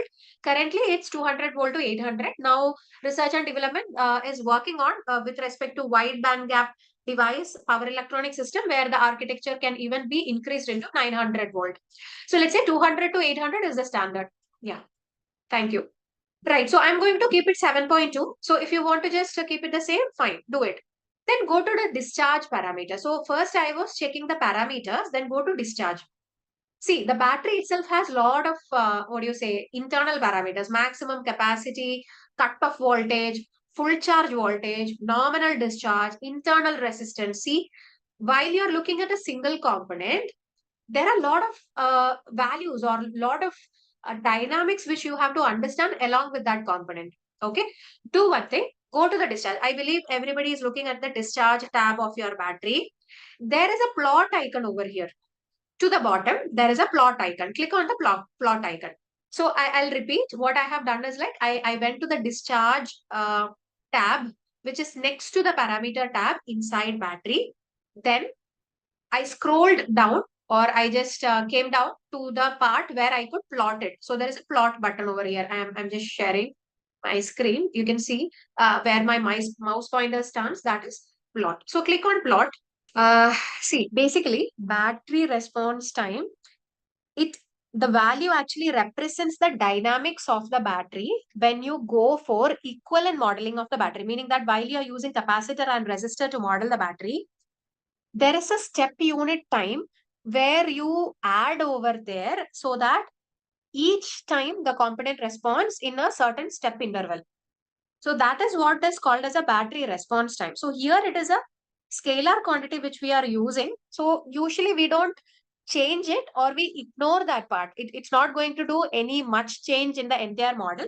But if you are inspecting the model or building it in a equivalent circuit level, or and parameterize each and every behavior of the battery, like temperature, SOC, SOH and current, there you can change the value of battery response time, and you can see a small difference in the performance of the battery, the equivalent performance of the battery. That's what it's called. It might be confusing to you. For understanding more about the battery response time, we should be modeling it from scratch. Like equivalent circuit modeling will be the right model where you can understand more about battery response time. Okay, so this is basically converting the values that comes over here into an equivalent current value. Same like plot, huh? Let me go back to my, let's just talk about our battery model itself. I'll try to make some sense from the battery model. See, I have given a value of 5. Now the battery doesn't understand what is 5, because 5 is kind of a demi value. Okay, it doesn't make any sense. If I go to battery and say 5, the battery doesn't understand. Okay, what do you mean by 5? It's just a value. But if I'm going through the current control block, that makes sense. Like what I'm speaking is about current or 5 ampere of current, or the value 5 represents current. So this is kind of an equivalent block that makes sense while I have a demi value. So together it should be read as 5 ampere. Does it make sense? Say now. Clear? Super. Okay. So let's move on. Few of you are very excited to see the SOC charge. Okay. Yeah. So we just connected scope and everything. So I was just talking about the plot. Not sure why you are getting an error on the plot. I'll just see whether I can just fix it. So your plot looks something like this, right? So if you have got your plot, I'm just elaborating my plot. This is the plot which I'm getting. So this plot, we call it as OCV, open circuit voltage. You might have heard about it. What do you mean by open circuit condition? It is a condition that occurs when you have not connected any load, or your battery has an open terminal and you are simply measuring your battery. Okay, that's the meaning. So this curve actually represents the characteristics of a battery in an open circuit condition. So there you have the nominal voltage area here, which is the average value the average value which you can access from the battery. So I cannot access from 8.2. So this area is considered as a residual area where you will not be able to access the charge. Okay, that is a manufacturer trick. You will be able to access the charge only in the nominal area. That's called the average rating of the battery. And this is the curve, or this is the pattern in which the battery actually discharge. Go back to your battery block. You could see that there is an option called discharge current. Okay, look here, discharge current. Discharge current meaning that the value of current which you are trying to get from the battery or discharge from the battery. What is your total capacity of the battery? 5.4. But here you are trying to get more current from the battery because the load connected to the battery demands more current. Now, going back to the plot, that plot actually represents the way in which the current is being discharged. So look here, you can see what will be the condition of the battery. If I'm taking out 6.5 ampere, see the blue color, my battery will be discharging within 50 minutes of time. What I'm taking? 13 ampere of current from the battery.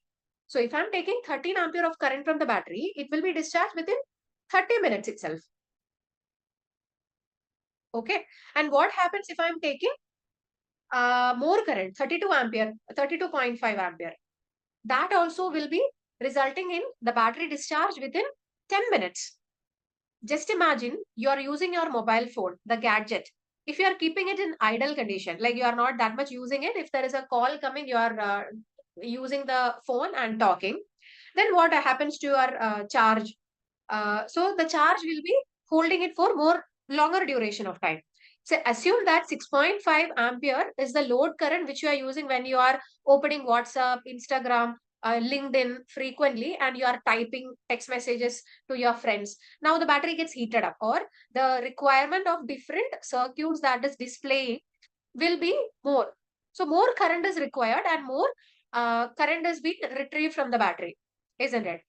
So that becomes what? Your SOC will be dropping suddenly. In the previous condition, if you have not used battery that much, if you have used it only for calling, if that lasted for 12 hours, if you are constantly texting or using your gadget, that can reduce your SOC to 6 hours. Just giving you a demi number. And what happens if you are playing game? So you are calling, you are texting your friend, you are playing game, you are editing something in your phone, that becomes overloaded. Now assume that in that case you are using 32 ampere of current from your battery, existing battery. Your battery will discharge immediately. Even if it is not in 10 minutes, it can discharge immediately, right? Because the battery capacity which we are considering here is 5.4. Your battery is not laptop battery or mobile phone battery is not that much. It will be like more or less similar or more. So it will not discharge within 10 minutes, but this condition can happen, right? That is what you have to understand or read from this plot. That's it. Okay. So you can also have, you can also read how does a OCD plot looks like from plotting the battery. So I'm doing this to make you acquainted with the block. That's all, right? And now I'm going to, directly go and simulate it. So I have a input saying that 5 ampere, give me 5 ampere. I'm going to see if I'm taking 5 ampere out of the standard rating of 5.5 capacity, how does my battery discharge? So I'm going to simulate it for 1 hour. So when I'm converting it into seconds, so simulation time over here, the stop time represents in seconds. So I have to just give it as 3600 seconds. Now I have to run the button. Okay, I'm keeping a power GUI here. So power GUI is an interface which help you to check the compatibility with all the blocks which I have used, and create a similar action inside the simulation engine. That is the use of power GUI. So you can also take a power GUI over here. It's a GUI interface in MATLAB. Okay, please type power GUI and you can take a block from there. Okay, so this is the block I'm using. It is called a solver. So if there is any kind of miscompatibility inside the equations or mathematical modeling of each block, which is not visible to us inside, then this will match the gap, or this will make the compatibility when you are solving it, or let's say when you are running it. Okay, so this guy who is sitting at the bottom side, you call it as a solver. Solver means that he will check each of the formula which is there at the back end of this block diagram, and the formula is being solved mathematically. Why I have changed the time is because I want to simulate the battery for 1 hour. So if I'm simulating the battery for 10 seconds, that doesn't mean any sense, right? So I want to see what is the discharge curve. And for that, I want to simulate it for 1 hour. 1 hour converted to it seconds, equivalent seconds, it is 3600. So here stop time, it is taken in seconds. Okay. I believe power GUI has been connected. So the model is not completed. It's 50% complete. We have to do a few more reconfiguration. We'll see. But this will run. Okay. Run it. And you can see it is compiling. That means that the solver is checking the compatibility and checking whether we have done everything right. Okay. It is mathematically solved by this guy whom we call it as solver. And the step size in which it solved it is 72, right? So everything like in Simulink, whatever you are doing as simulation, that is being solved mathematically. Okay, nobody is jumping into the performance of the block, or nobody is jumping directly into simulation. So how does simulation work? The simulation work with the help of solvers who actually do mathematical formulation and mathematical modeling, and with the help of the formulas, right? You can use any kind of formulas. I mean, not any kind of formulas, like the engine itself have saved certain formulas. So they use that formula to solve each block and understand its performance, and then we'll give you the output. That's how it works. Okay, we'll have a session regarding the solver. So in that, it will be like more clear. Yeah, so power GUI is not connected. So it is just an interface, or let's say it is a block which will help you to solve your circuit. It is kind of a backup block we keep to solve your circuit. So if there is any kind of mathematical miscalculation or any kind of compatibility issue with the blocks which we have used, power GUI block will allow the solver, or it will help the solver to solve the equations or run the model smoothly. So it need not to be connected. I hope you have simulated it. Did you notice anything over here? Can you tell me what did you notice? Something changed over here between your battery and scope. 3 lines. Perfect. You are getting 3 output from the battery block. That's why you are able to see 3 lines that is coming up here. Okay, is it, I believe this is visible. Let me magnify it. Okay, this is 3 lines coming out from the battery. Means there are 3 parameters or 3 outputs that are coming out from your battery block. Can you open your scope and check like which are the 3 parameters? Click on the scope. Does it make any sense? Can you tell me which one is which? What, can you read your results, please? Doesn't make any sense, right? Yellow line, red line, and blue line. That's how I will read if I am a fresher or if I'm very new to this model. I'll simply read it like yellow line, blue line, and red line. But somebody who is very intelligent have read it like SOC, voltage, and current, Abhinav. Great. But so the 3 results which you are getting over here, those are SOC, voltage, and current. But again, it's not in a readable format, right? You're not able to understand which one is SOC. Maybe if you're looking at it very closely, you can at least understand, okay, this is SOC, right? State of charge, because we have kept it for discharging. We are getting a discharge curve, linear discharge curve over here, constant discharge curve over here. Okay, something can be like read from the diagram or interpreted. But I want to make it very clear. So if I am teaching you like this, if I'm saying that, hey, this is the result, we are going to close the model, we have done the model, will you be satisfied? No. This results should be in a printable form or readable format. For that, first I should make sure that I have proper title for these parameters. Okay, so for making it into proper title, I'm going to take one more guy who is called bus selector. Participants, please help me to get this guy. So I'm going to take a block called bus selector. So bus selector is a block, or it is basically like a demultiplexer, right? So it will help to disintegrate or differentiate the signals from a single source. I'm going to keep this guy in between. So I'm going to delete it. Backspace.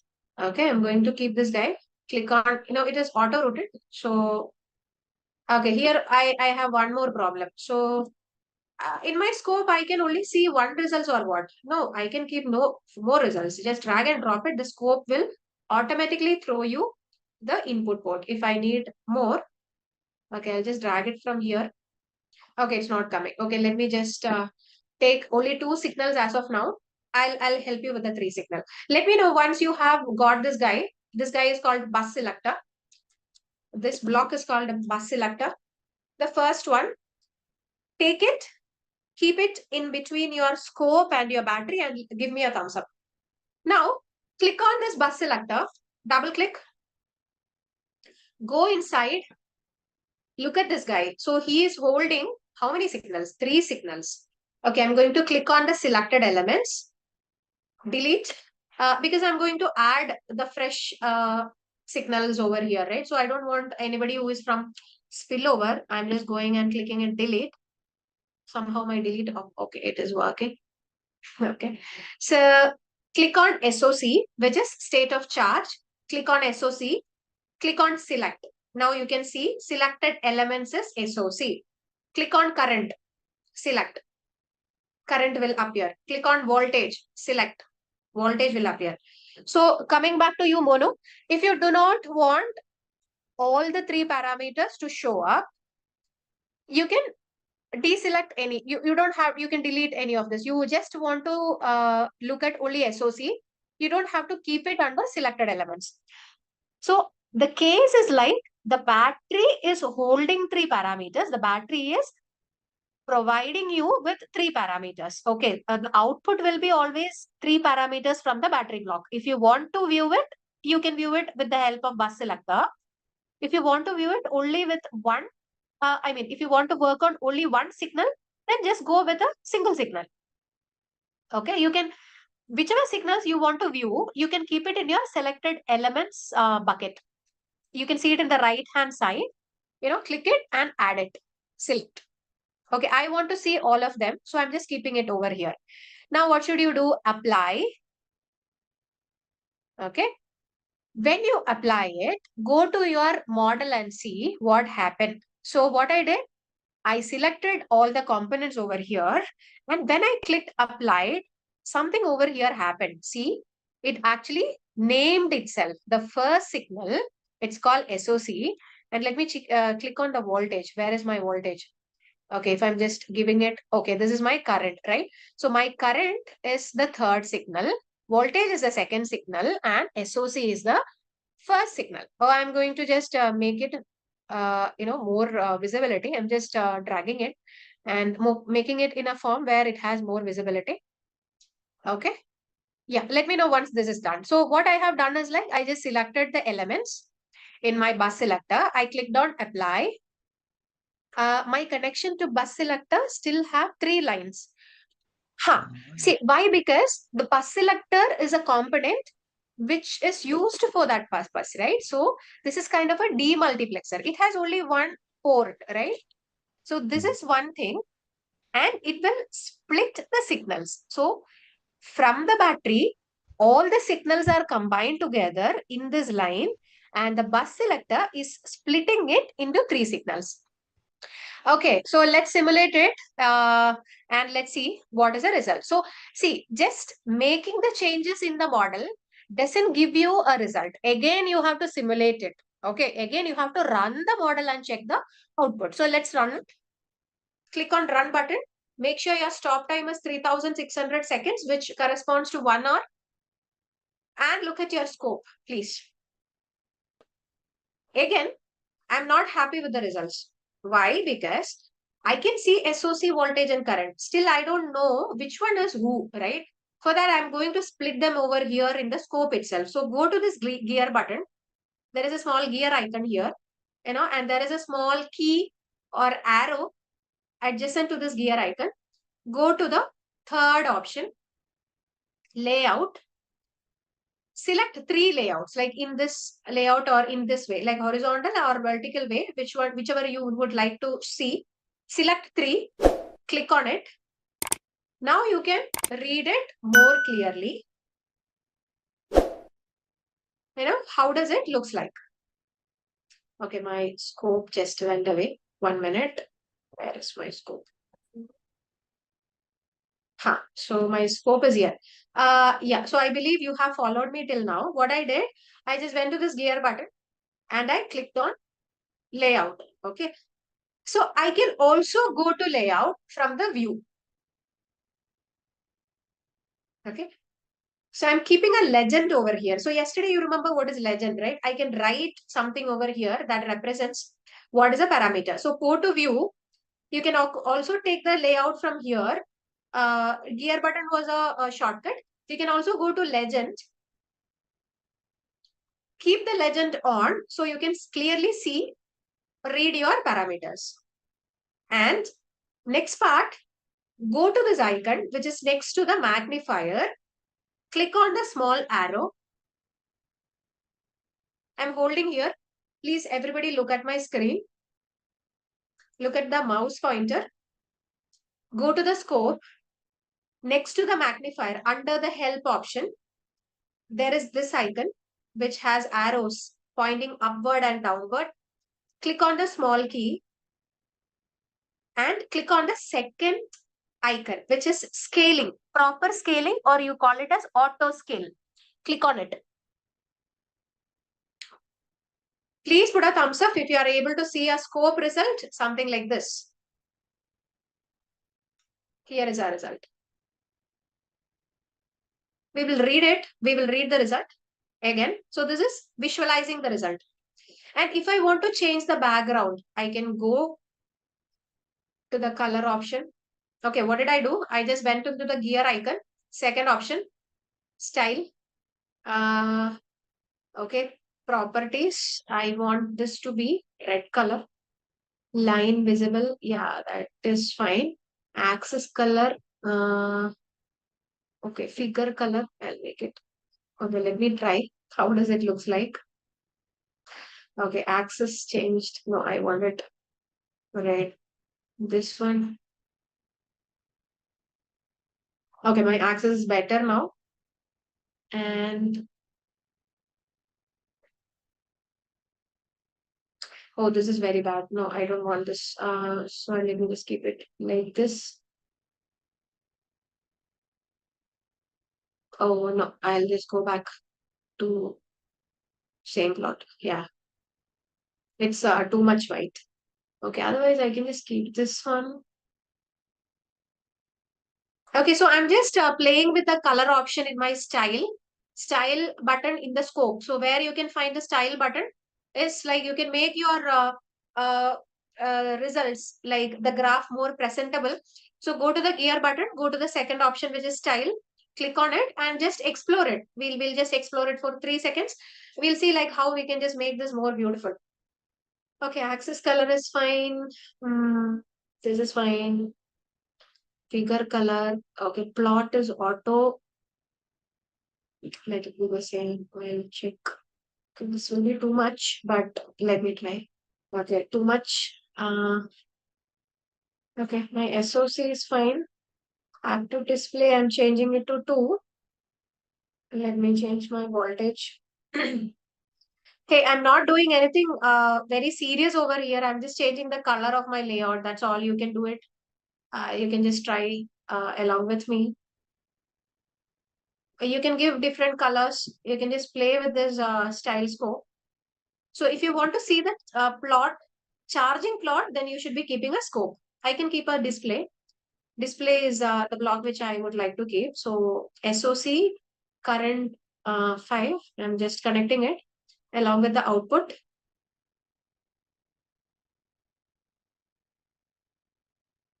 Yeah, simulating it. Yeah, so I'm getting some results over here, right? So this is the last value which is represented in my plot. So I can also keep display. I cannot see the way in which it is discharged, but it is possible. So this answers to Ashok. Shakti Dev, yes, I'm coming to that point.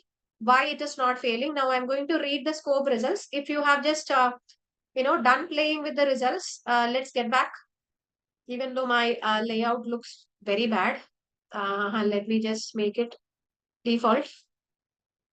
Okay, so see, I want you to understand something.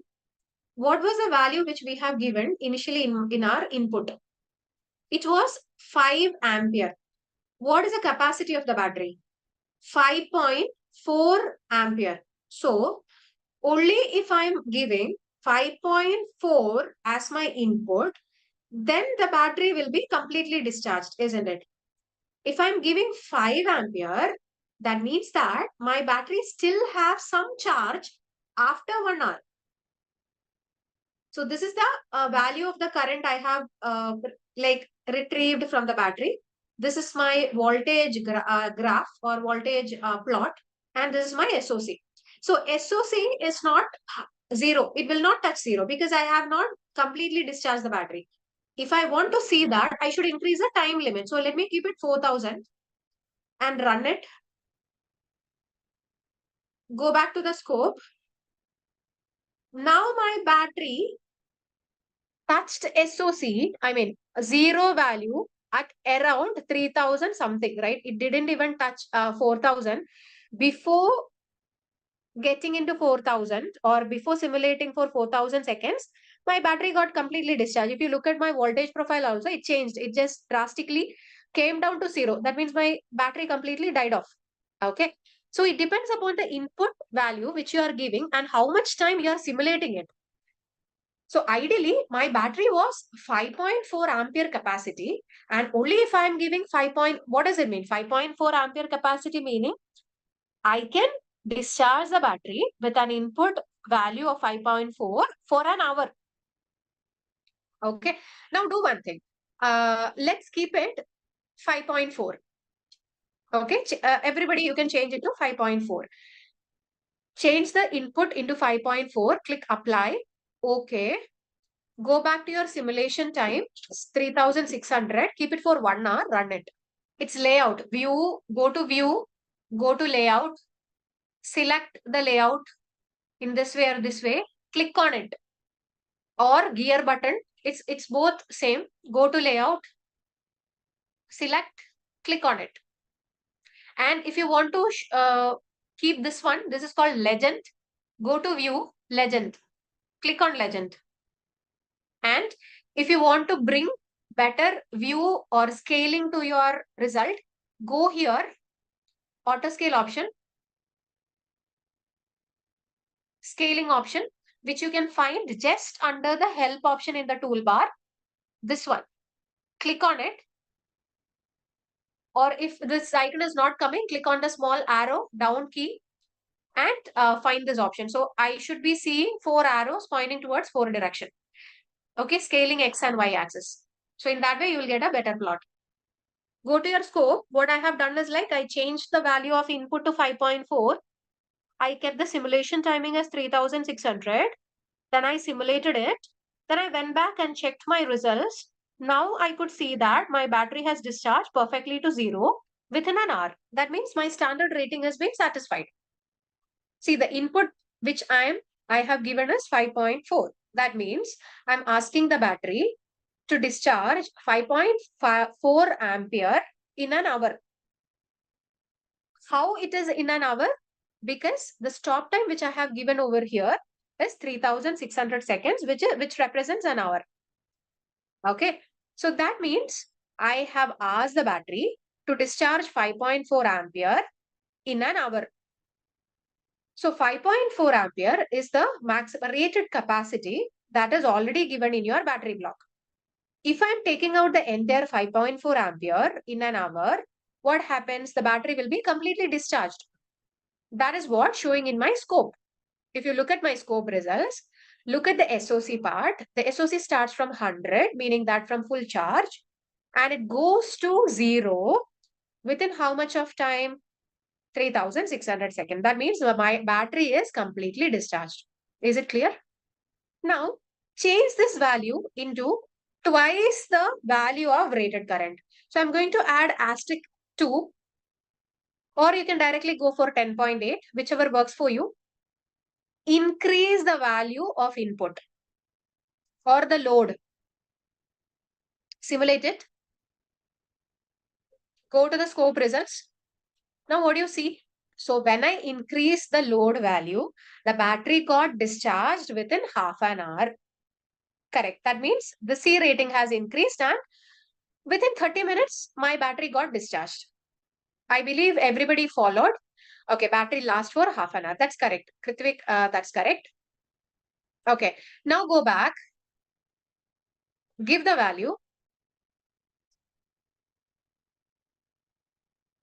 So let me divide it. 5.4 divided by 2. Apply. Okay. Run it.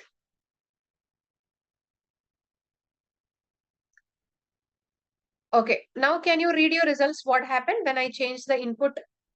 The battery will take more time to discharge. So within an hour, the battery only discharged till 50%. And you can look at the current value over here. It's 2.7, which has been taken.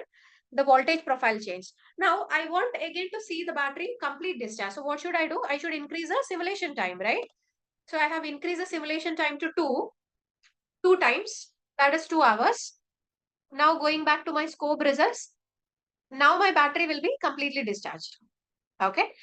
This is how you have to read and interpret with the battery simulation part. It depends upon the design requirement, how much time you are taking or how much time you are actually assuming the battery to run, how much is the load capacity, how the battery will be discharged. So all these performance characteristics can be analyzed from the results by reiterating and calibrating the values.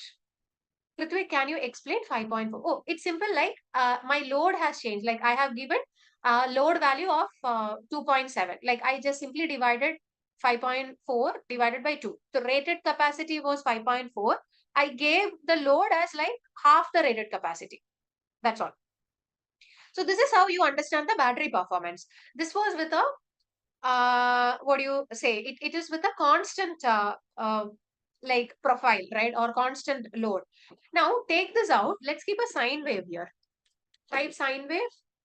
This is the block. Add a sine wave. Simulate it. Okay, I'm simulating it for 3600 seconds. I didn't do anything. I didn't configure or I didn't do anything with the sine wave. I just kept whatever is shown in my sine wave. I kept it similar to that, and I got a very colorful scope result. So let me change. Let me change the intensity of the graph. Keep a sine wave, participants. That's all I have done. So just to ensure that is not too much eye catchy, I'm just changing the color. That's all. Color of my plot. Yeah, you guys can read your results perfectly. Yeah, apply. Okay. Now, how should I expand this? Go to the magnifier icon. In your toolbar, please go to the magnifier icon. Click on the small arrow. You can just expand it in x-axis or in y-axis. So let me get the x-axis. Drag a little. Perfect. So this is the result if I'm getting when I'm just giving a dynamic load, meaning that I'm assuming that my load is changing. It is like, taking a value from -1 to 1. So 1 ampere it is constantly taking. That's all. It's a dynamic value. It doesn't mean that I'm actually providing a sine wave to battery.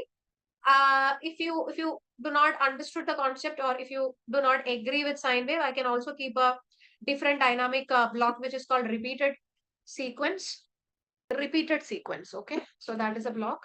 If you are not convinced with a sine wave, let me just take a repeated sequence block. I'm just adding it over here. I didn't change any value. I'm not going to configure anything in the repeated sequence block.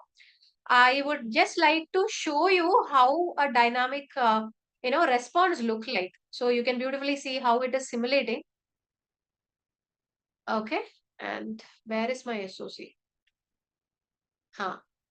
So my SOC is kind of linear, but again, it's not that linear, right? So see, my current usage, my current profile is changing.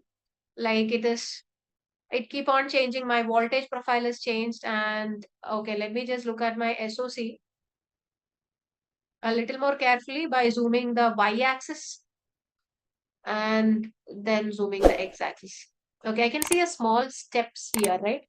It's not that clear, but okay, it has a slight difference. SOC is 0, current should be 0 or near to 0. No, see, current graph which we are reading here is just the input which we are giving. That's all. So current will not go to 0. It still keep on providing 5 ampere, right? So here we are not iterating the value of battery. Example, battery has 50 ampere hour.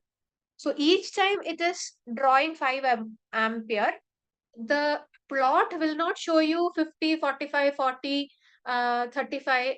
That will not be there. So that logic we haven't implemented, right? So we are not looking into that kind of a model. We are looking into a model where we are just understanding how much is the current retrieved every time. So this will not touch 0. But in actual case, yes, it will just drain off, and finally it will be like 0.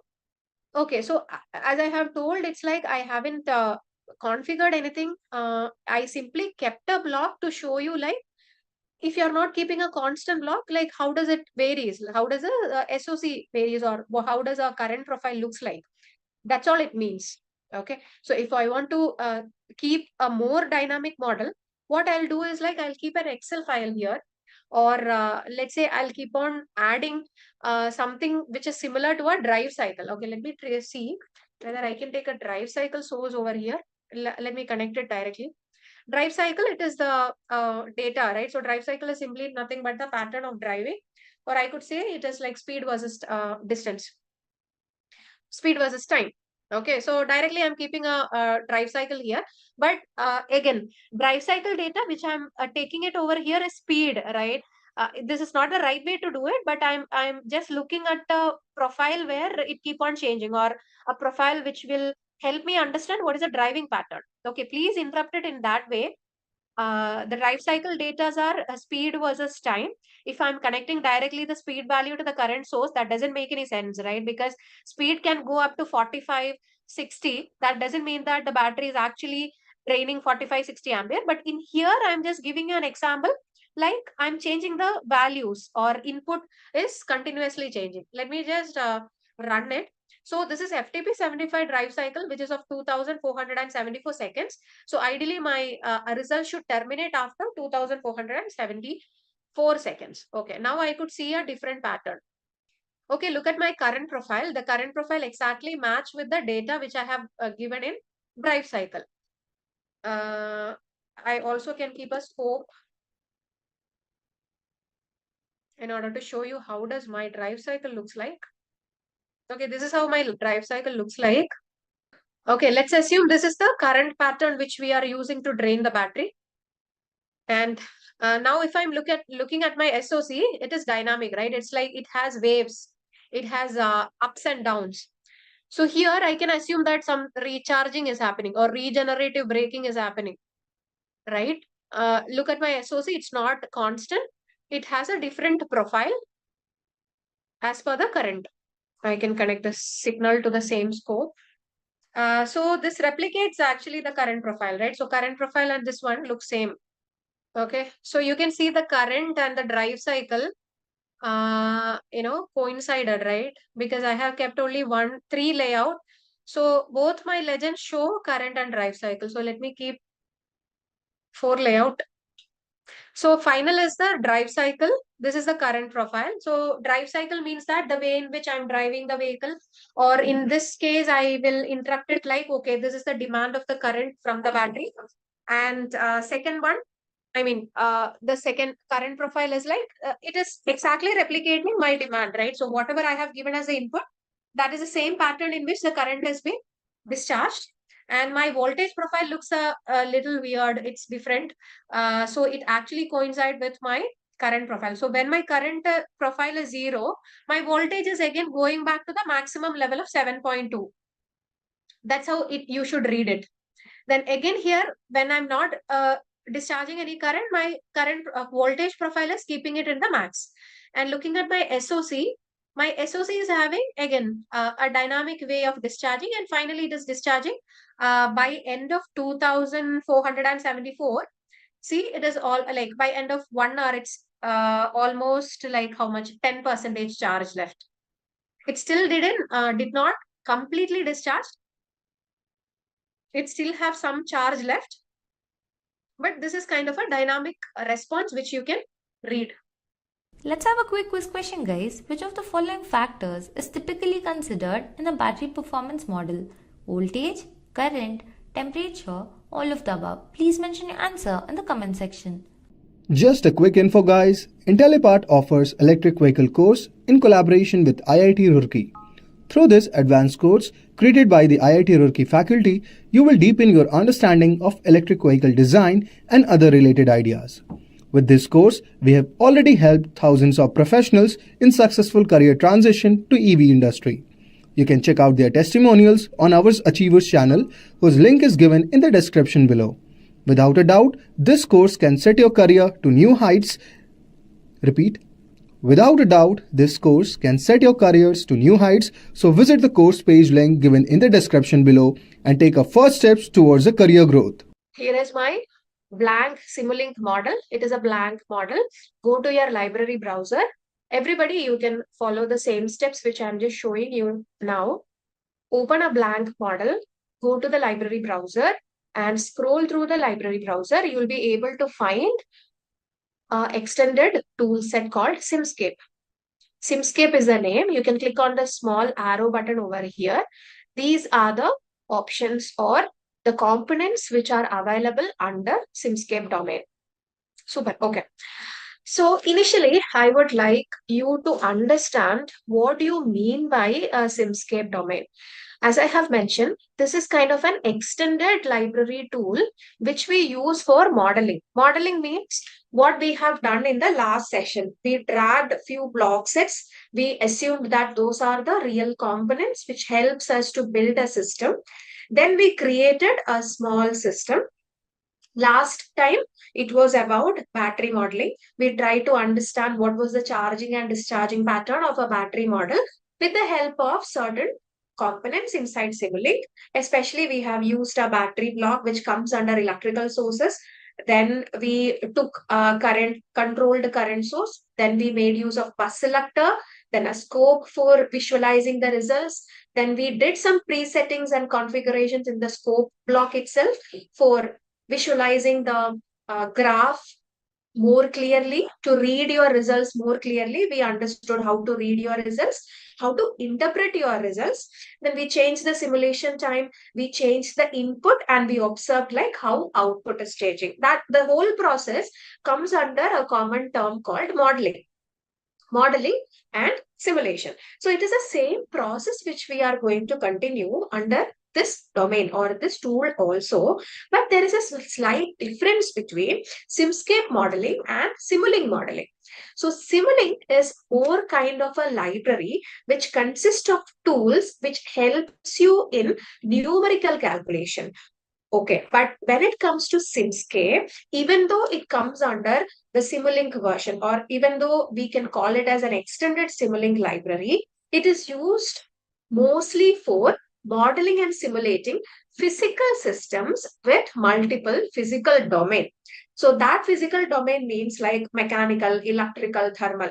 Rather than going or picking the blocks or components, we directly go pick the system itself. Okay, we are going to see it more clearly in the later session.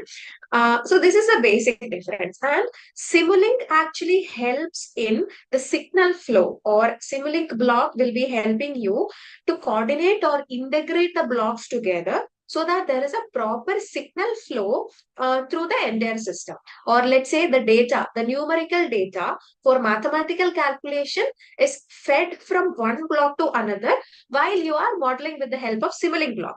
But when it comes to Simscape, it is actually considered that the energy itself is being diverted or being fed from one block to another. That's the main difference, because you assume that you are using the physical blocks itself. Okay, so let's see like how it is going to work and what is the main difference you can see over here.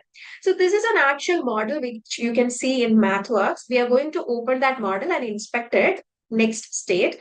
But just see the figure. These are part of Simulink modeling. And as I have told, the block connections represent signal transmission.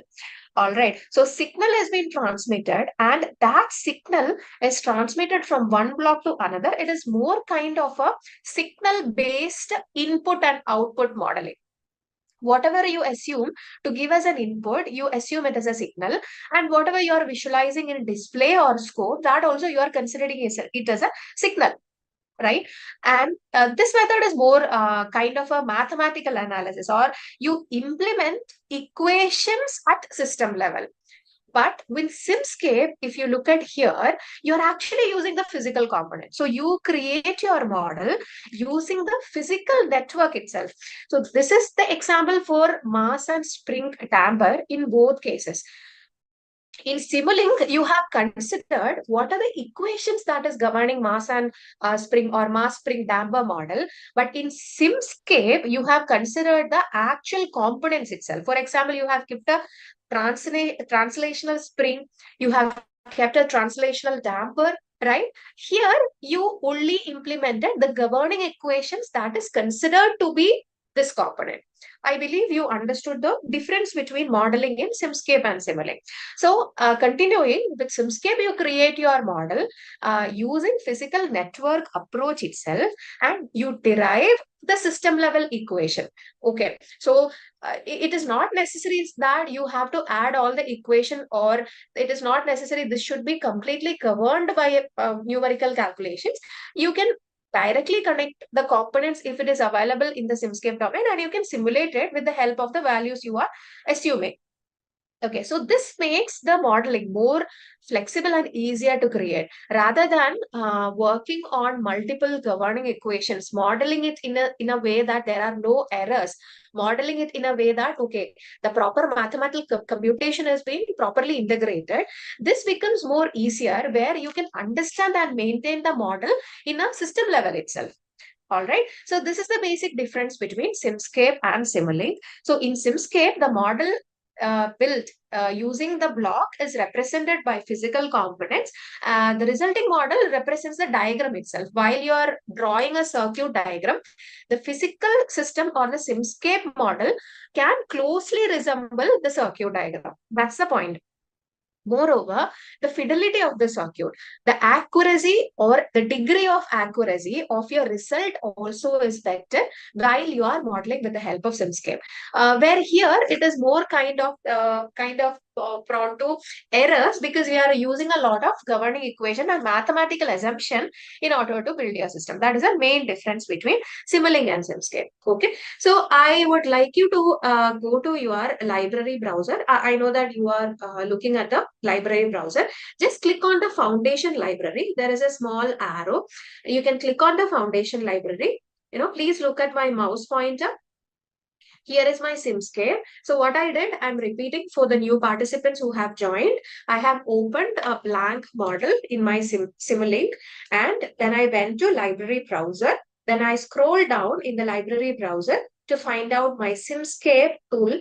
And in Simscape tool, I'm just looking at my component level analysis. And first one is a foundation library. If I click on foundation library, electrical, let me see what are the options available for me. So you can also click on electrical library, foundation library electrical, and you can click on the electrical elements.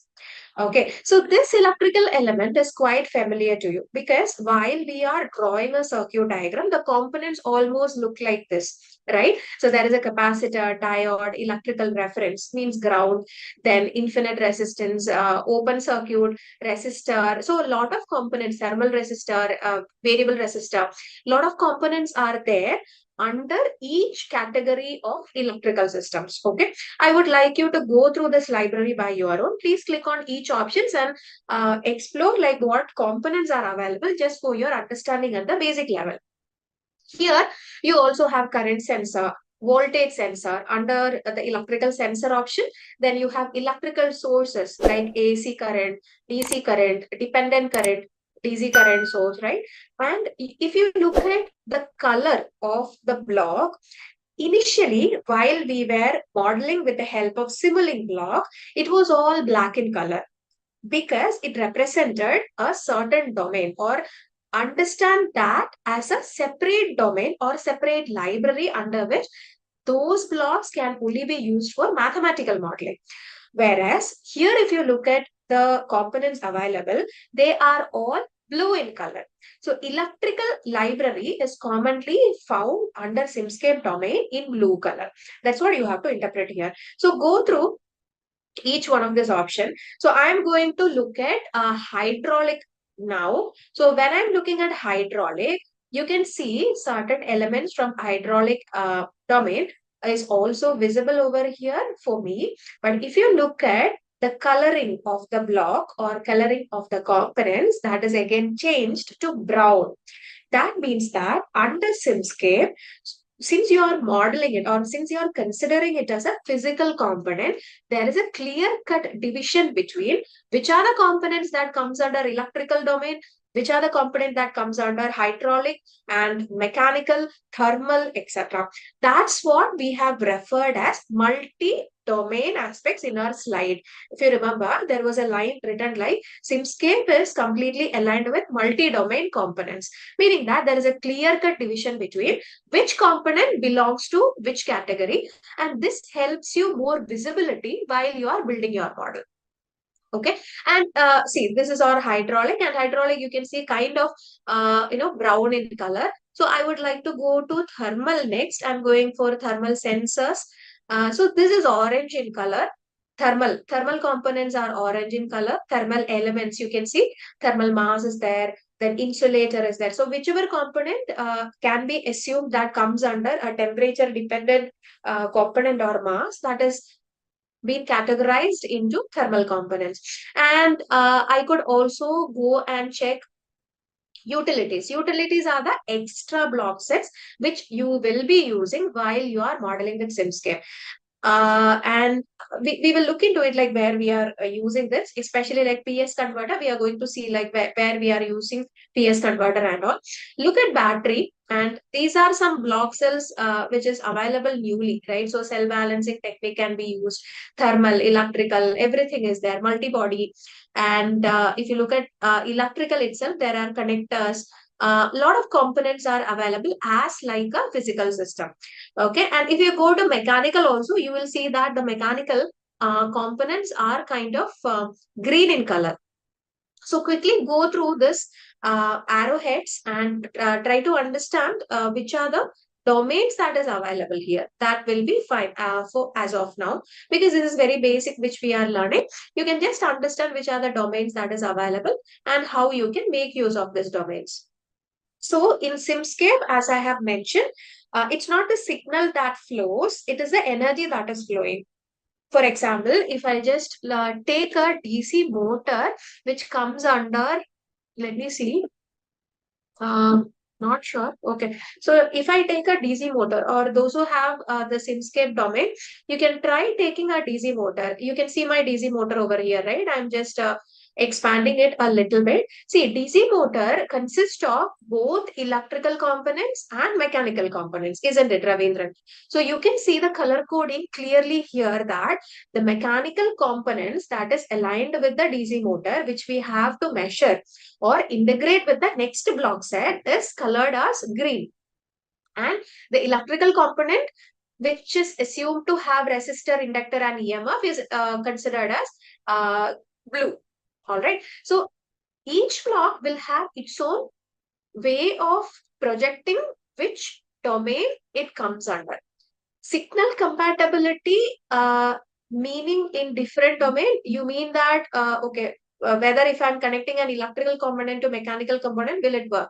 Yes, it will work, but there are certain rules in which you have to stick on to the port of connection. Similar to, let's say, if this DC motor has to be connected to a thermal component, that will work, but we should see whether the thermal component also have a compatible port for the connection. Okay, let me just pick up the modeling. So I want you to start, or I want you to understand how is it made. So go to your MATLAB command window, and I would see, just look at my mouse pointer. This is my MATLAB command window. Type mass and damper. Type mass and damper. Again, I'm repeating. This is my MATLAB screen. I just navigated to my MATLAB screen. The first screen which I see when I open the software, I'm moving my mouse pointer to my right hand side upper panel. There you can see a search bar. I'm typing mass and damper. You can see it over here and click enter. That will take you to a new page which look like this, and this is called the documentation page of MathWorks. So from here you can directly have access to open any models. If that model is already been built or created and added into the site, you will be able to open that.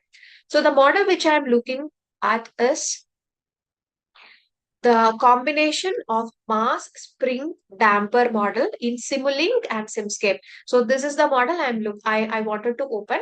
Repeating, mass spring damper in Simulink and Simscape is the model which I want to open. Click on it.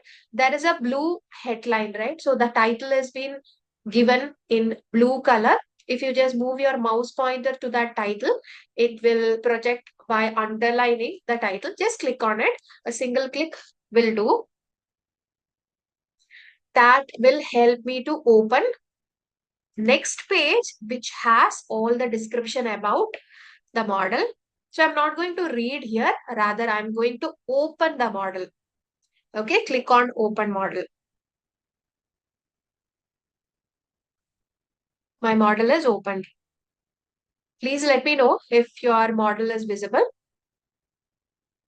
If you are very particular about opening the model only by typing the model name, or if you want a very quick solution for opening the model, instead of going through all the steps which I have currently shown, what you can do, you can write this name in the command window and you can click on enter. That will help you to open the model directly. Since I didn't know the name of the model, I went to the documentation, I searched for the model, and then I opened it with the respective command. Now you know what is the title of the model. You can directly go to your command window, and if you are providing the right name and click enter, it will help you to open the model. Super. Okay.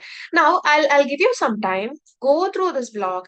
Whatever we have explained or whatever I have explained and we discussed, it has been shown here very clearly. So the Simulink model is shown with the help of the governing equation, as well as the Simscape model is directly being demonstrated with the help of the components. Now, this equation, right? So what is mass damper equation? A square x and bx. So that equation is being provided as a modeling part over here, and the component is directly connected in the Simscape. Okay, and you can also find out a few differences between the Simscape and Simulink. So this is a small exercise which I would like you to do for a minute. Go through the model, open the block. So when you're opening the block, it's simple equation. You can open this block and see like what are the parameters which has been given over here and try to find out what is the general difference between modeling in Simulink and modeling in Simscape. So model name, you can see it over here, right? So this is the part where you give the title of any model. SSC underscore mass underscore spring underscore damper underscore SL. That is the name of the model. You can directly give the title of this model in the command window. If you are just clicking enter, it will help you to open the model. Okay, so everybody, you can just look at your, okay, this is throwing an error because I have cleared the variables, right? So I have to open it again. So if you have opened your model, what you should do is like look at your workspace, go to your Matlab screen and look at your workspace, the B value and the K value and also the P, K and M value, right? Mass M, spring is K and D is damper. That is being taken or that is mapped directly from the workspace. Okay. So that is something which we are going to see while we are modeling. So that is one observation that is perfectly correct. So here, if you want to customize anything or if you want to add any extra equation or mathematics into your model, or if you want to customize your equation in some way, in Simscape, it is going to be difficult because you are directly dealing with the component itself, the physical connection itself. So it is difficult. But in case of Simulink, the equations, the governing equations or any kind of extra equations can be added very easily, and that is why it is kind of a flexible model. So in Spring itself, you have to model the Spring, like what exactly are the parameters that is governing the Spring action. So while you are going behind the parameters, it is going to be a little lengthy. The block sets or number of blocks which you are going to use in case of Simulink will be always higher when it compared to Simulink. Great finding, Anju. And you are correct. There is an arrowhead, right? While you can see it over here, there is an arrowhead that is pointing out in which direction the signal is flowing. And also, if you remember, while we tried to model our battery, there were a lot of questions regarding, okay, why we are not able to connect the M port to the plus and minus, positive and negative signal, why we are not able to connect the bus selector in that way, this way, because there is a certain direction in which the Simulink actually access the signal. If it is an input signal, it should be going from the left, or let's say it should be going into the block. If it is an output signal, it should be coming out of the block. There is a definite direction, or the signal has been mapped in a certain direction, which is always unidirectional in case of the mathematical modeling in Simulink. While Simscape doesn't have that problem. Like it's like the energy flow. We are only talking about the energy flow. So we consider it as like bidirectional. Rather, there is one problem where if you look at the resistor or any electrical component, something which you can find here is what? Terminals, and there is the positive and negative terminal. So you cannot, or you should be having clear idea that, okay, where this should be connected. So if you are reversing the connection, then also the model will not work. So this is one thing in Simulink. Here, Simscape. So in Simulink, there was no kind of indication of this polarity of any component. So this is something which you have to be careful while you are modeling with Simscape components, especially in electrical. This has been of utmost importance, similar to a circuit drawing or similar to the lab connections which we are making, right? Because again, it conclude to the definition that Simscape domain is always used for physical modeling, or it actually represents a hardware component. This is a gain block. Okay, you can click on each block. This is a gain block. What does it do? It's just multiply.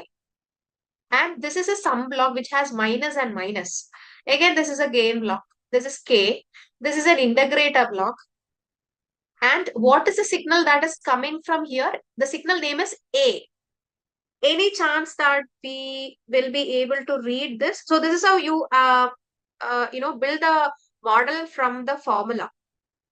I was not explaining the Simulink model construction. So what I was explaining is that, see, if there is a mass damper system, or let's say if there is a spring connected to a mass and you are expanding the spring, there the spring action and the mass integrated to it, the force acting on the mass and the force acting on the spring, and the damping action of the spring, everything works with the help of certain physics.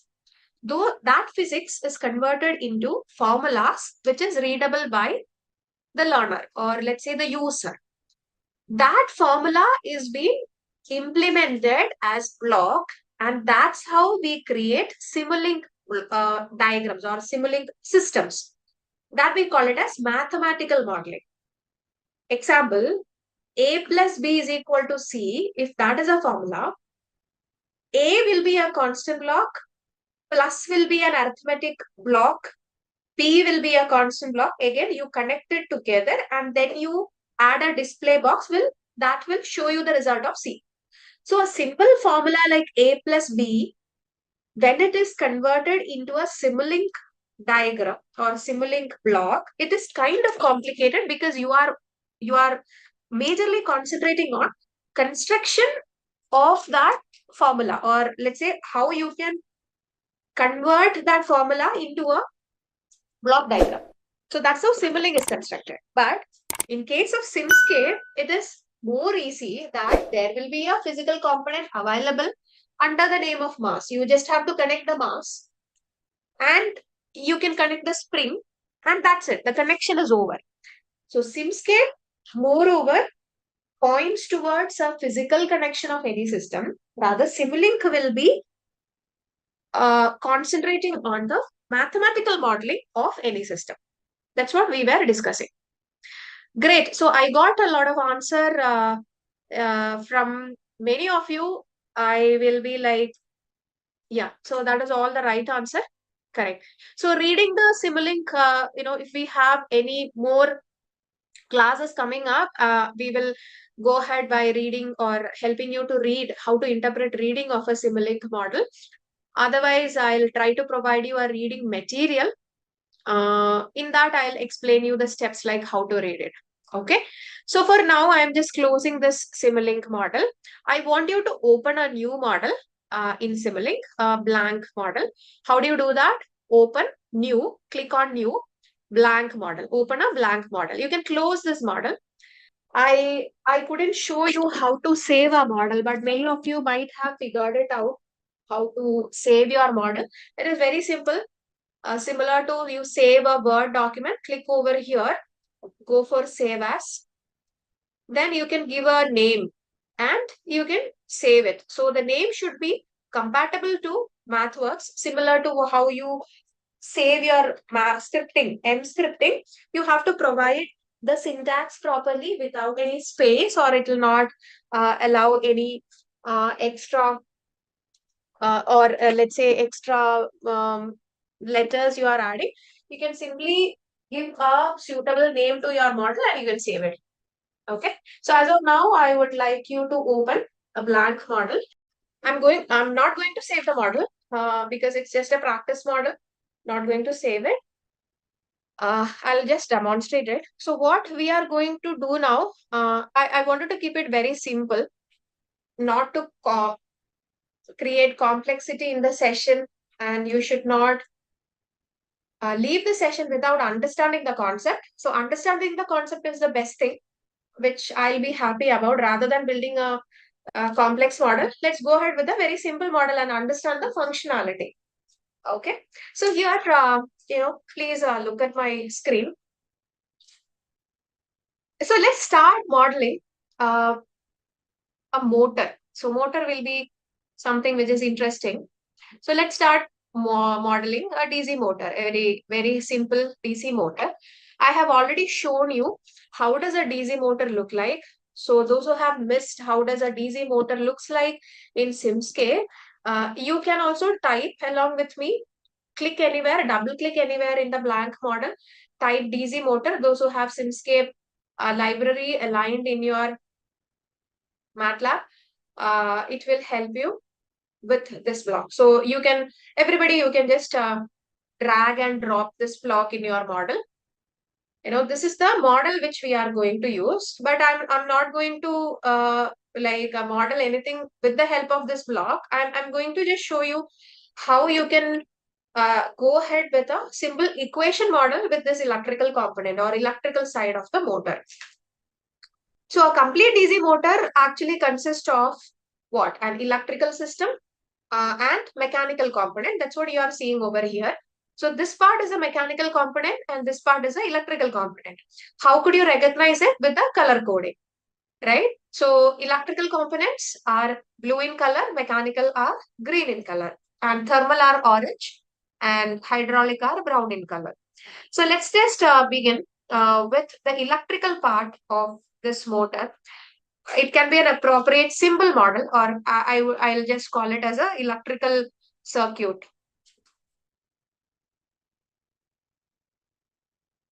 Electrical circuit of DC motor. Of DC motor. Anything. So it simply looks like this. It has a resistor. It has an inductor. Then there will be a voltage source. Okay. Yeah. So I am not going to model this one. You guys are going to model this diagram with the help of Simscape block. Okay. So you can start modeling it. This is the diagram I want you to model now. I will also help you. I'll give you the hint and you can start modeling. Okay, I'll give you the values. So the values I don't want to directly give into the block or component. I want you to map it from your workspace. So let's see like how we can map that as well. So give it 200 ohm and this let it be 132 microhenry. I'm simply giving any value, like you can use yours. Let it be 24 volt. Since I have written in, I have drawn in brown, it doesn't mean that this is mechanical component, this is electrical component. Please start modeling it. Okay, so let's just start the exercise.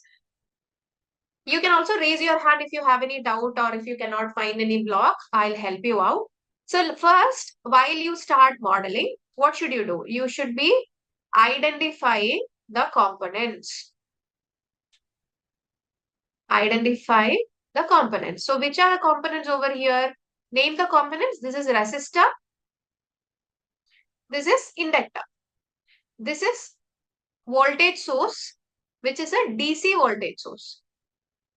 So C is a port actually. So C is a connection port. If you're integrating with any other element like rotational element or something, it also will be having a C port. So it is kind of a common terminal. It is represented as common terminal. You can actually click on the box block and open it. So if you have doubts regarding any of the terminals, you open the block and go to description. There you can read what are those ports about. Okay, so total number of components that should be added over here is 4. Okay, so which are the blocks? I'm going to write it down. So except for Sai Rajesh, if somebody has completed the modeling, well and good. Claps from me, applauds from me. Others, 4 components are there. How do you identify the components? Resistor. See, all these components should be from Simscape domain. That means it should be blue in color. Resistor, inductor, DC source, DC voltage source, ground.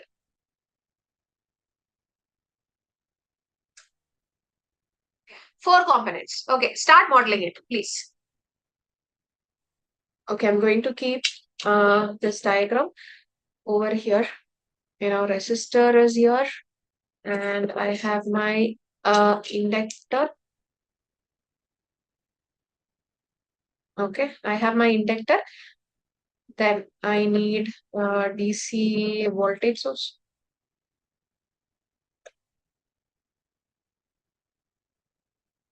Okay, I have my DC voltage source. Then I need my electrical reference. Okay, I caught up with you all. Okay, my model is completed.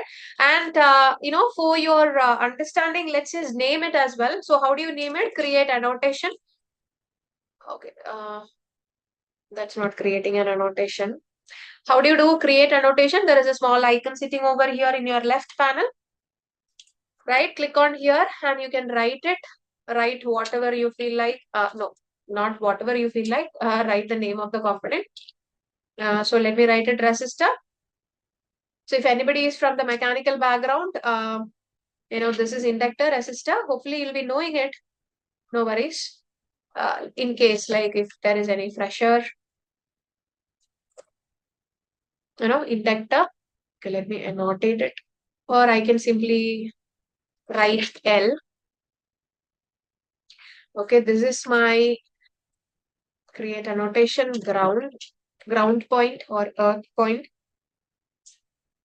This is my DC voltage source. I hope everybody have completed it. Okay.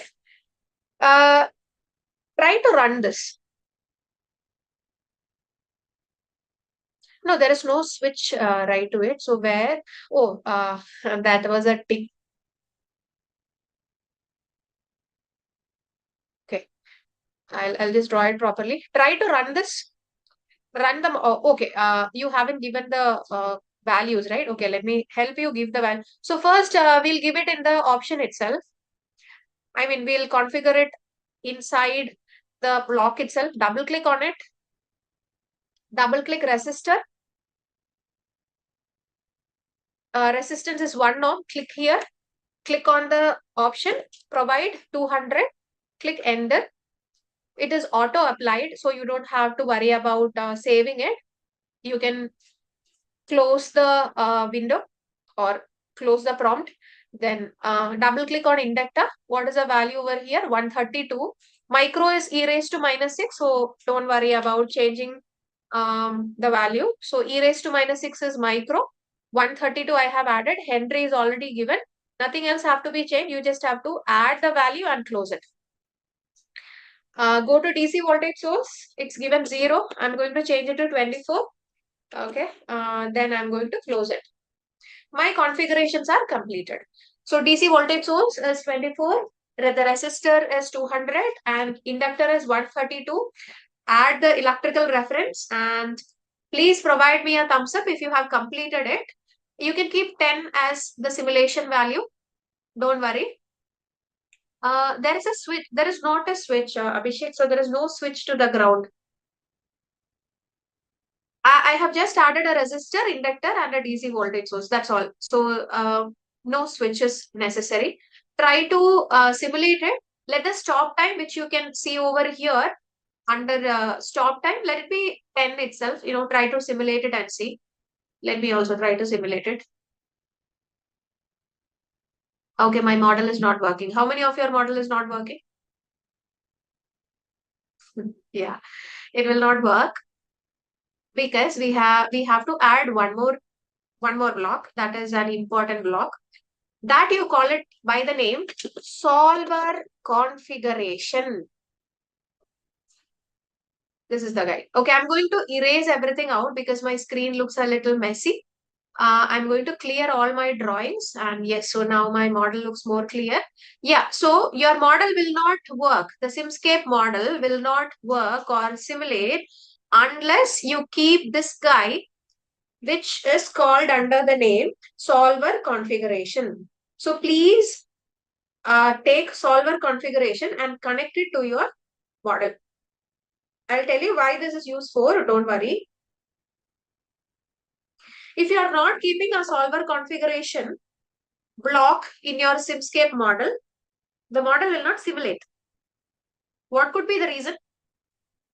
So how to connect it? There is a port over here, right? So there is only one connection. You can directly connect it near to the ground. Always advisable to connect it near to the ground. You can rather than the positive terminal, it's better you connect it to the negative terminal or next to the ground. Okay, now try to simulate it. Okay, compile it. Right. So simulation is working. So what should we see? Where is the output coming? Have we kept any output visualizing block or anything which helps us to understand what we are doing over here? No, right? We haven't kept anything. We just simply modeled it. So what are we supposed to view here? What should we connect over here?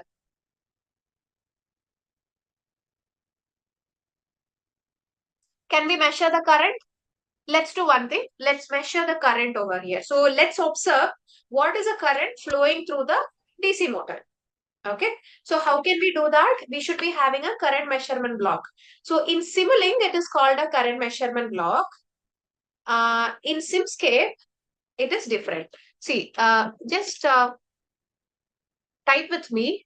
It is type current measurement. Current measurement. Look at my screen for a minute. For 10 seconds, please look at my screen. Current measurement. Type current measurement. If you find it difficult to double click on any space, go to library browser, type current measurement in the search bar. You'll be able to find the current measurement block. Click on it. Okay, this is my guide. Is this a guy whom I want to connect? Please tell me. Will this guy give me the measurement? Okay, let me just expand this guy for your visibility. See, if you expand it, you can actually see what is the model inside. Right? So this is how the current measurement block has been modeled inside. Okay, right. Yeah, so you might have taken the current measurement block. It looks like this current measurement block.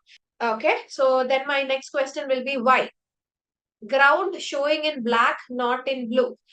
See, that is because you are going and taking a Simulink block. Please understand, Simscape is different. We are supposed to use an electrical reference. If you just type ground, definitely this guy will be coming, right? So this is a Simscape.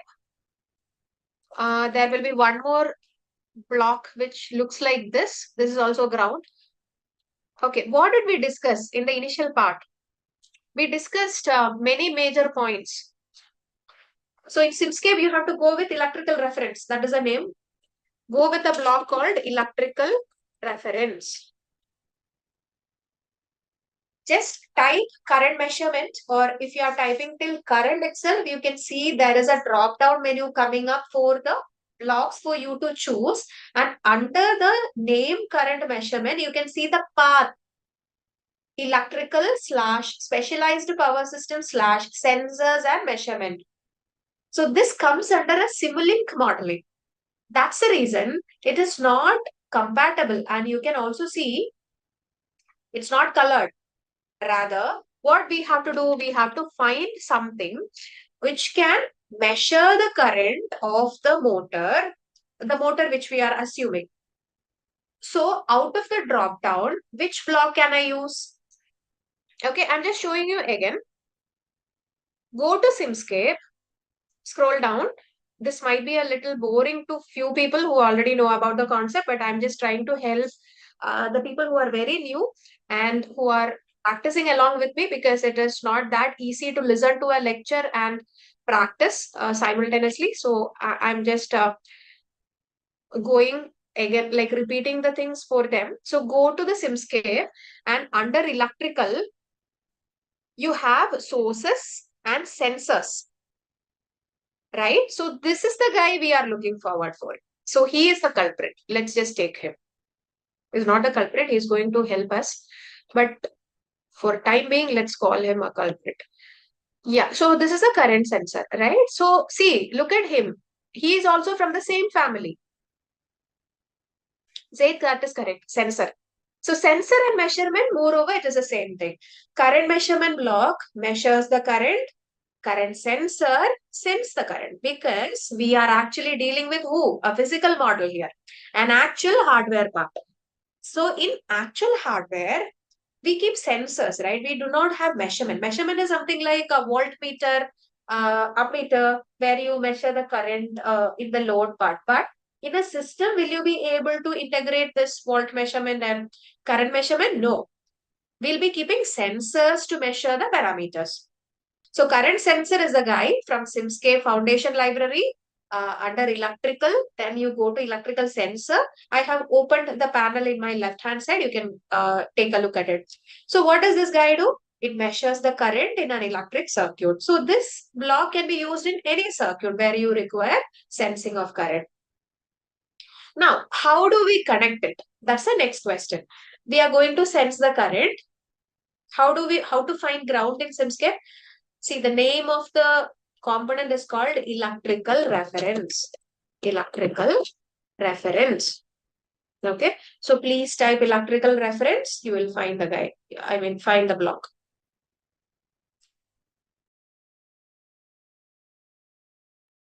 How do we connect the current sensor? Current is always measured. Shakti, that's great. That's the right answer, in series. Great. So where should I keep this? In between resistor or inductor? Or where should I keep this?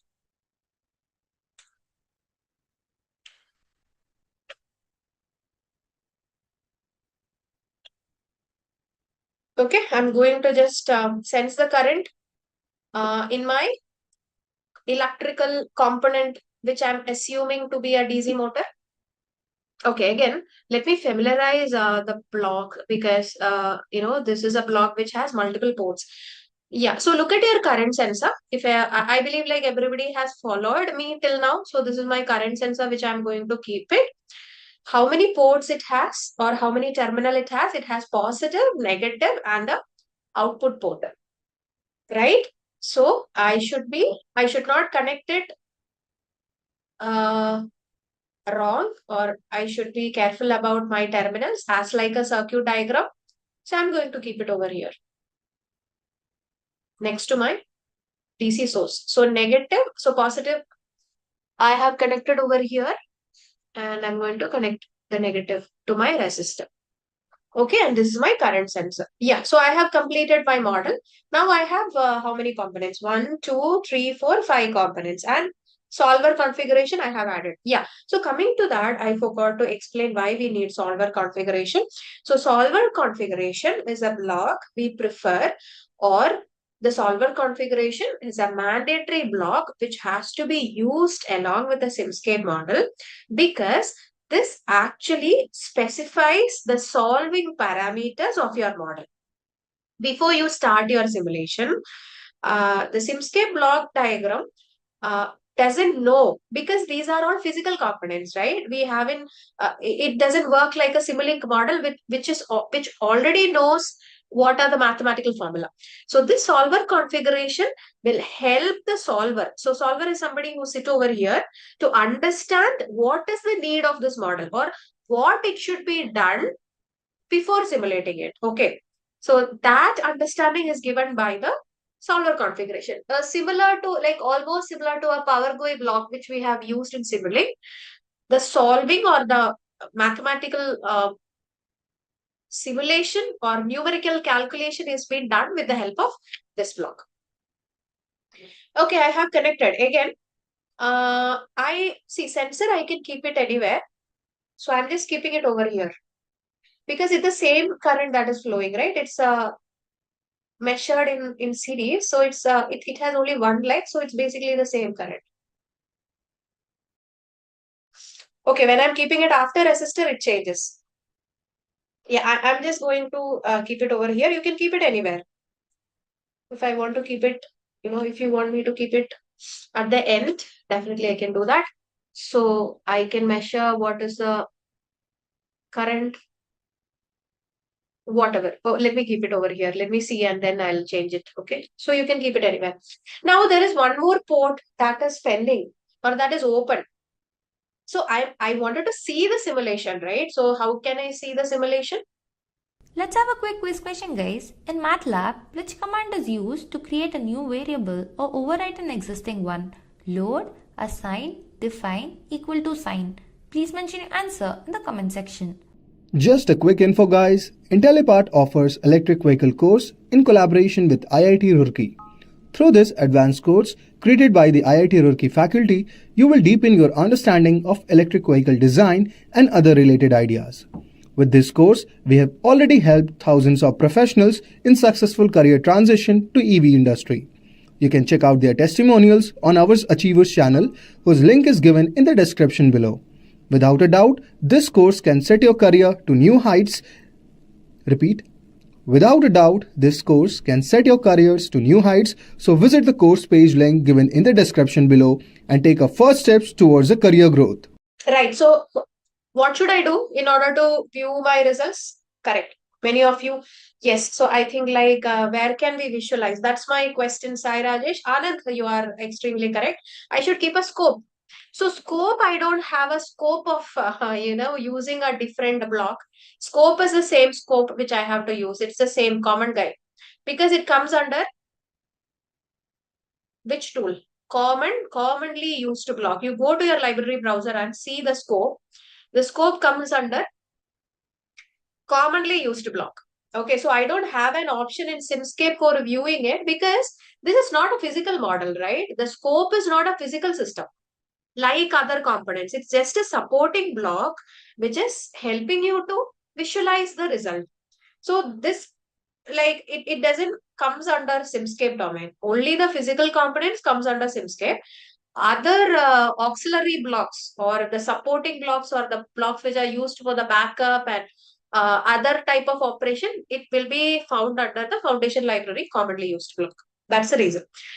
Can I connect it? Try to connect it. What happens? Not connected. Correct. It will not connect. Why? Because again, this comes under Simulink and this is a Simscape. So I need a block which converts or keep a compatibility between Simscape and Simulink. I'm going to use the guide PS to Simulink converter. Type PS to Simulink converter. I'm just keeping my screen open for some time. You can see the first block that came under my suggestion. That is the block which I'm looking for. PS meaning physical system to Simulink converter. Take that block. Okay. Now this block will mediate your energy into a signal and that will be displayed in your scope. My model is complete and I have some extra blocks here. I didn't delete it.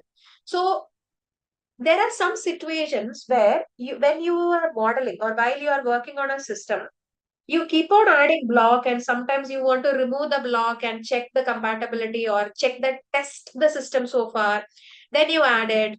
then you again remove it. So every time you cannot delete and take the block.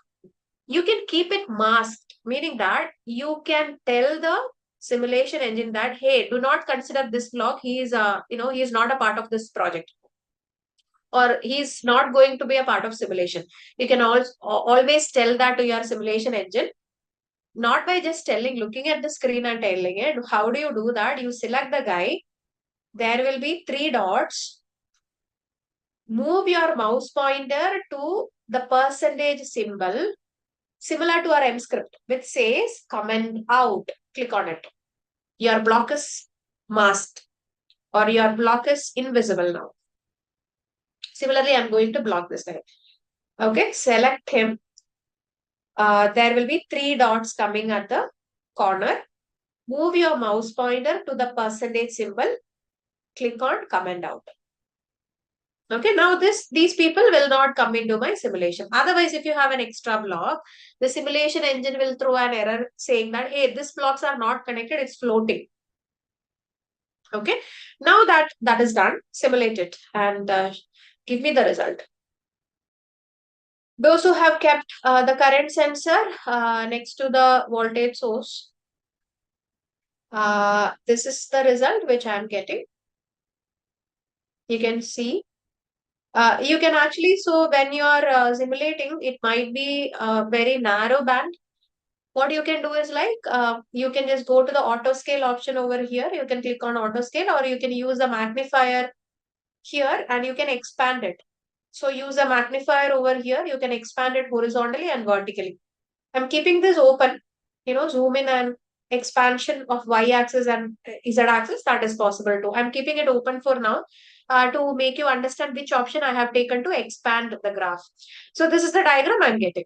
Perfect.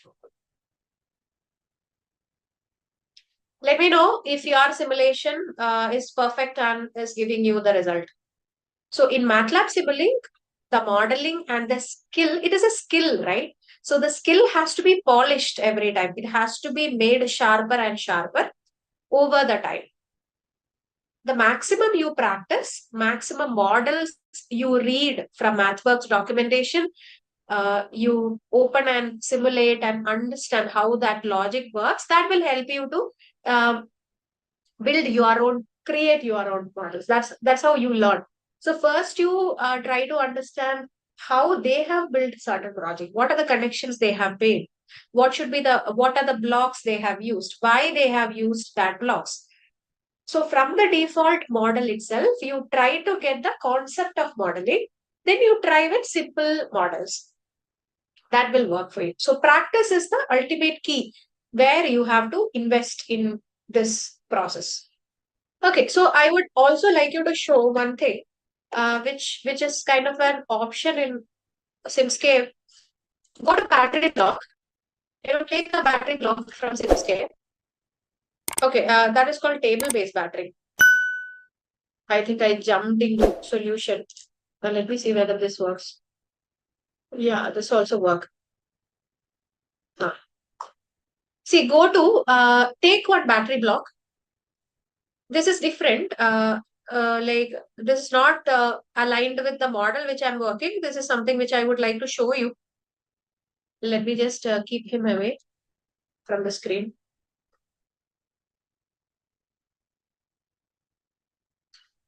Take a battery block, which is from Simscape. I have lost the workspace data from the command window. If you clear it, you definitely it's not a permanent space. It is a temporary space. If you are pressing clear all and CLC, that will be completely erased. You can't see command window. Go to your MATLAB screen, Zaid, and please click on layout default. Go to your MATLAB screen, click on layout over here and click on default. You will be able to see the command window. Okay, going back to the model, battery block. I believe you have taken battery block from Simscape. It is blue in color. Okay. See, observe something. Now look at your panel, tool panel. I just look at the mouse pointer which I'm having. So you have a blue color, navy blue or dark blue color toolbar in the upper hand side, which states simulation, debug, modeling, format, and apps. Right? So you have 5 options in the navy blue panel. Okay. Now go to the battery block and select it. Click on it. What do you observe in your tool panel? Look at your navy blue panel now. What else have popped up? Have you noticed something? Unselect it and look at the tool panel, navy blue tool panel. There are 5 options like simulation, debug, modeling, format, and apps. Now go to your battery, click on it. We need good observation. Simscape block popped up. That is a Simscape block. That means this block has some hidden agenda. This block has some hidden features. Now let's explore that features. Double click on this block. Open it. This is a battery block, which is a physical system modeling block. Nominal voltage 12. Okay. Battery charge capacity. Okay.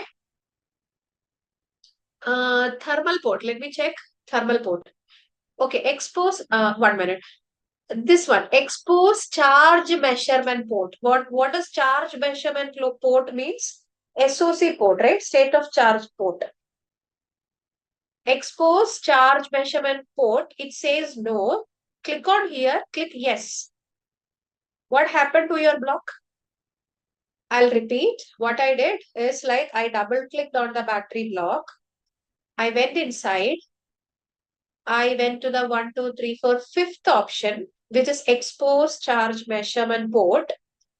It was shown no, but I have clicked on yes. Look at your battery block. What happened? One more terminal got added. That's correct, Sai Rajesh. This is the measurement port, SOC measurement port. Anju, that's correct. An extra terminal is visible from where you can add a scope to understand the charge. This is termed as Q. That means this is your SOC port. Okay, now go to thermal port. The option just below what you have changed now. So main options are main, dynamics, thermal port, initial target, nominal values. Go to thermal. Click on the small arrow near thermal port. Thermal port, it is shown omit. Click on it, model. Now what happened? Again, an extra terminal popped up, which is related to a thermal physical terminal, which is orange in color.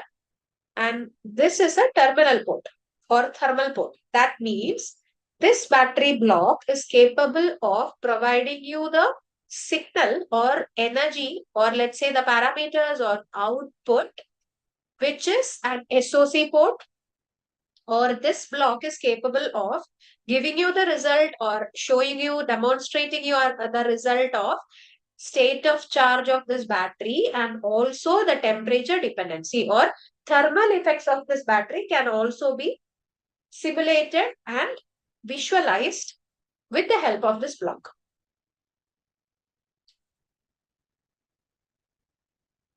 Simscape block, that's correct. Okay.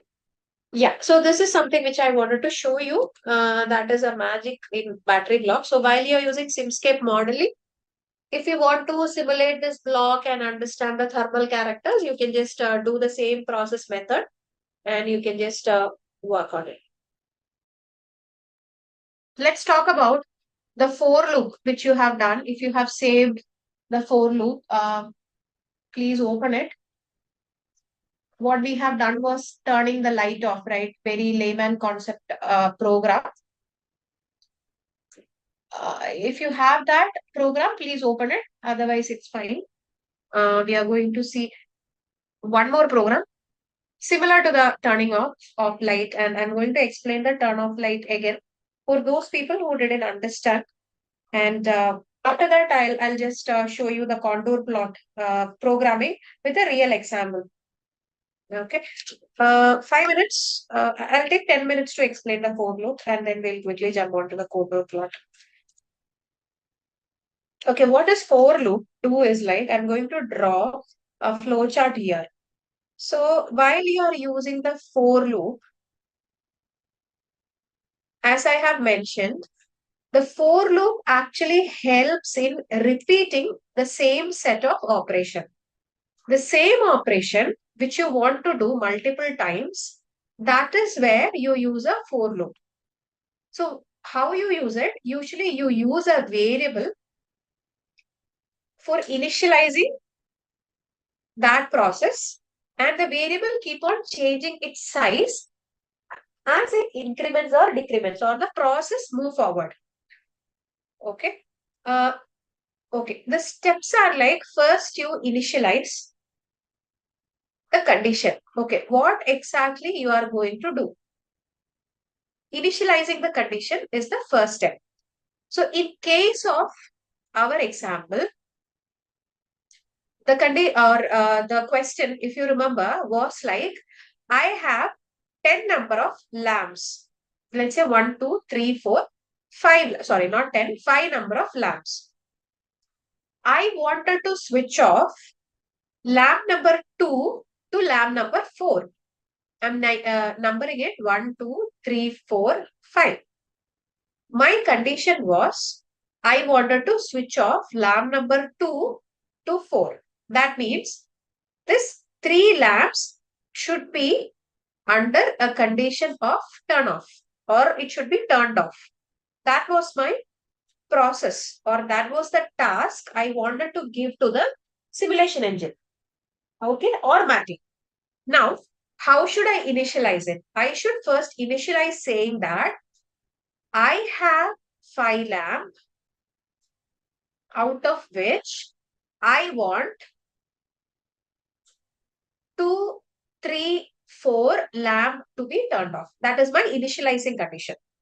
Oh, sorry, that is my initialization, or that is from where I will start the program.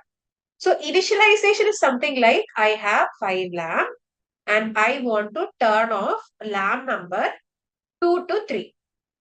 So I have given the initialization as well as the condition. What is the condition?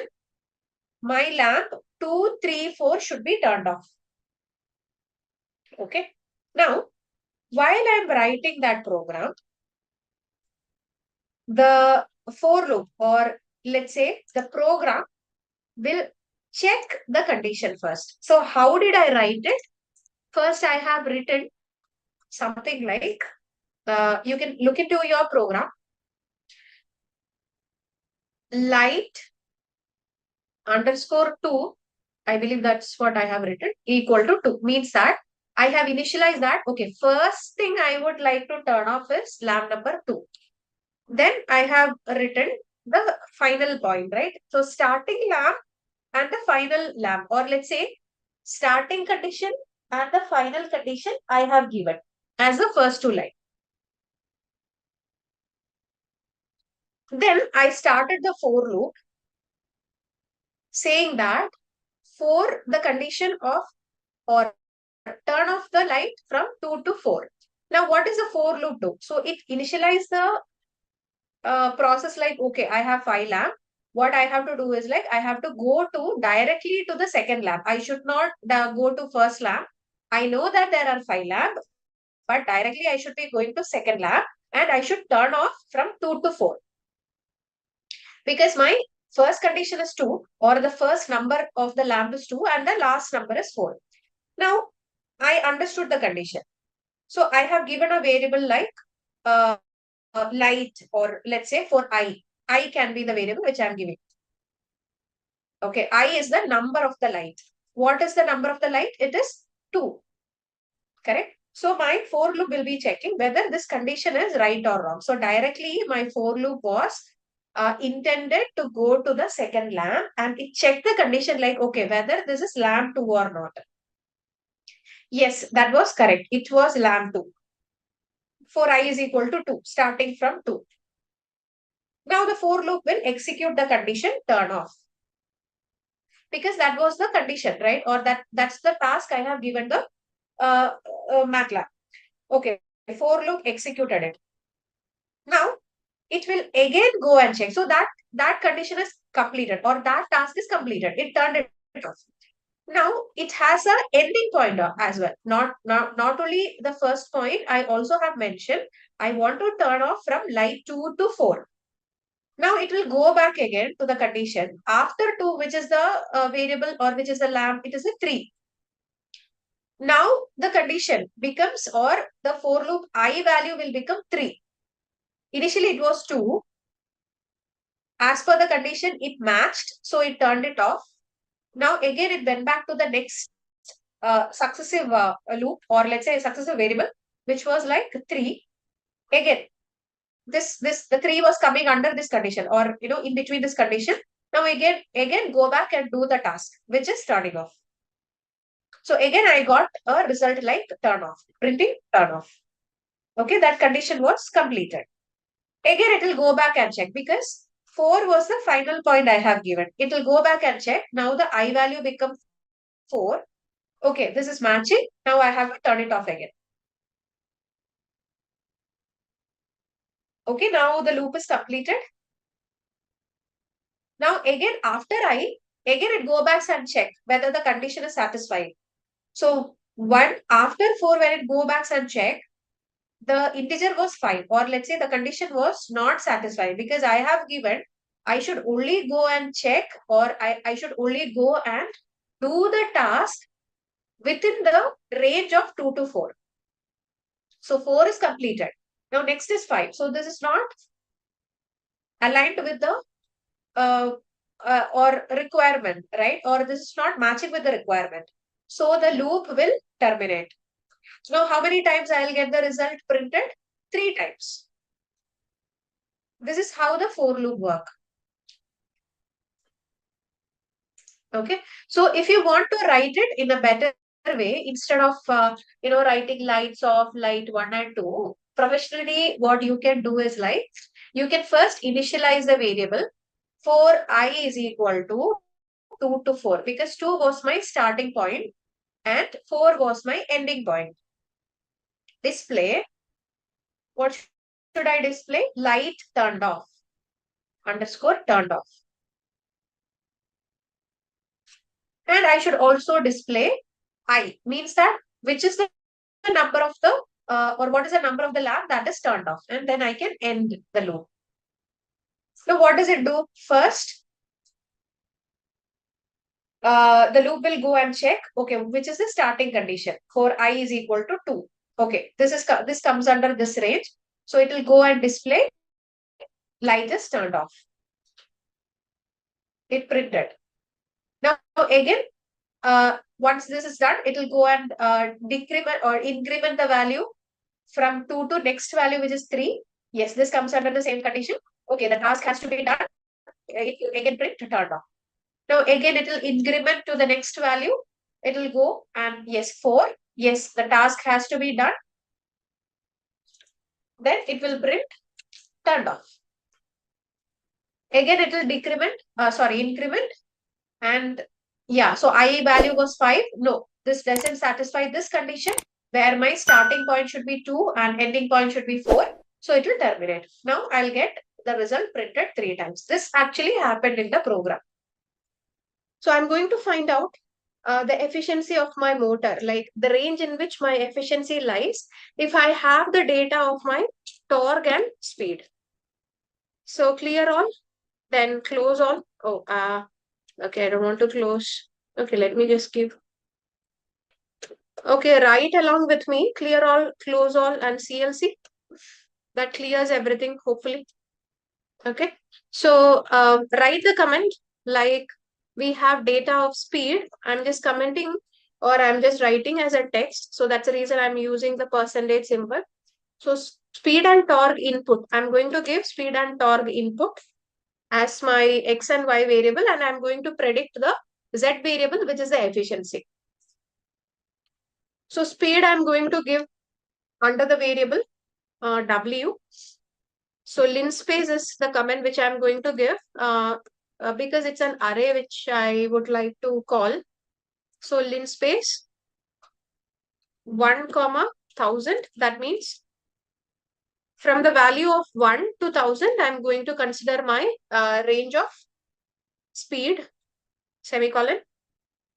I'm going to give the variable t to the torque. T is equal to, again, linspace. Here I would like to give 1 to 250, semicolon. Okay. Then I would like to mesh grid. I'll tell you what is mesh grid. So I'm going to use the command mesh grid. So what I do is like square bracket. I'm calling the variable which is already given as W, which is my speed value, comma, T value, which is my torque, equal to mesh grid. I'm using mesh grid command. Again, calling W, comma, T. Okay, let me try to run this. Oh, I think I need to save. Okay. Yeah. So what I have done is like I have initialized my two variables, which I'm going to predict. The third variable, the speed and torque, and I have given the command like mesh grid.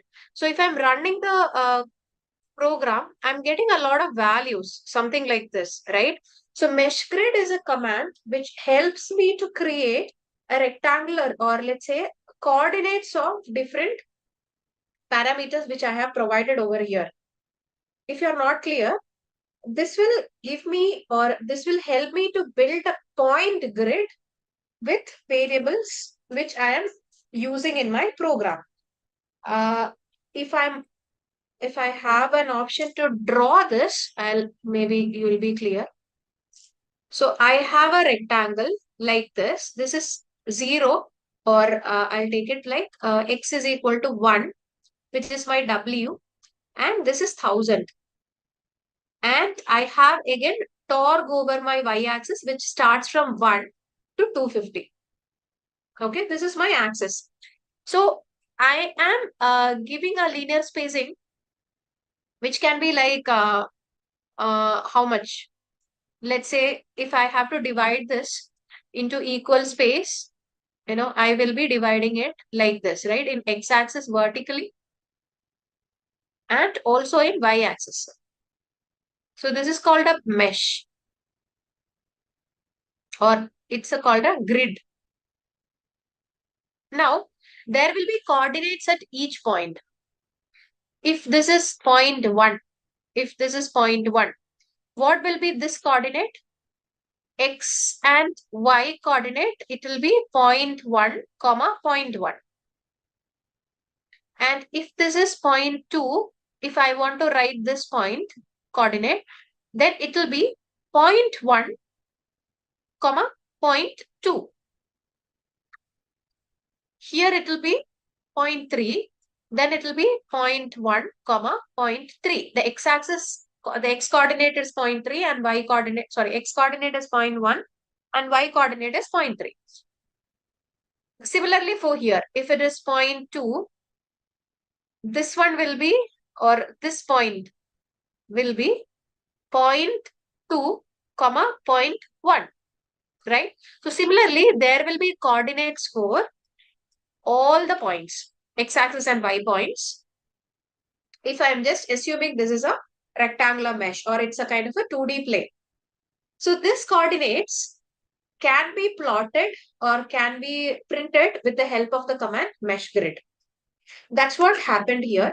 So if I'm just looking at the data, I have given linear spacing, right? So it can be like 1 to 1000. It can be n number of values. Lot of values can be there. So all the coordinates have been printed. See, the x coordinates are printed and the y coordinates are also printed. How many columns are there? Lot of columns, right? So that's what happened. All the coordinates have been printed and it is all in like 0.01 spacing. So from 1 to 1000, it has been printed with the deviation or with a delta difference of 0.1. That's the reason it has this many coordinates over x and y. So that's what a mesh grid do. The command mesh grid do. So since I'm creating a 3D plot, or let's say since I'm going to assume or predict the x variable, I want to understand all the coordinates or complete coordinates. Yes, we can see it graphically in MATLAB. That's what I'm going to do next. Okay, so that's the reason I have used the command mesh grid. So I believe you have completed the program till now. Now I wanted to just, okay, I'll show you, there is already a program. If you want to see the plot, it looks something like this. If you want to plot it, it looks something like this. I have also used the command surf. If you comment it out, the contour looks something like this with all the coordinates. Okay, just an example, like somebody asked me whether we can see it. W is x-axis and P is y-axis, right? Yeah, so this is done. And I'm going to initialize the constants in the motor because, see, if I want to find the efficiency of the motor, what should I do? I should implement the formula. What is the formula for efficiency? Normal formula. Output by input, isn't it?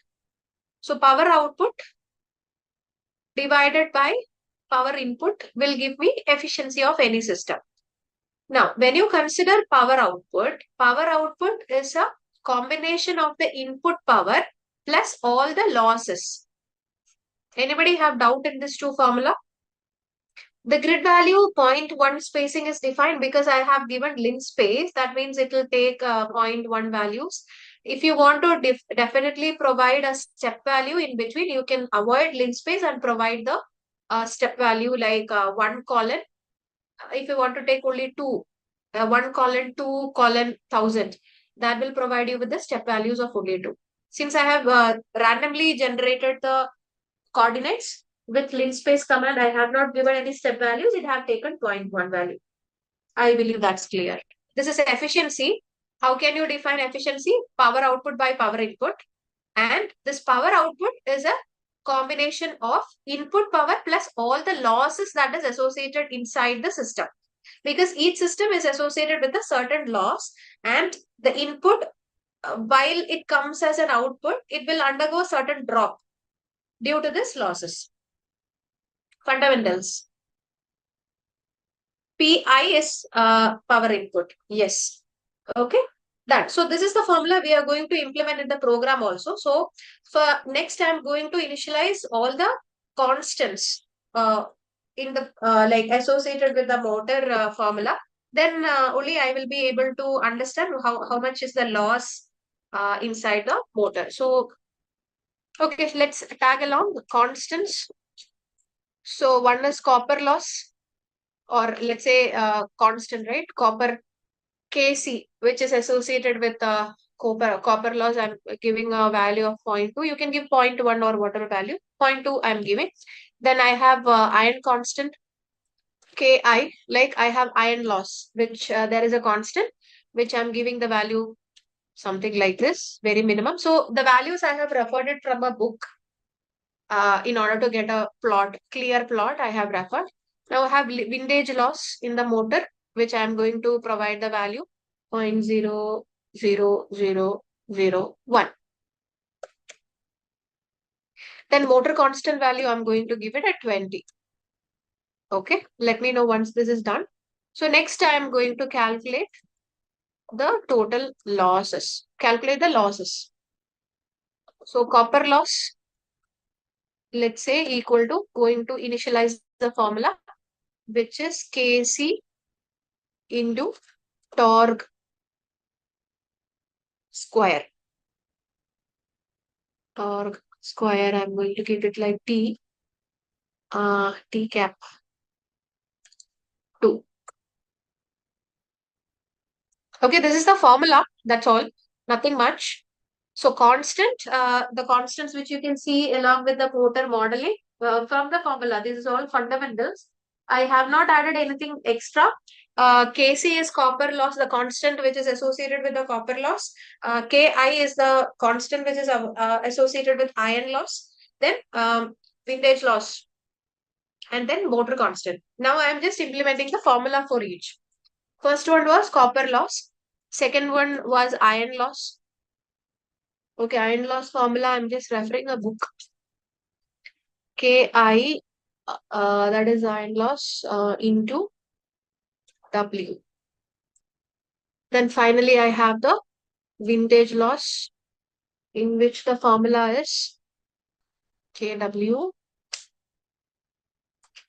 which is a constant, that into speed.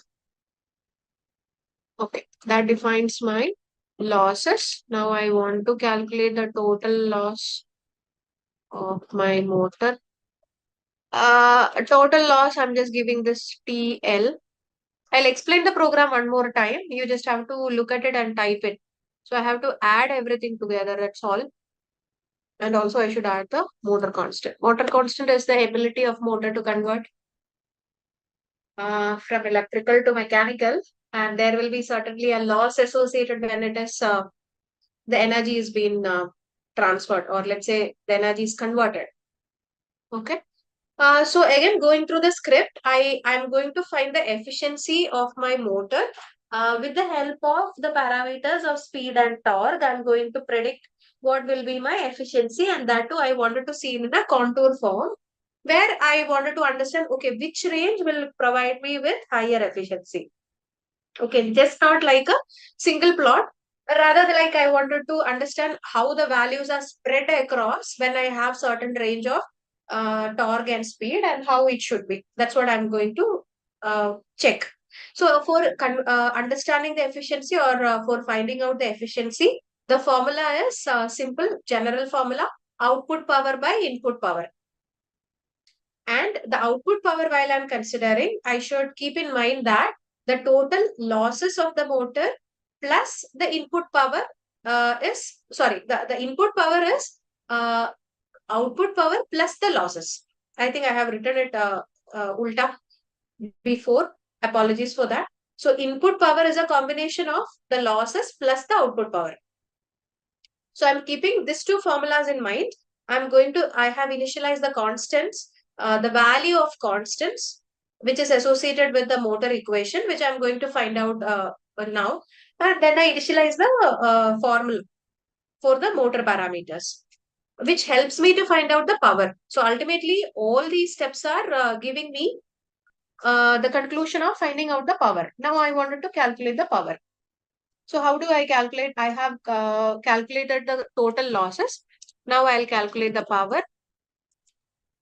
Score output. Okay, P underscore output. What should be P out? P out is simple. Torque into speed. My output power formula is speed into torque. And what should be my input? My input should include. Now the formula for efficiency. You know the formula. P out by P in. Everything is matrix addition and matrix operation. That's the reason we are doing element-wise operation with the help of dot. I believe you remember. So efficiency, I have given a variable like Z. And now I also going to provide data for my V, which is the voltage. Okay, I'll give the value from 0.7, 0.75. Like these are a few values from the book. So if you have any other reference, you can definitely go ahead with the reference values, no worries. So here I'm just referring to Tereja, and I'm just writing the values over here, which can be an array, which will help me to create a proper contour. So these values will help me to beautify my contour, or it will provide me a better understanding about the range. That's the reason I'm giving it. So I have also given an array which is 0.7, 0.75, 0.8, 0.85, 0.9, then 0.919293. Now I'm writing my program for the contour plot. So the parameters which I'm using is speed and torque. and I wanted to predict the efficiency with the help of other variable. Okay, so this many variables I'm going to plot. Okay, I'm going to give a color bar as well. So it will provide me uh, a better understanding of the efficiency. I can check the color bar directly. Then I want it in a good shape. So that's the reason I'm going for box off and color grid off and all. Then I also wanted to title it. So I can title it something like contour plot motor.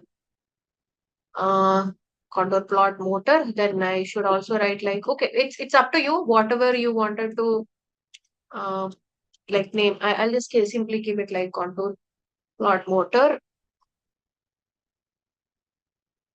I should provide quotes for my title of the plot.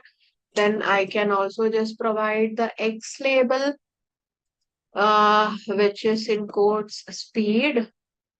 That will be in radian per second. Then I can also provide the Y label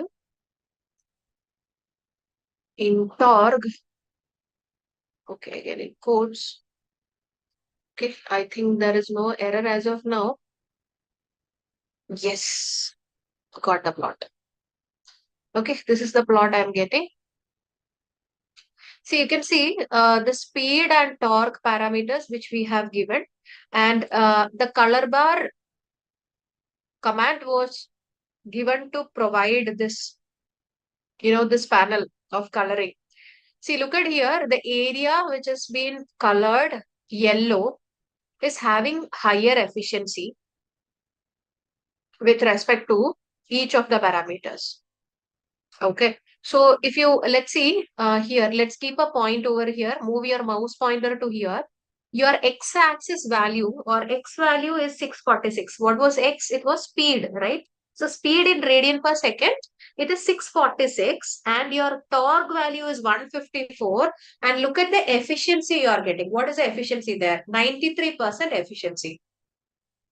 So over the range of 646 and let's say 61, right? So 61 to 646 speed and torque value 8.5 to around 149, you're getting maximum efficiency. Look at your efficiency. It's like 89, 95. And if you look at here, the efficiency has decreased. That means when the speed and torque was varying, it was increasing over the scale, your efficiency value got decreased. And if you look at the outer graph, again it got decreased. So finally, you are left with a efficiency of, let's say, around 91.7. Look at the level. Level is 1.917. That means efficiency is 91.7. And what is your torque and speed value? Speed value was 1000 and your torque value is 250.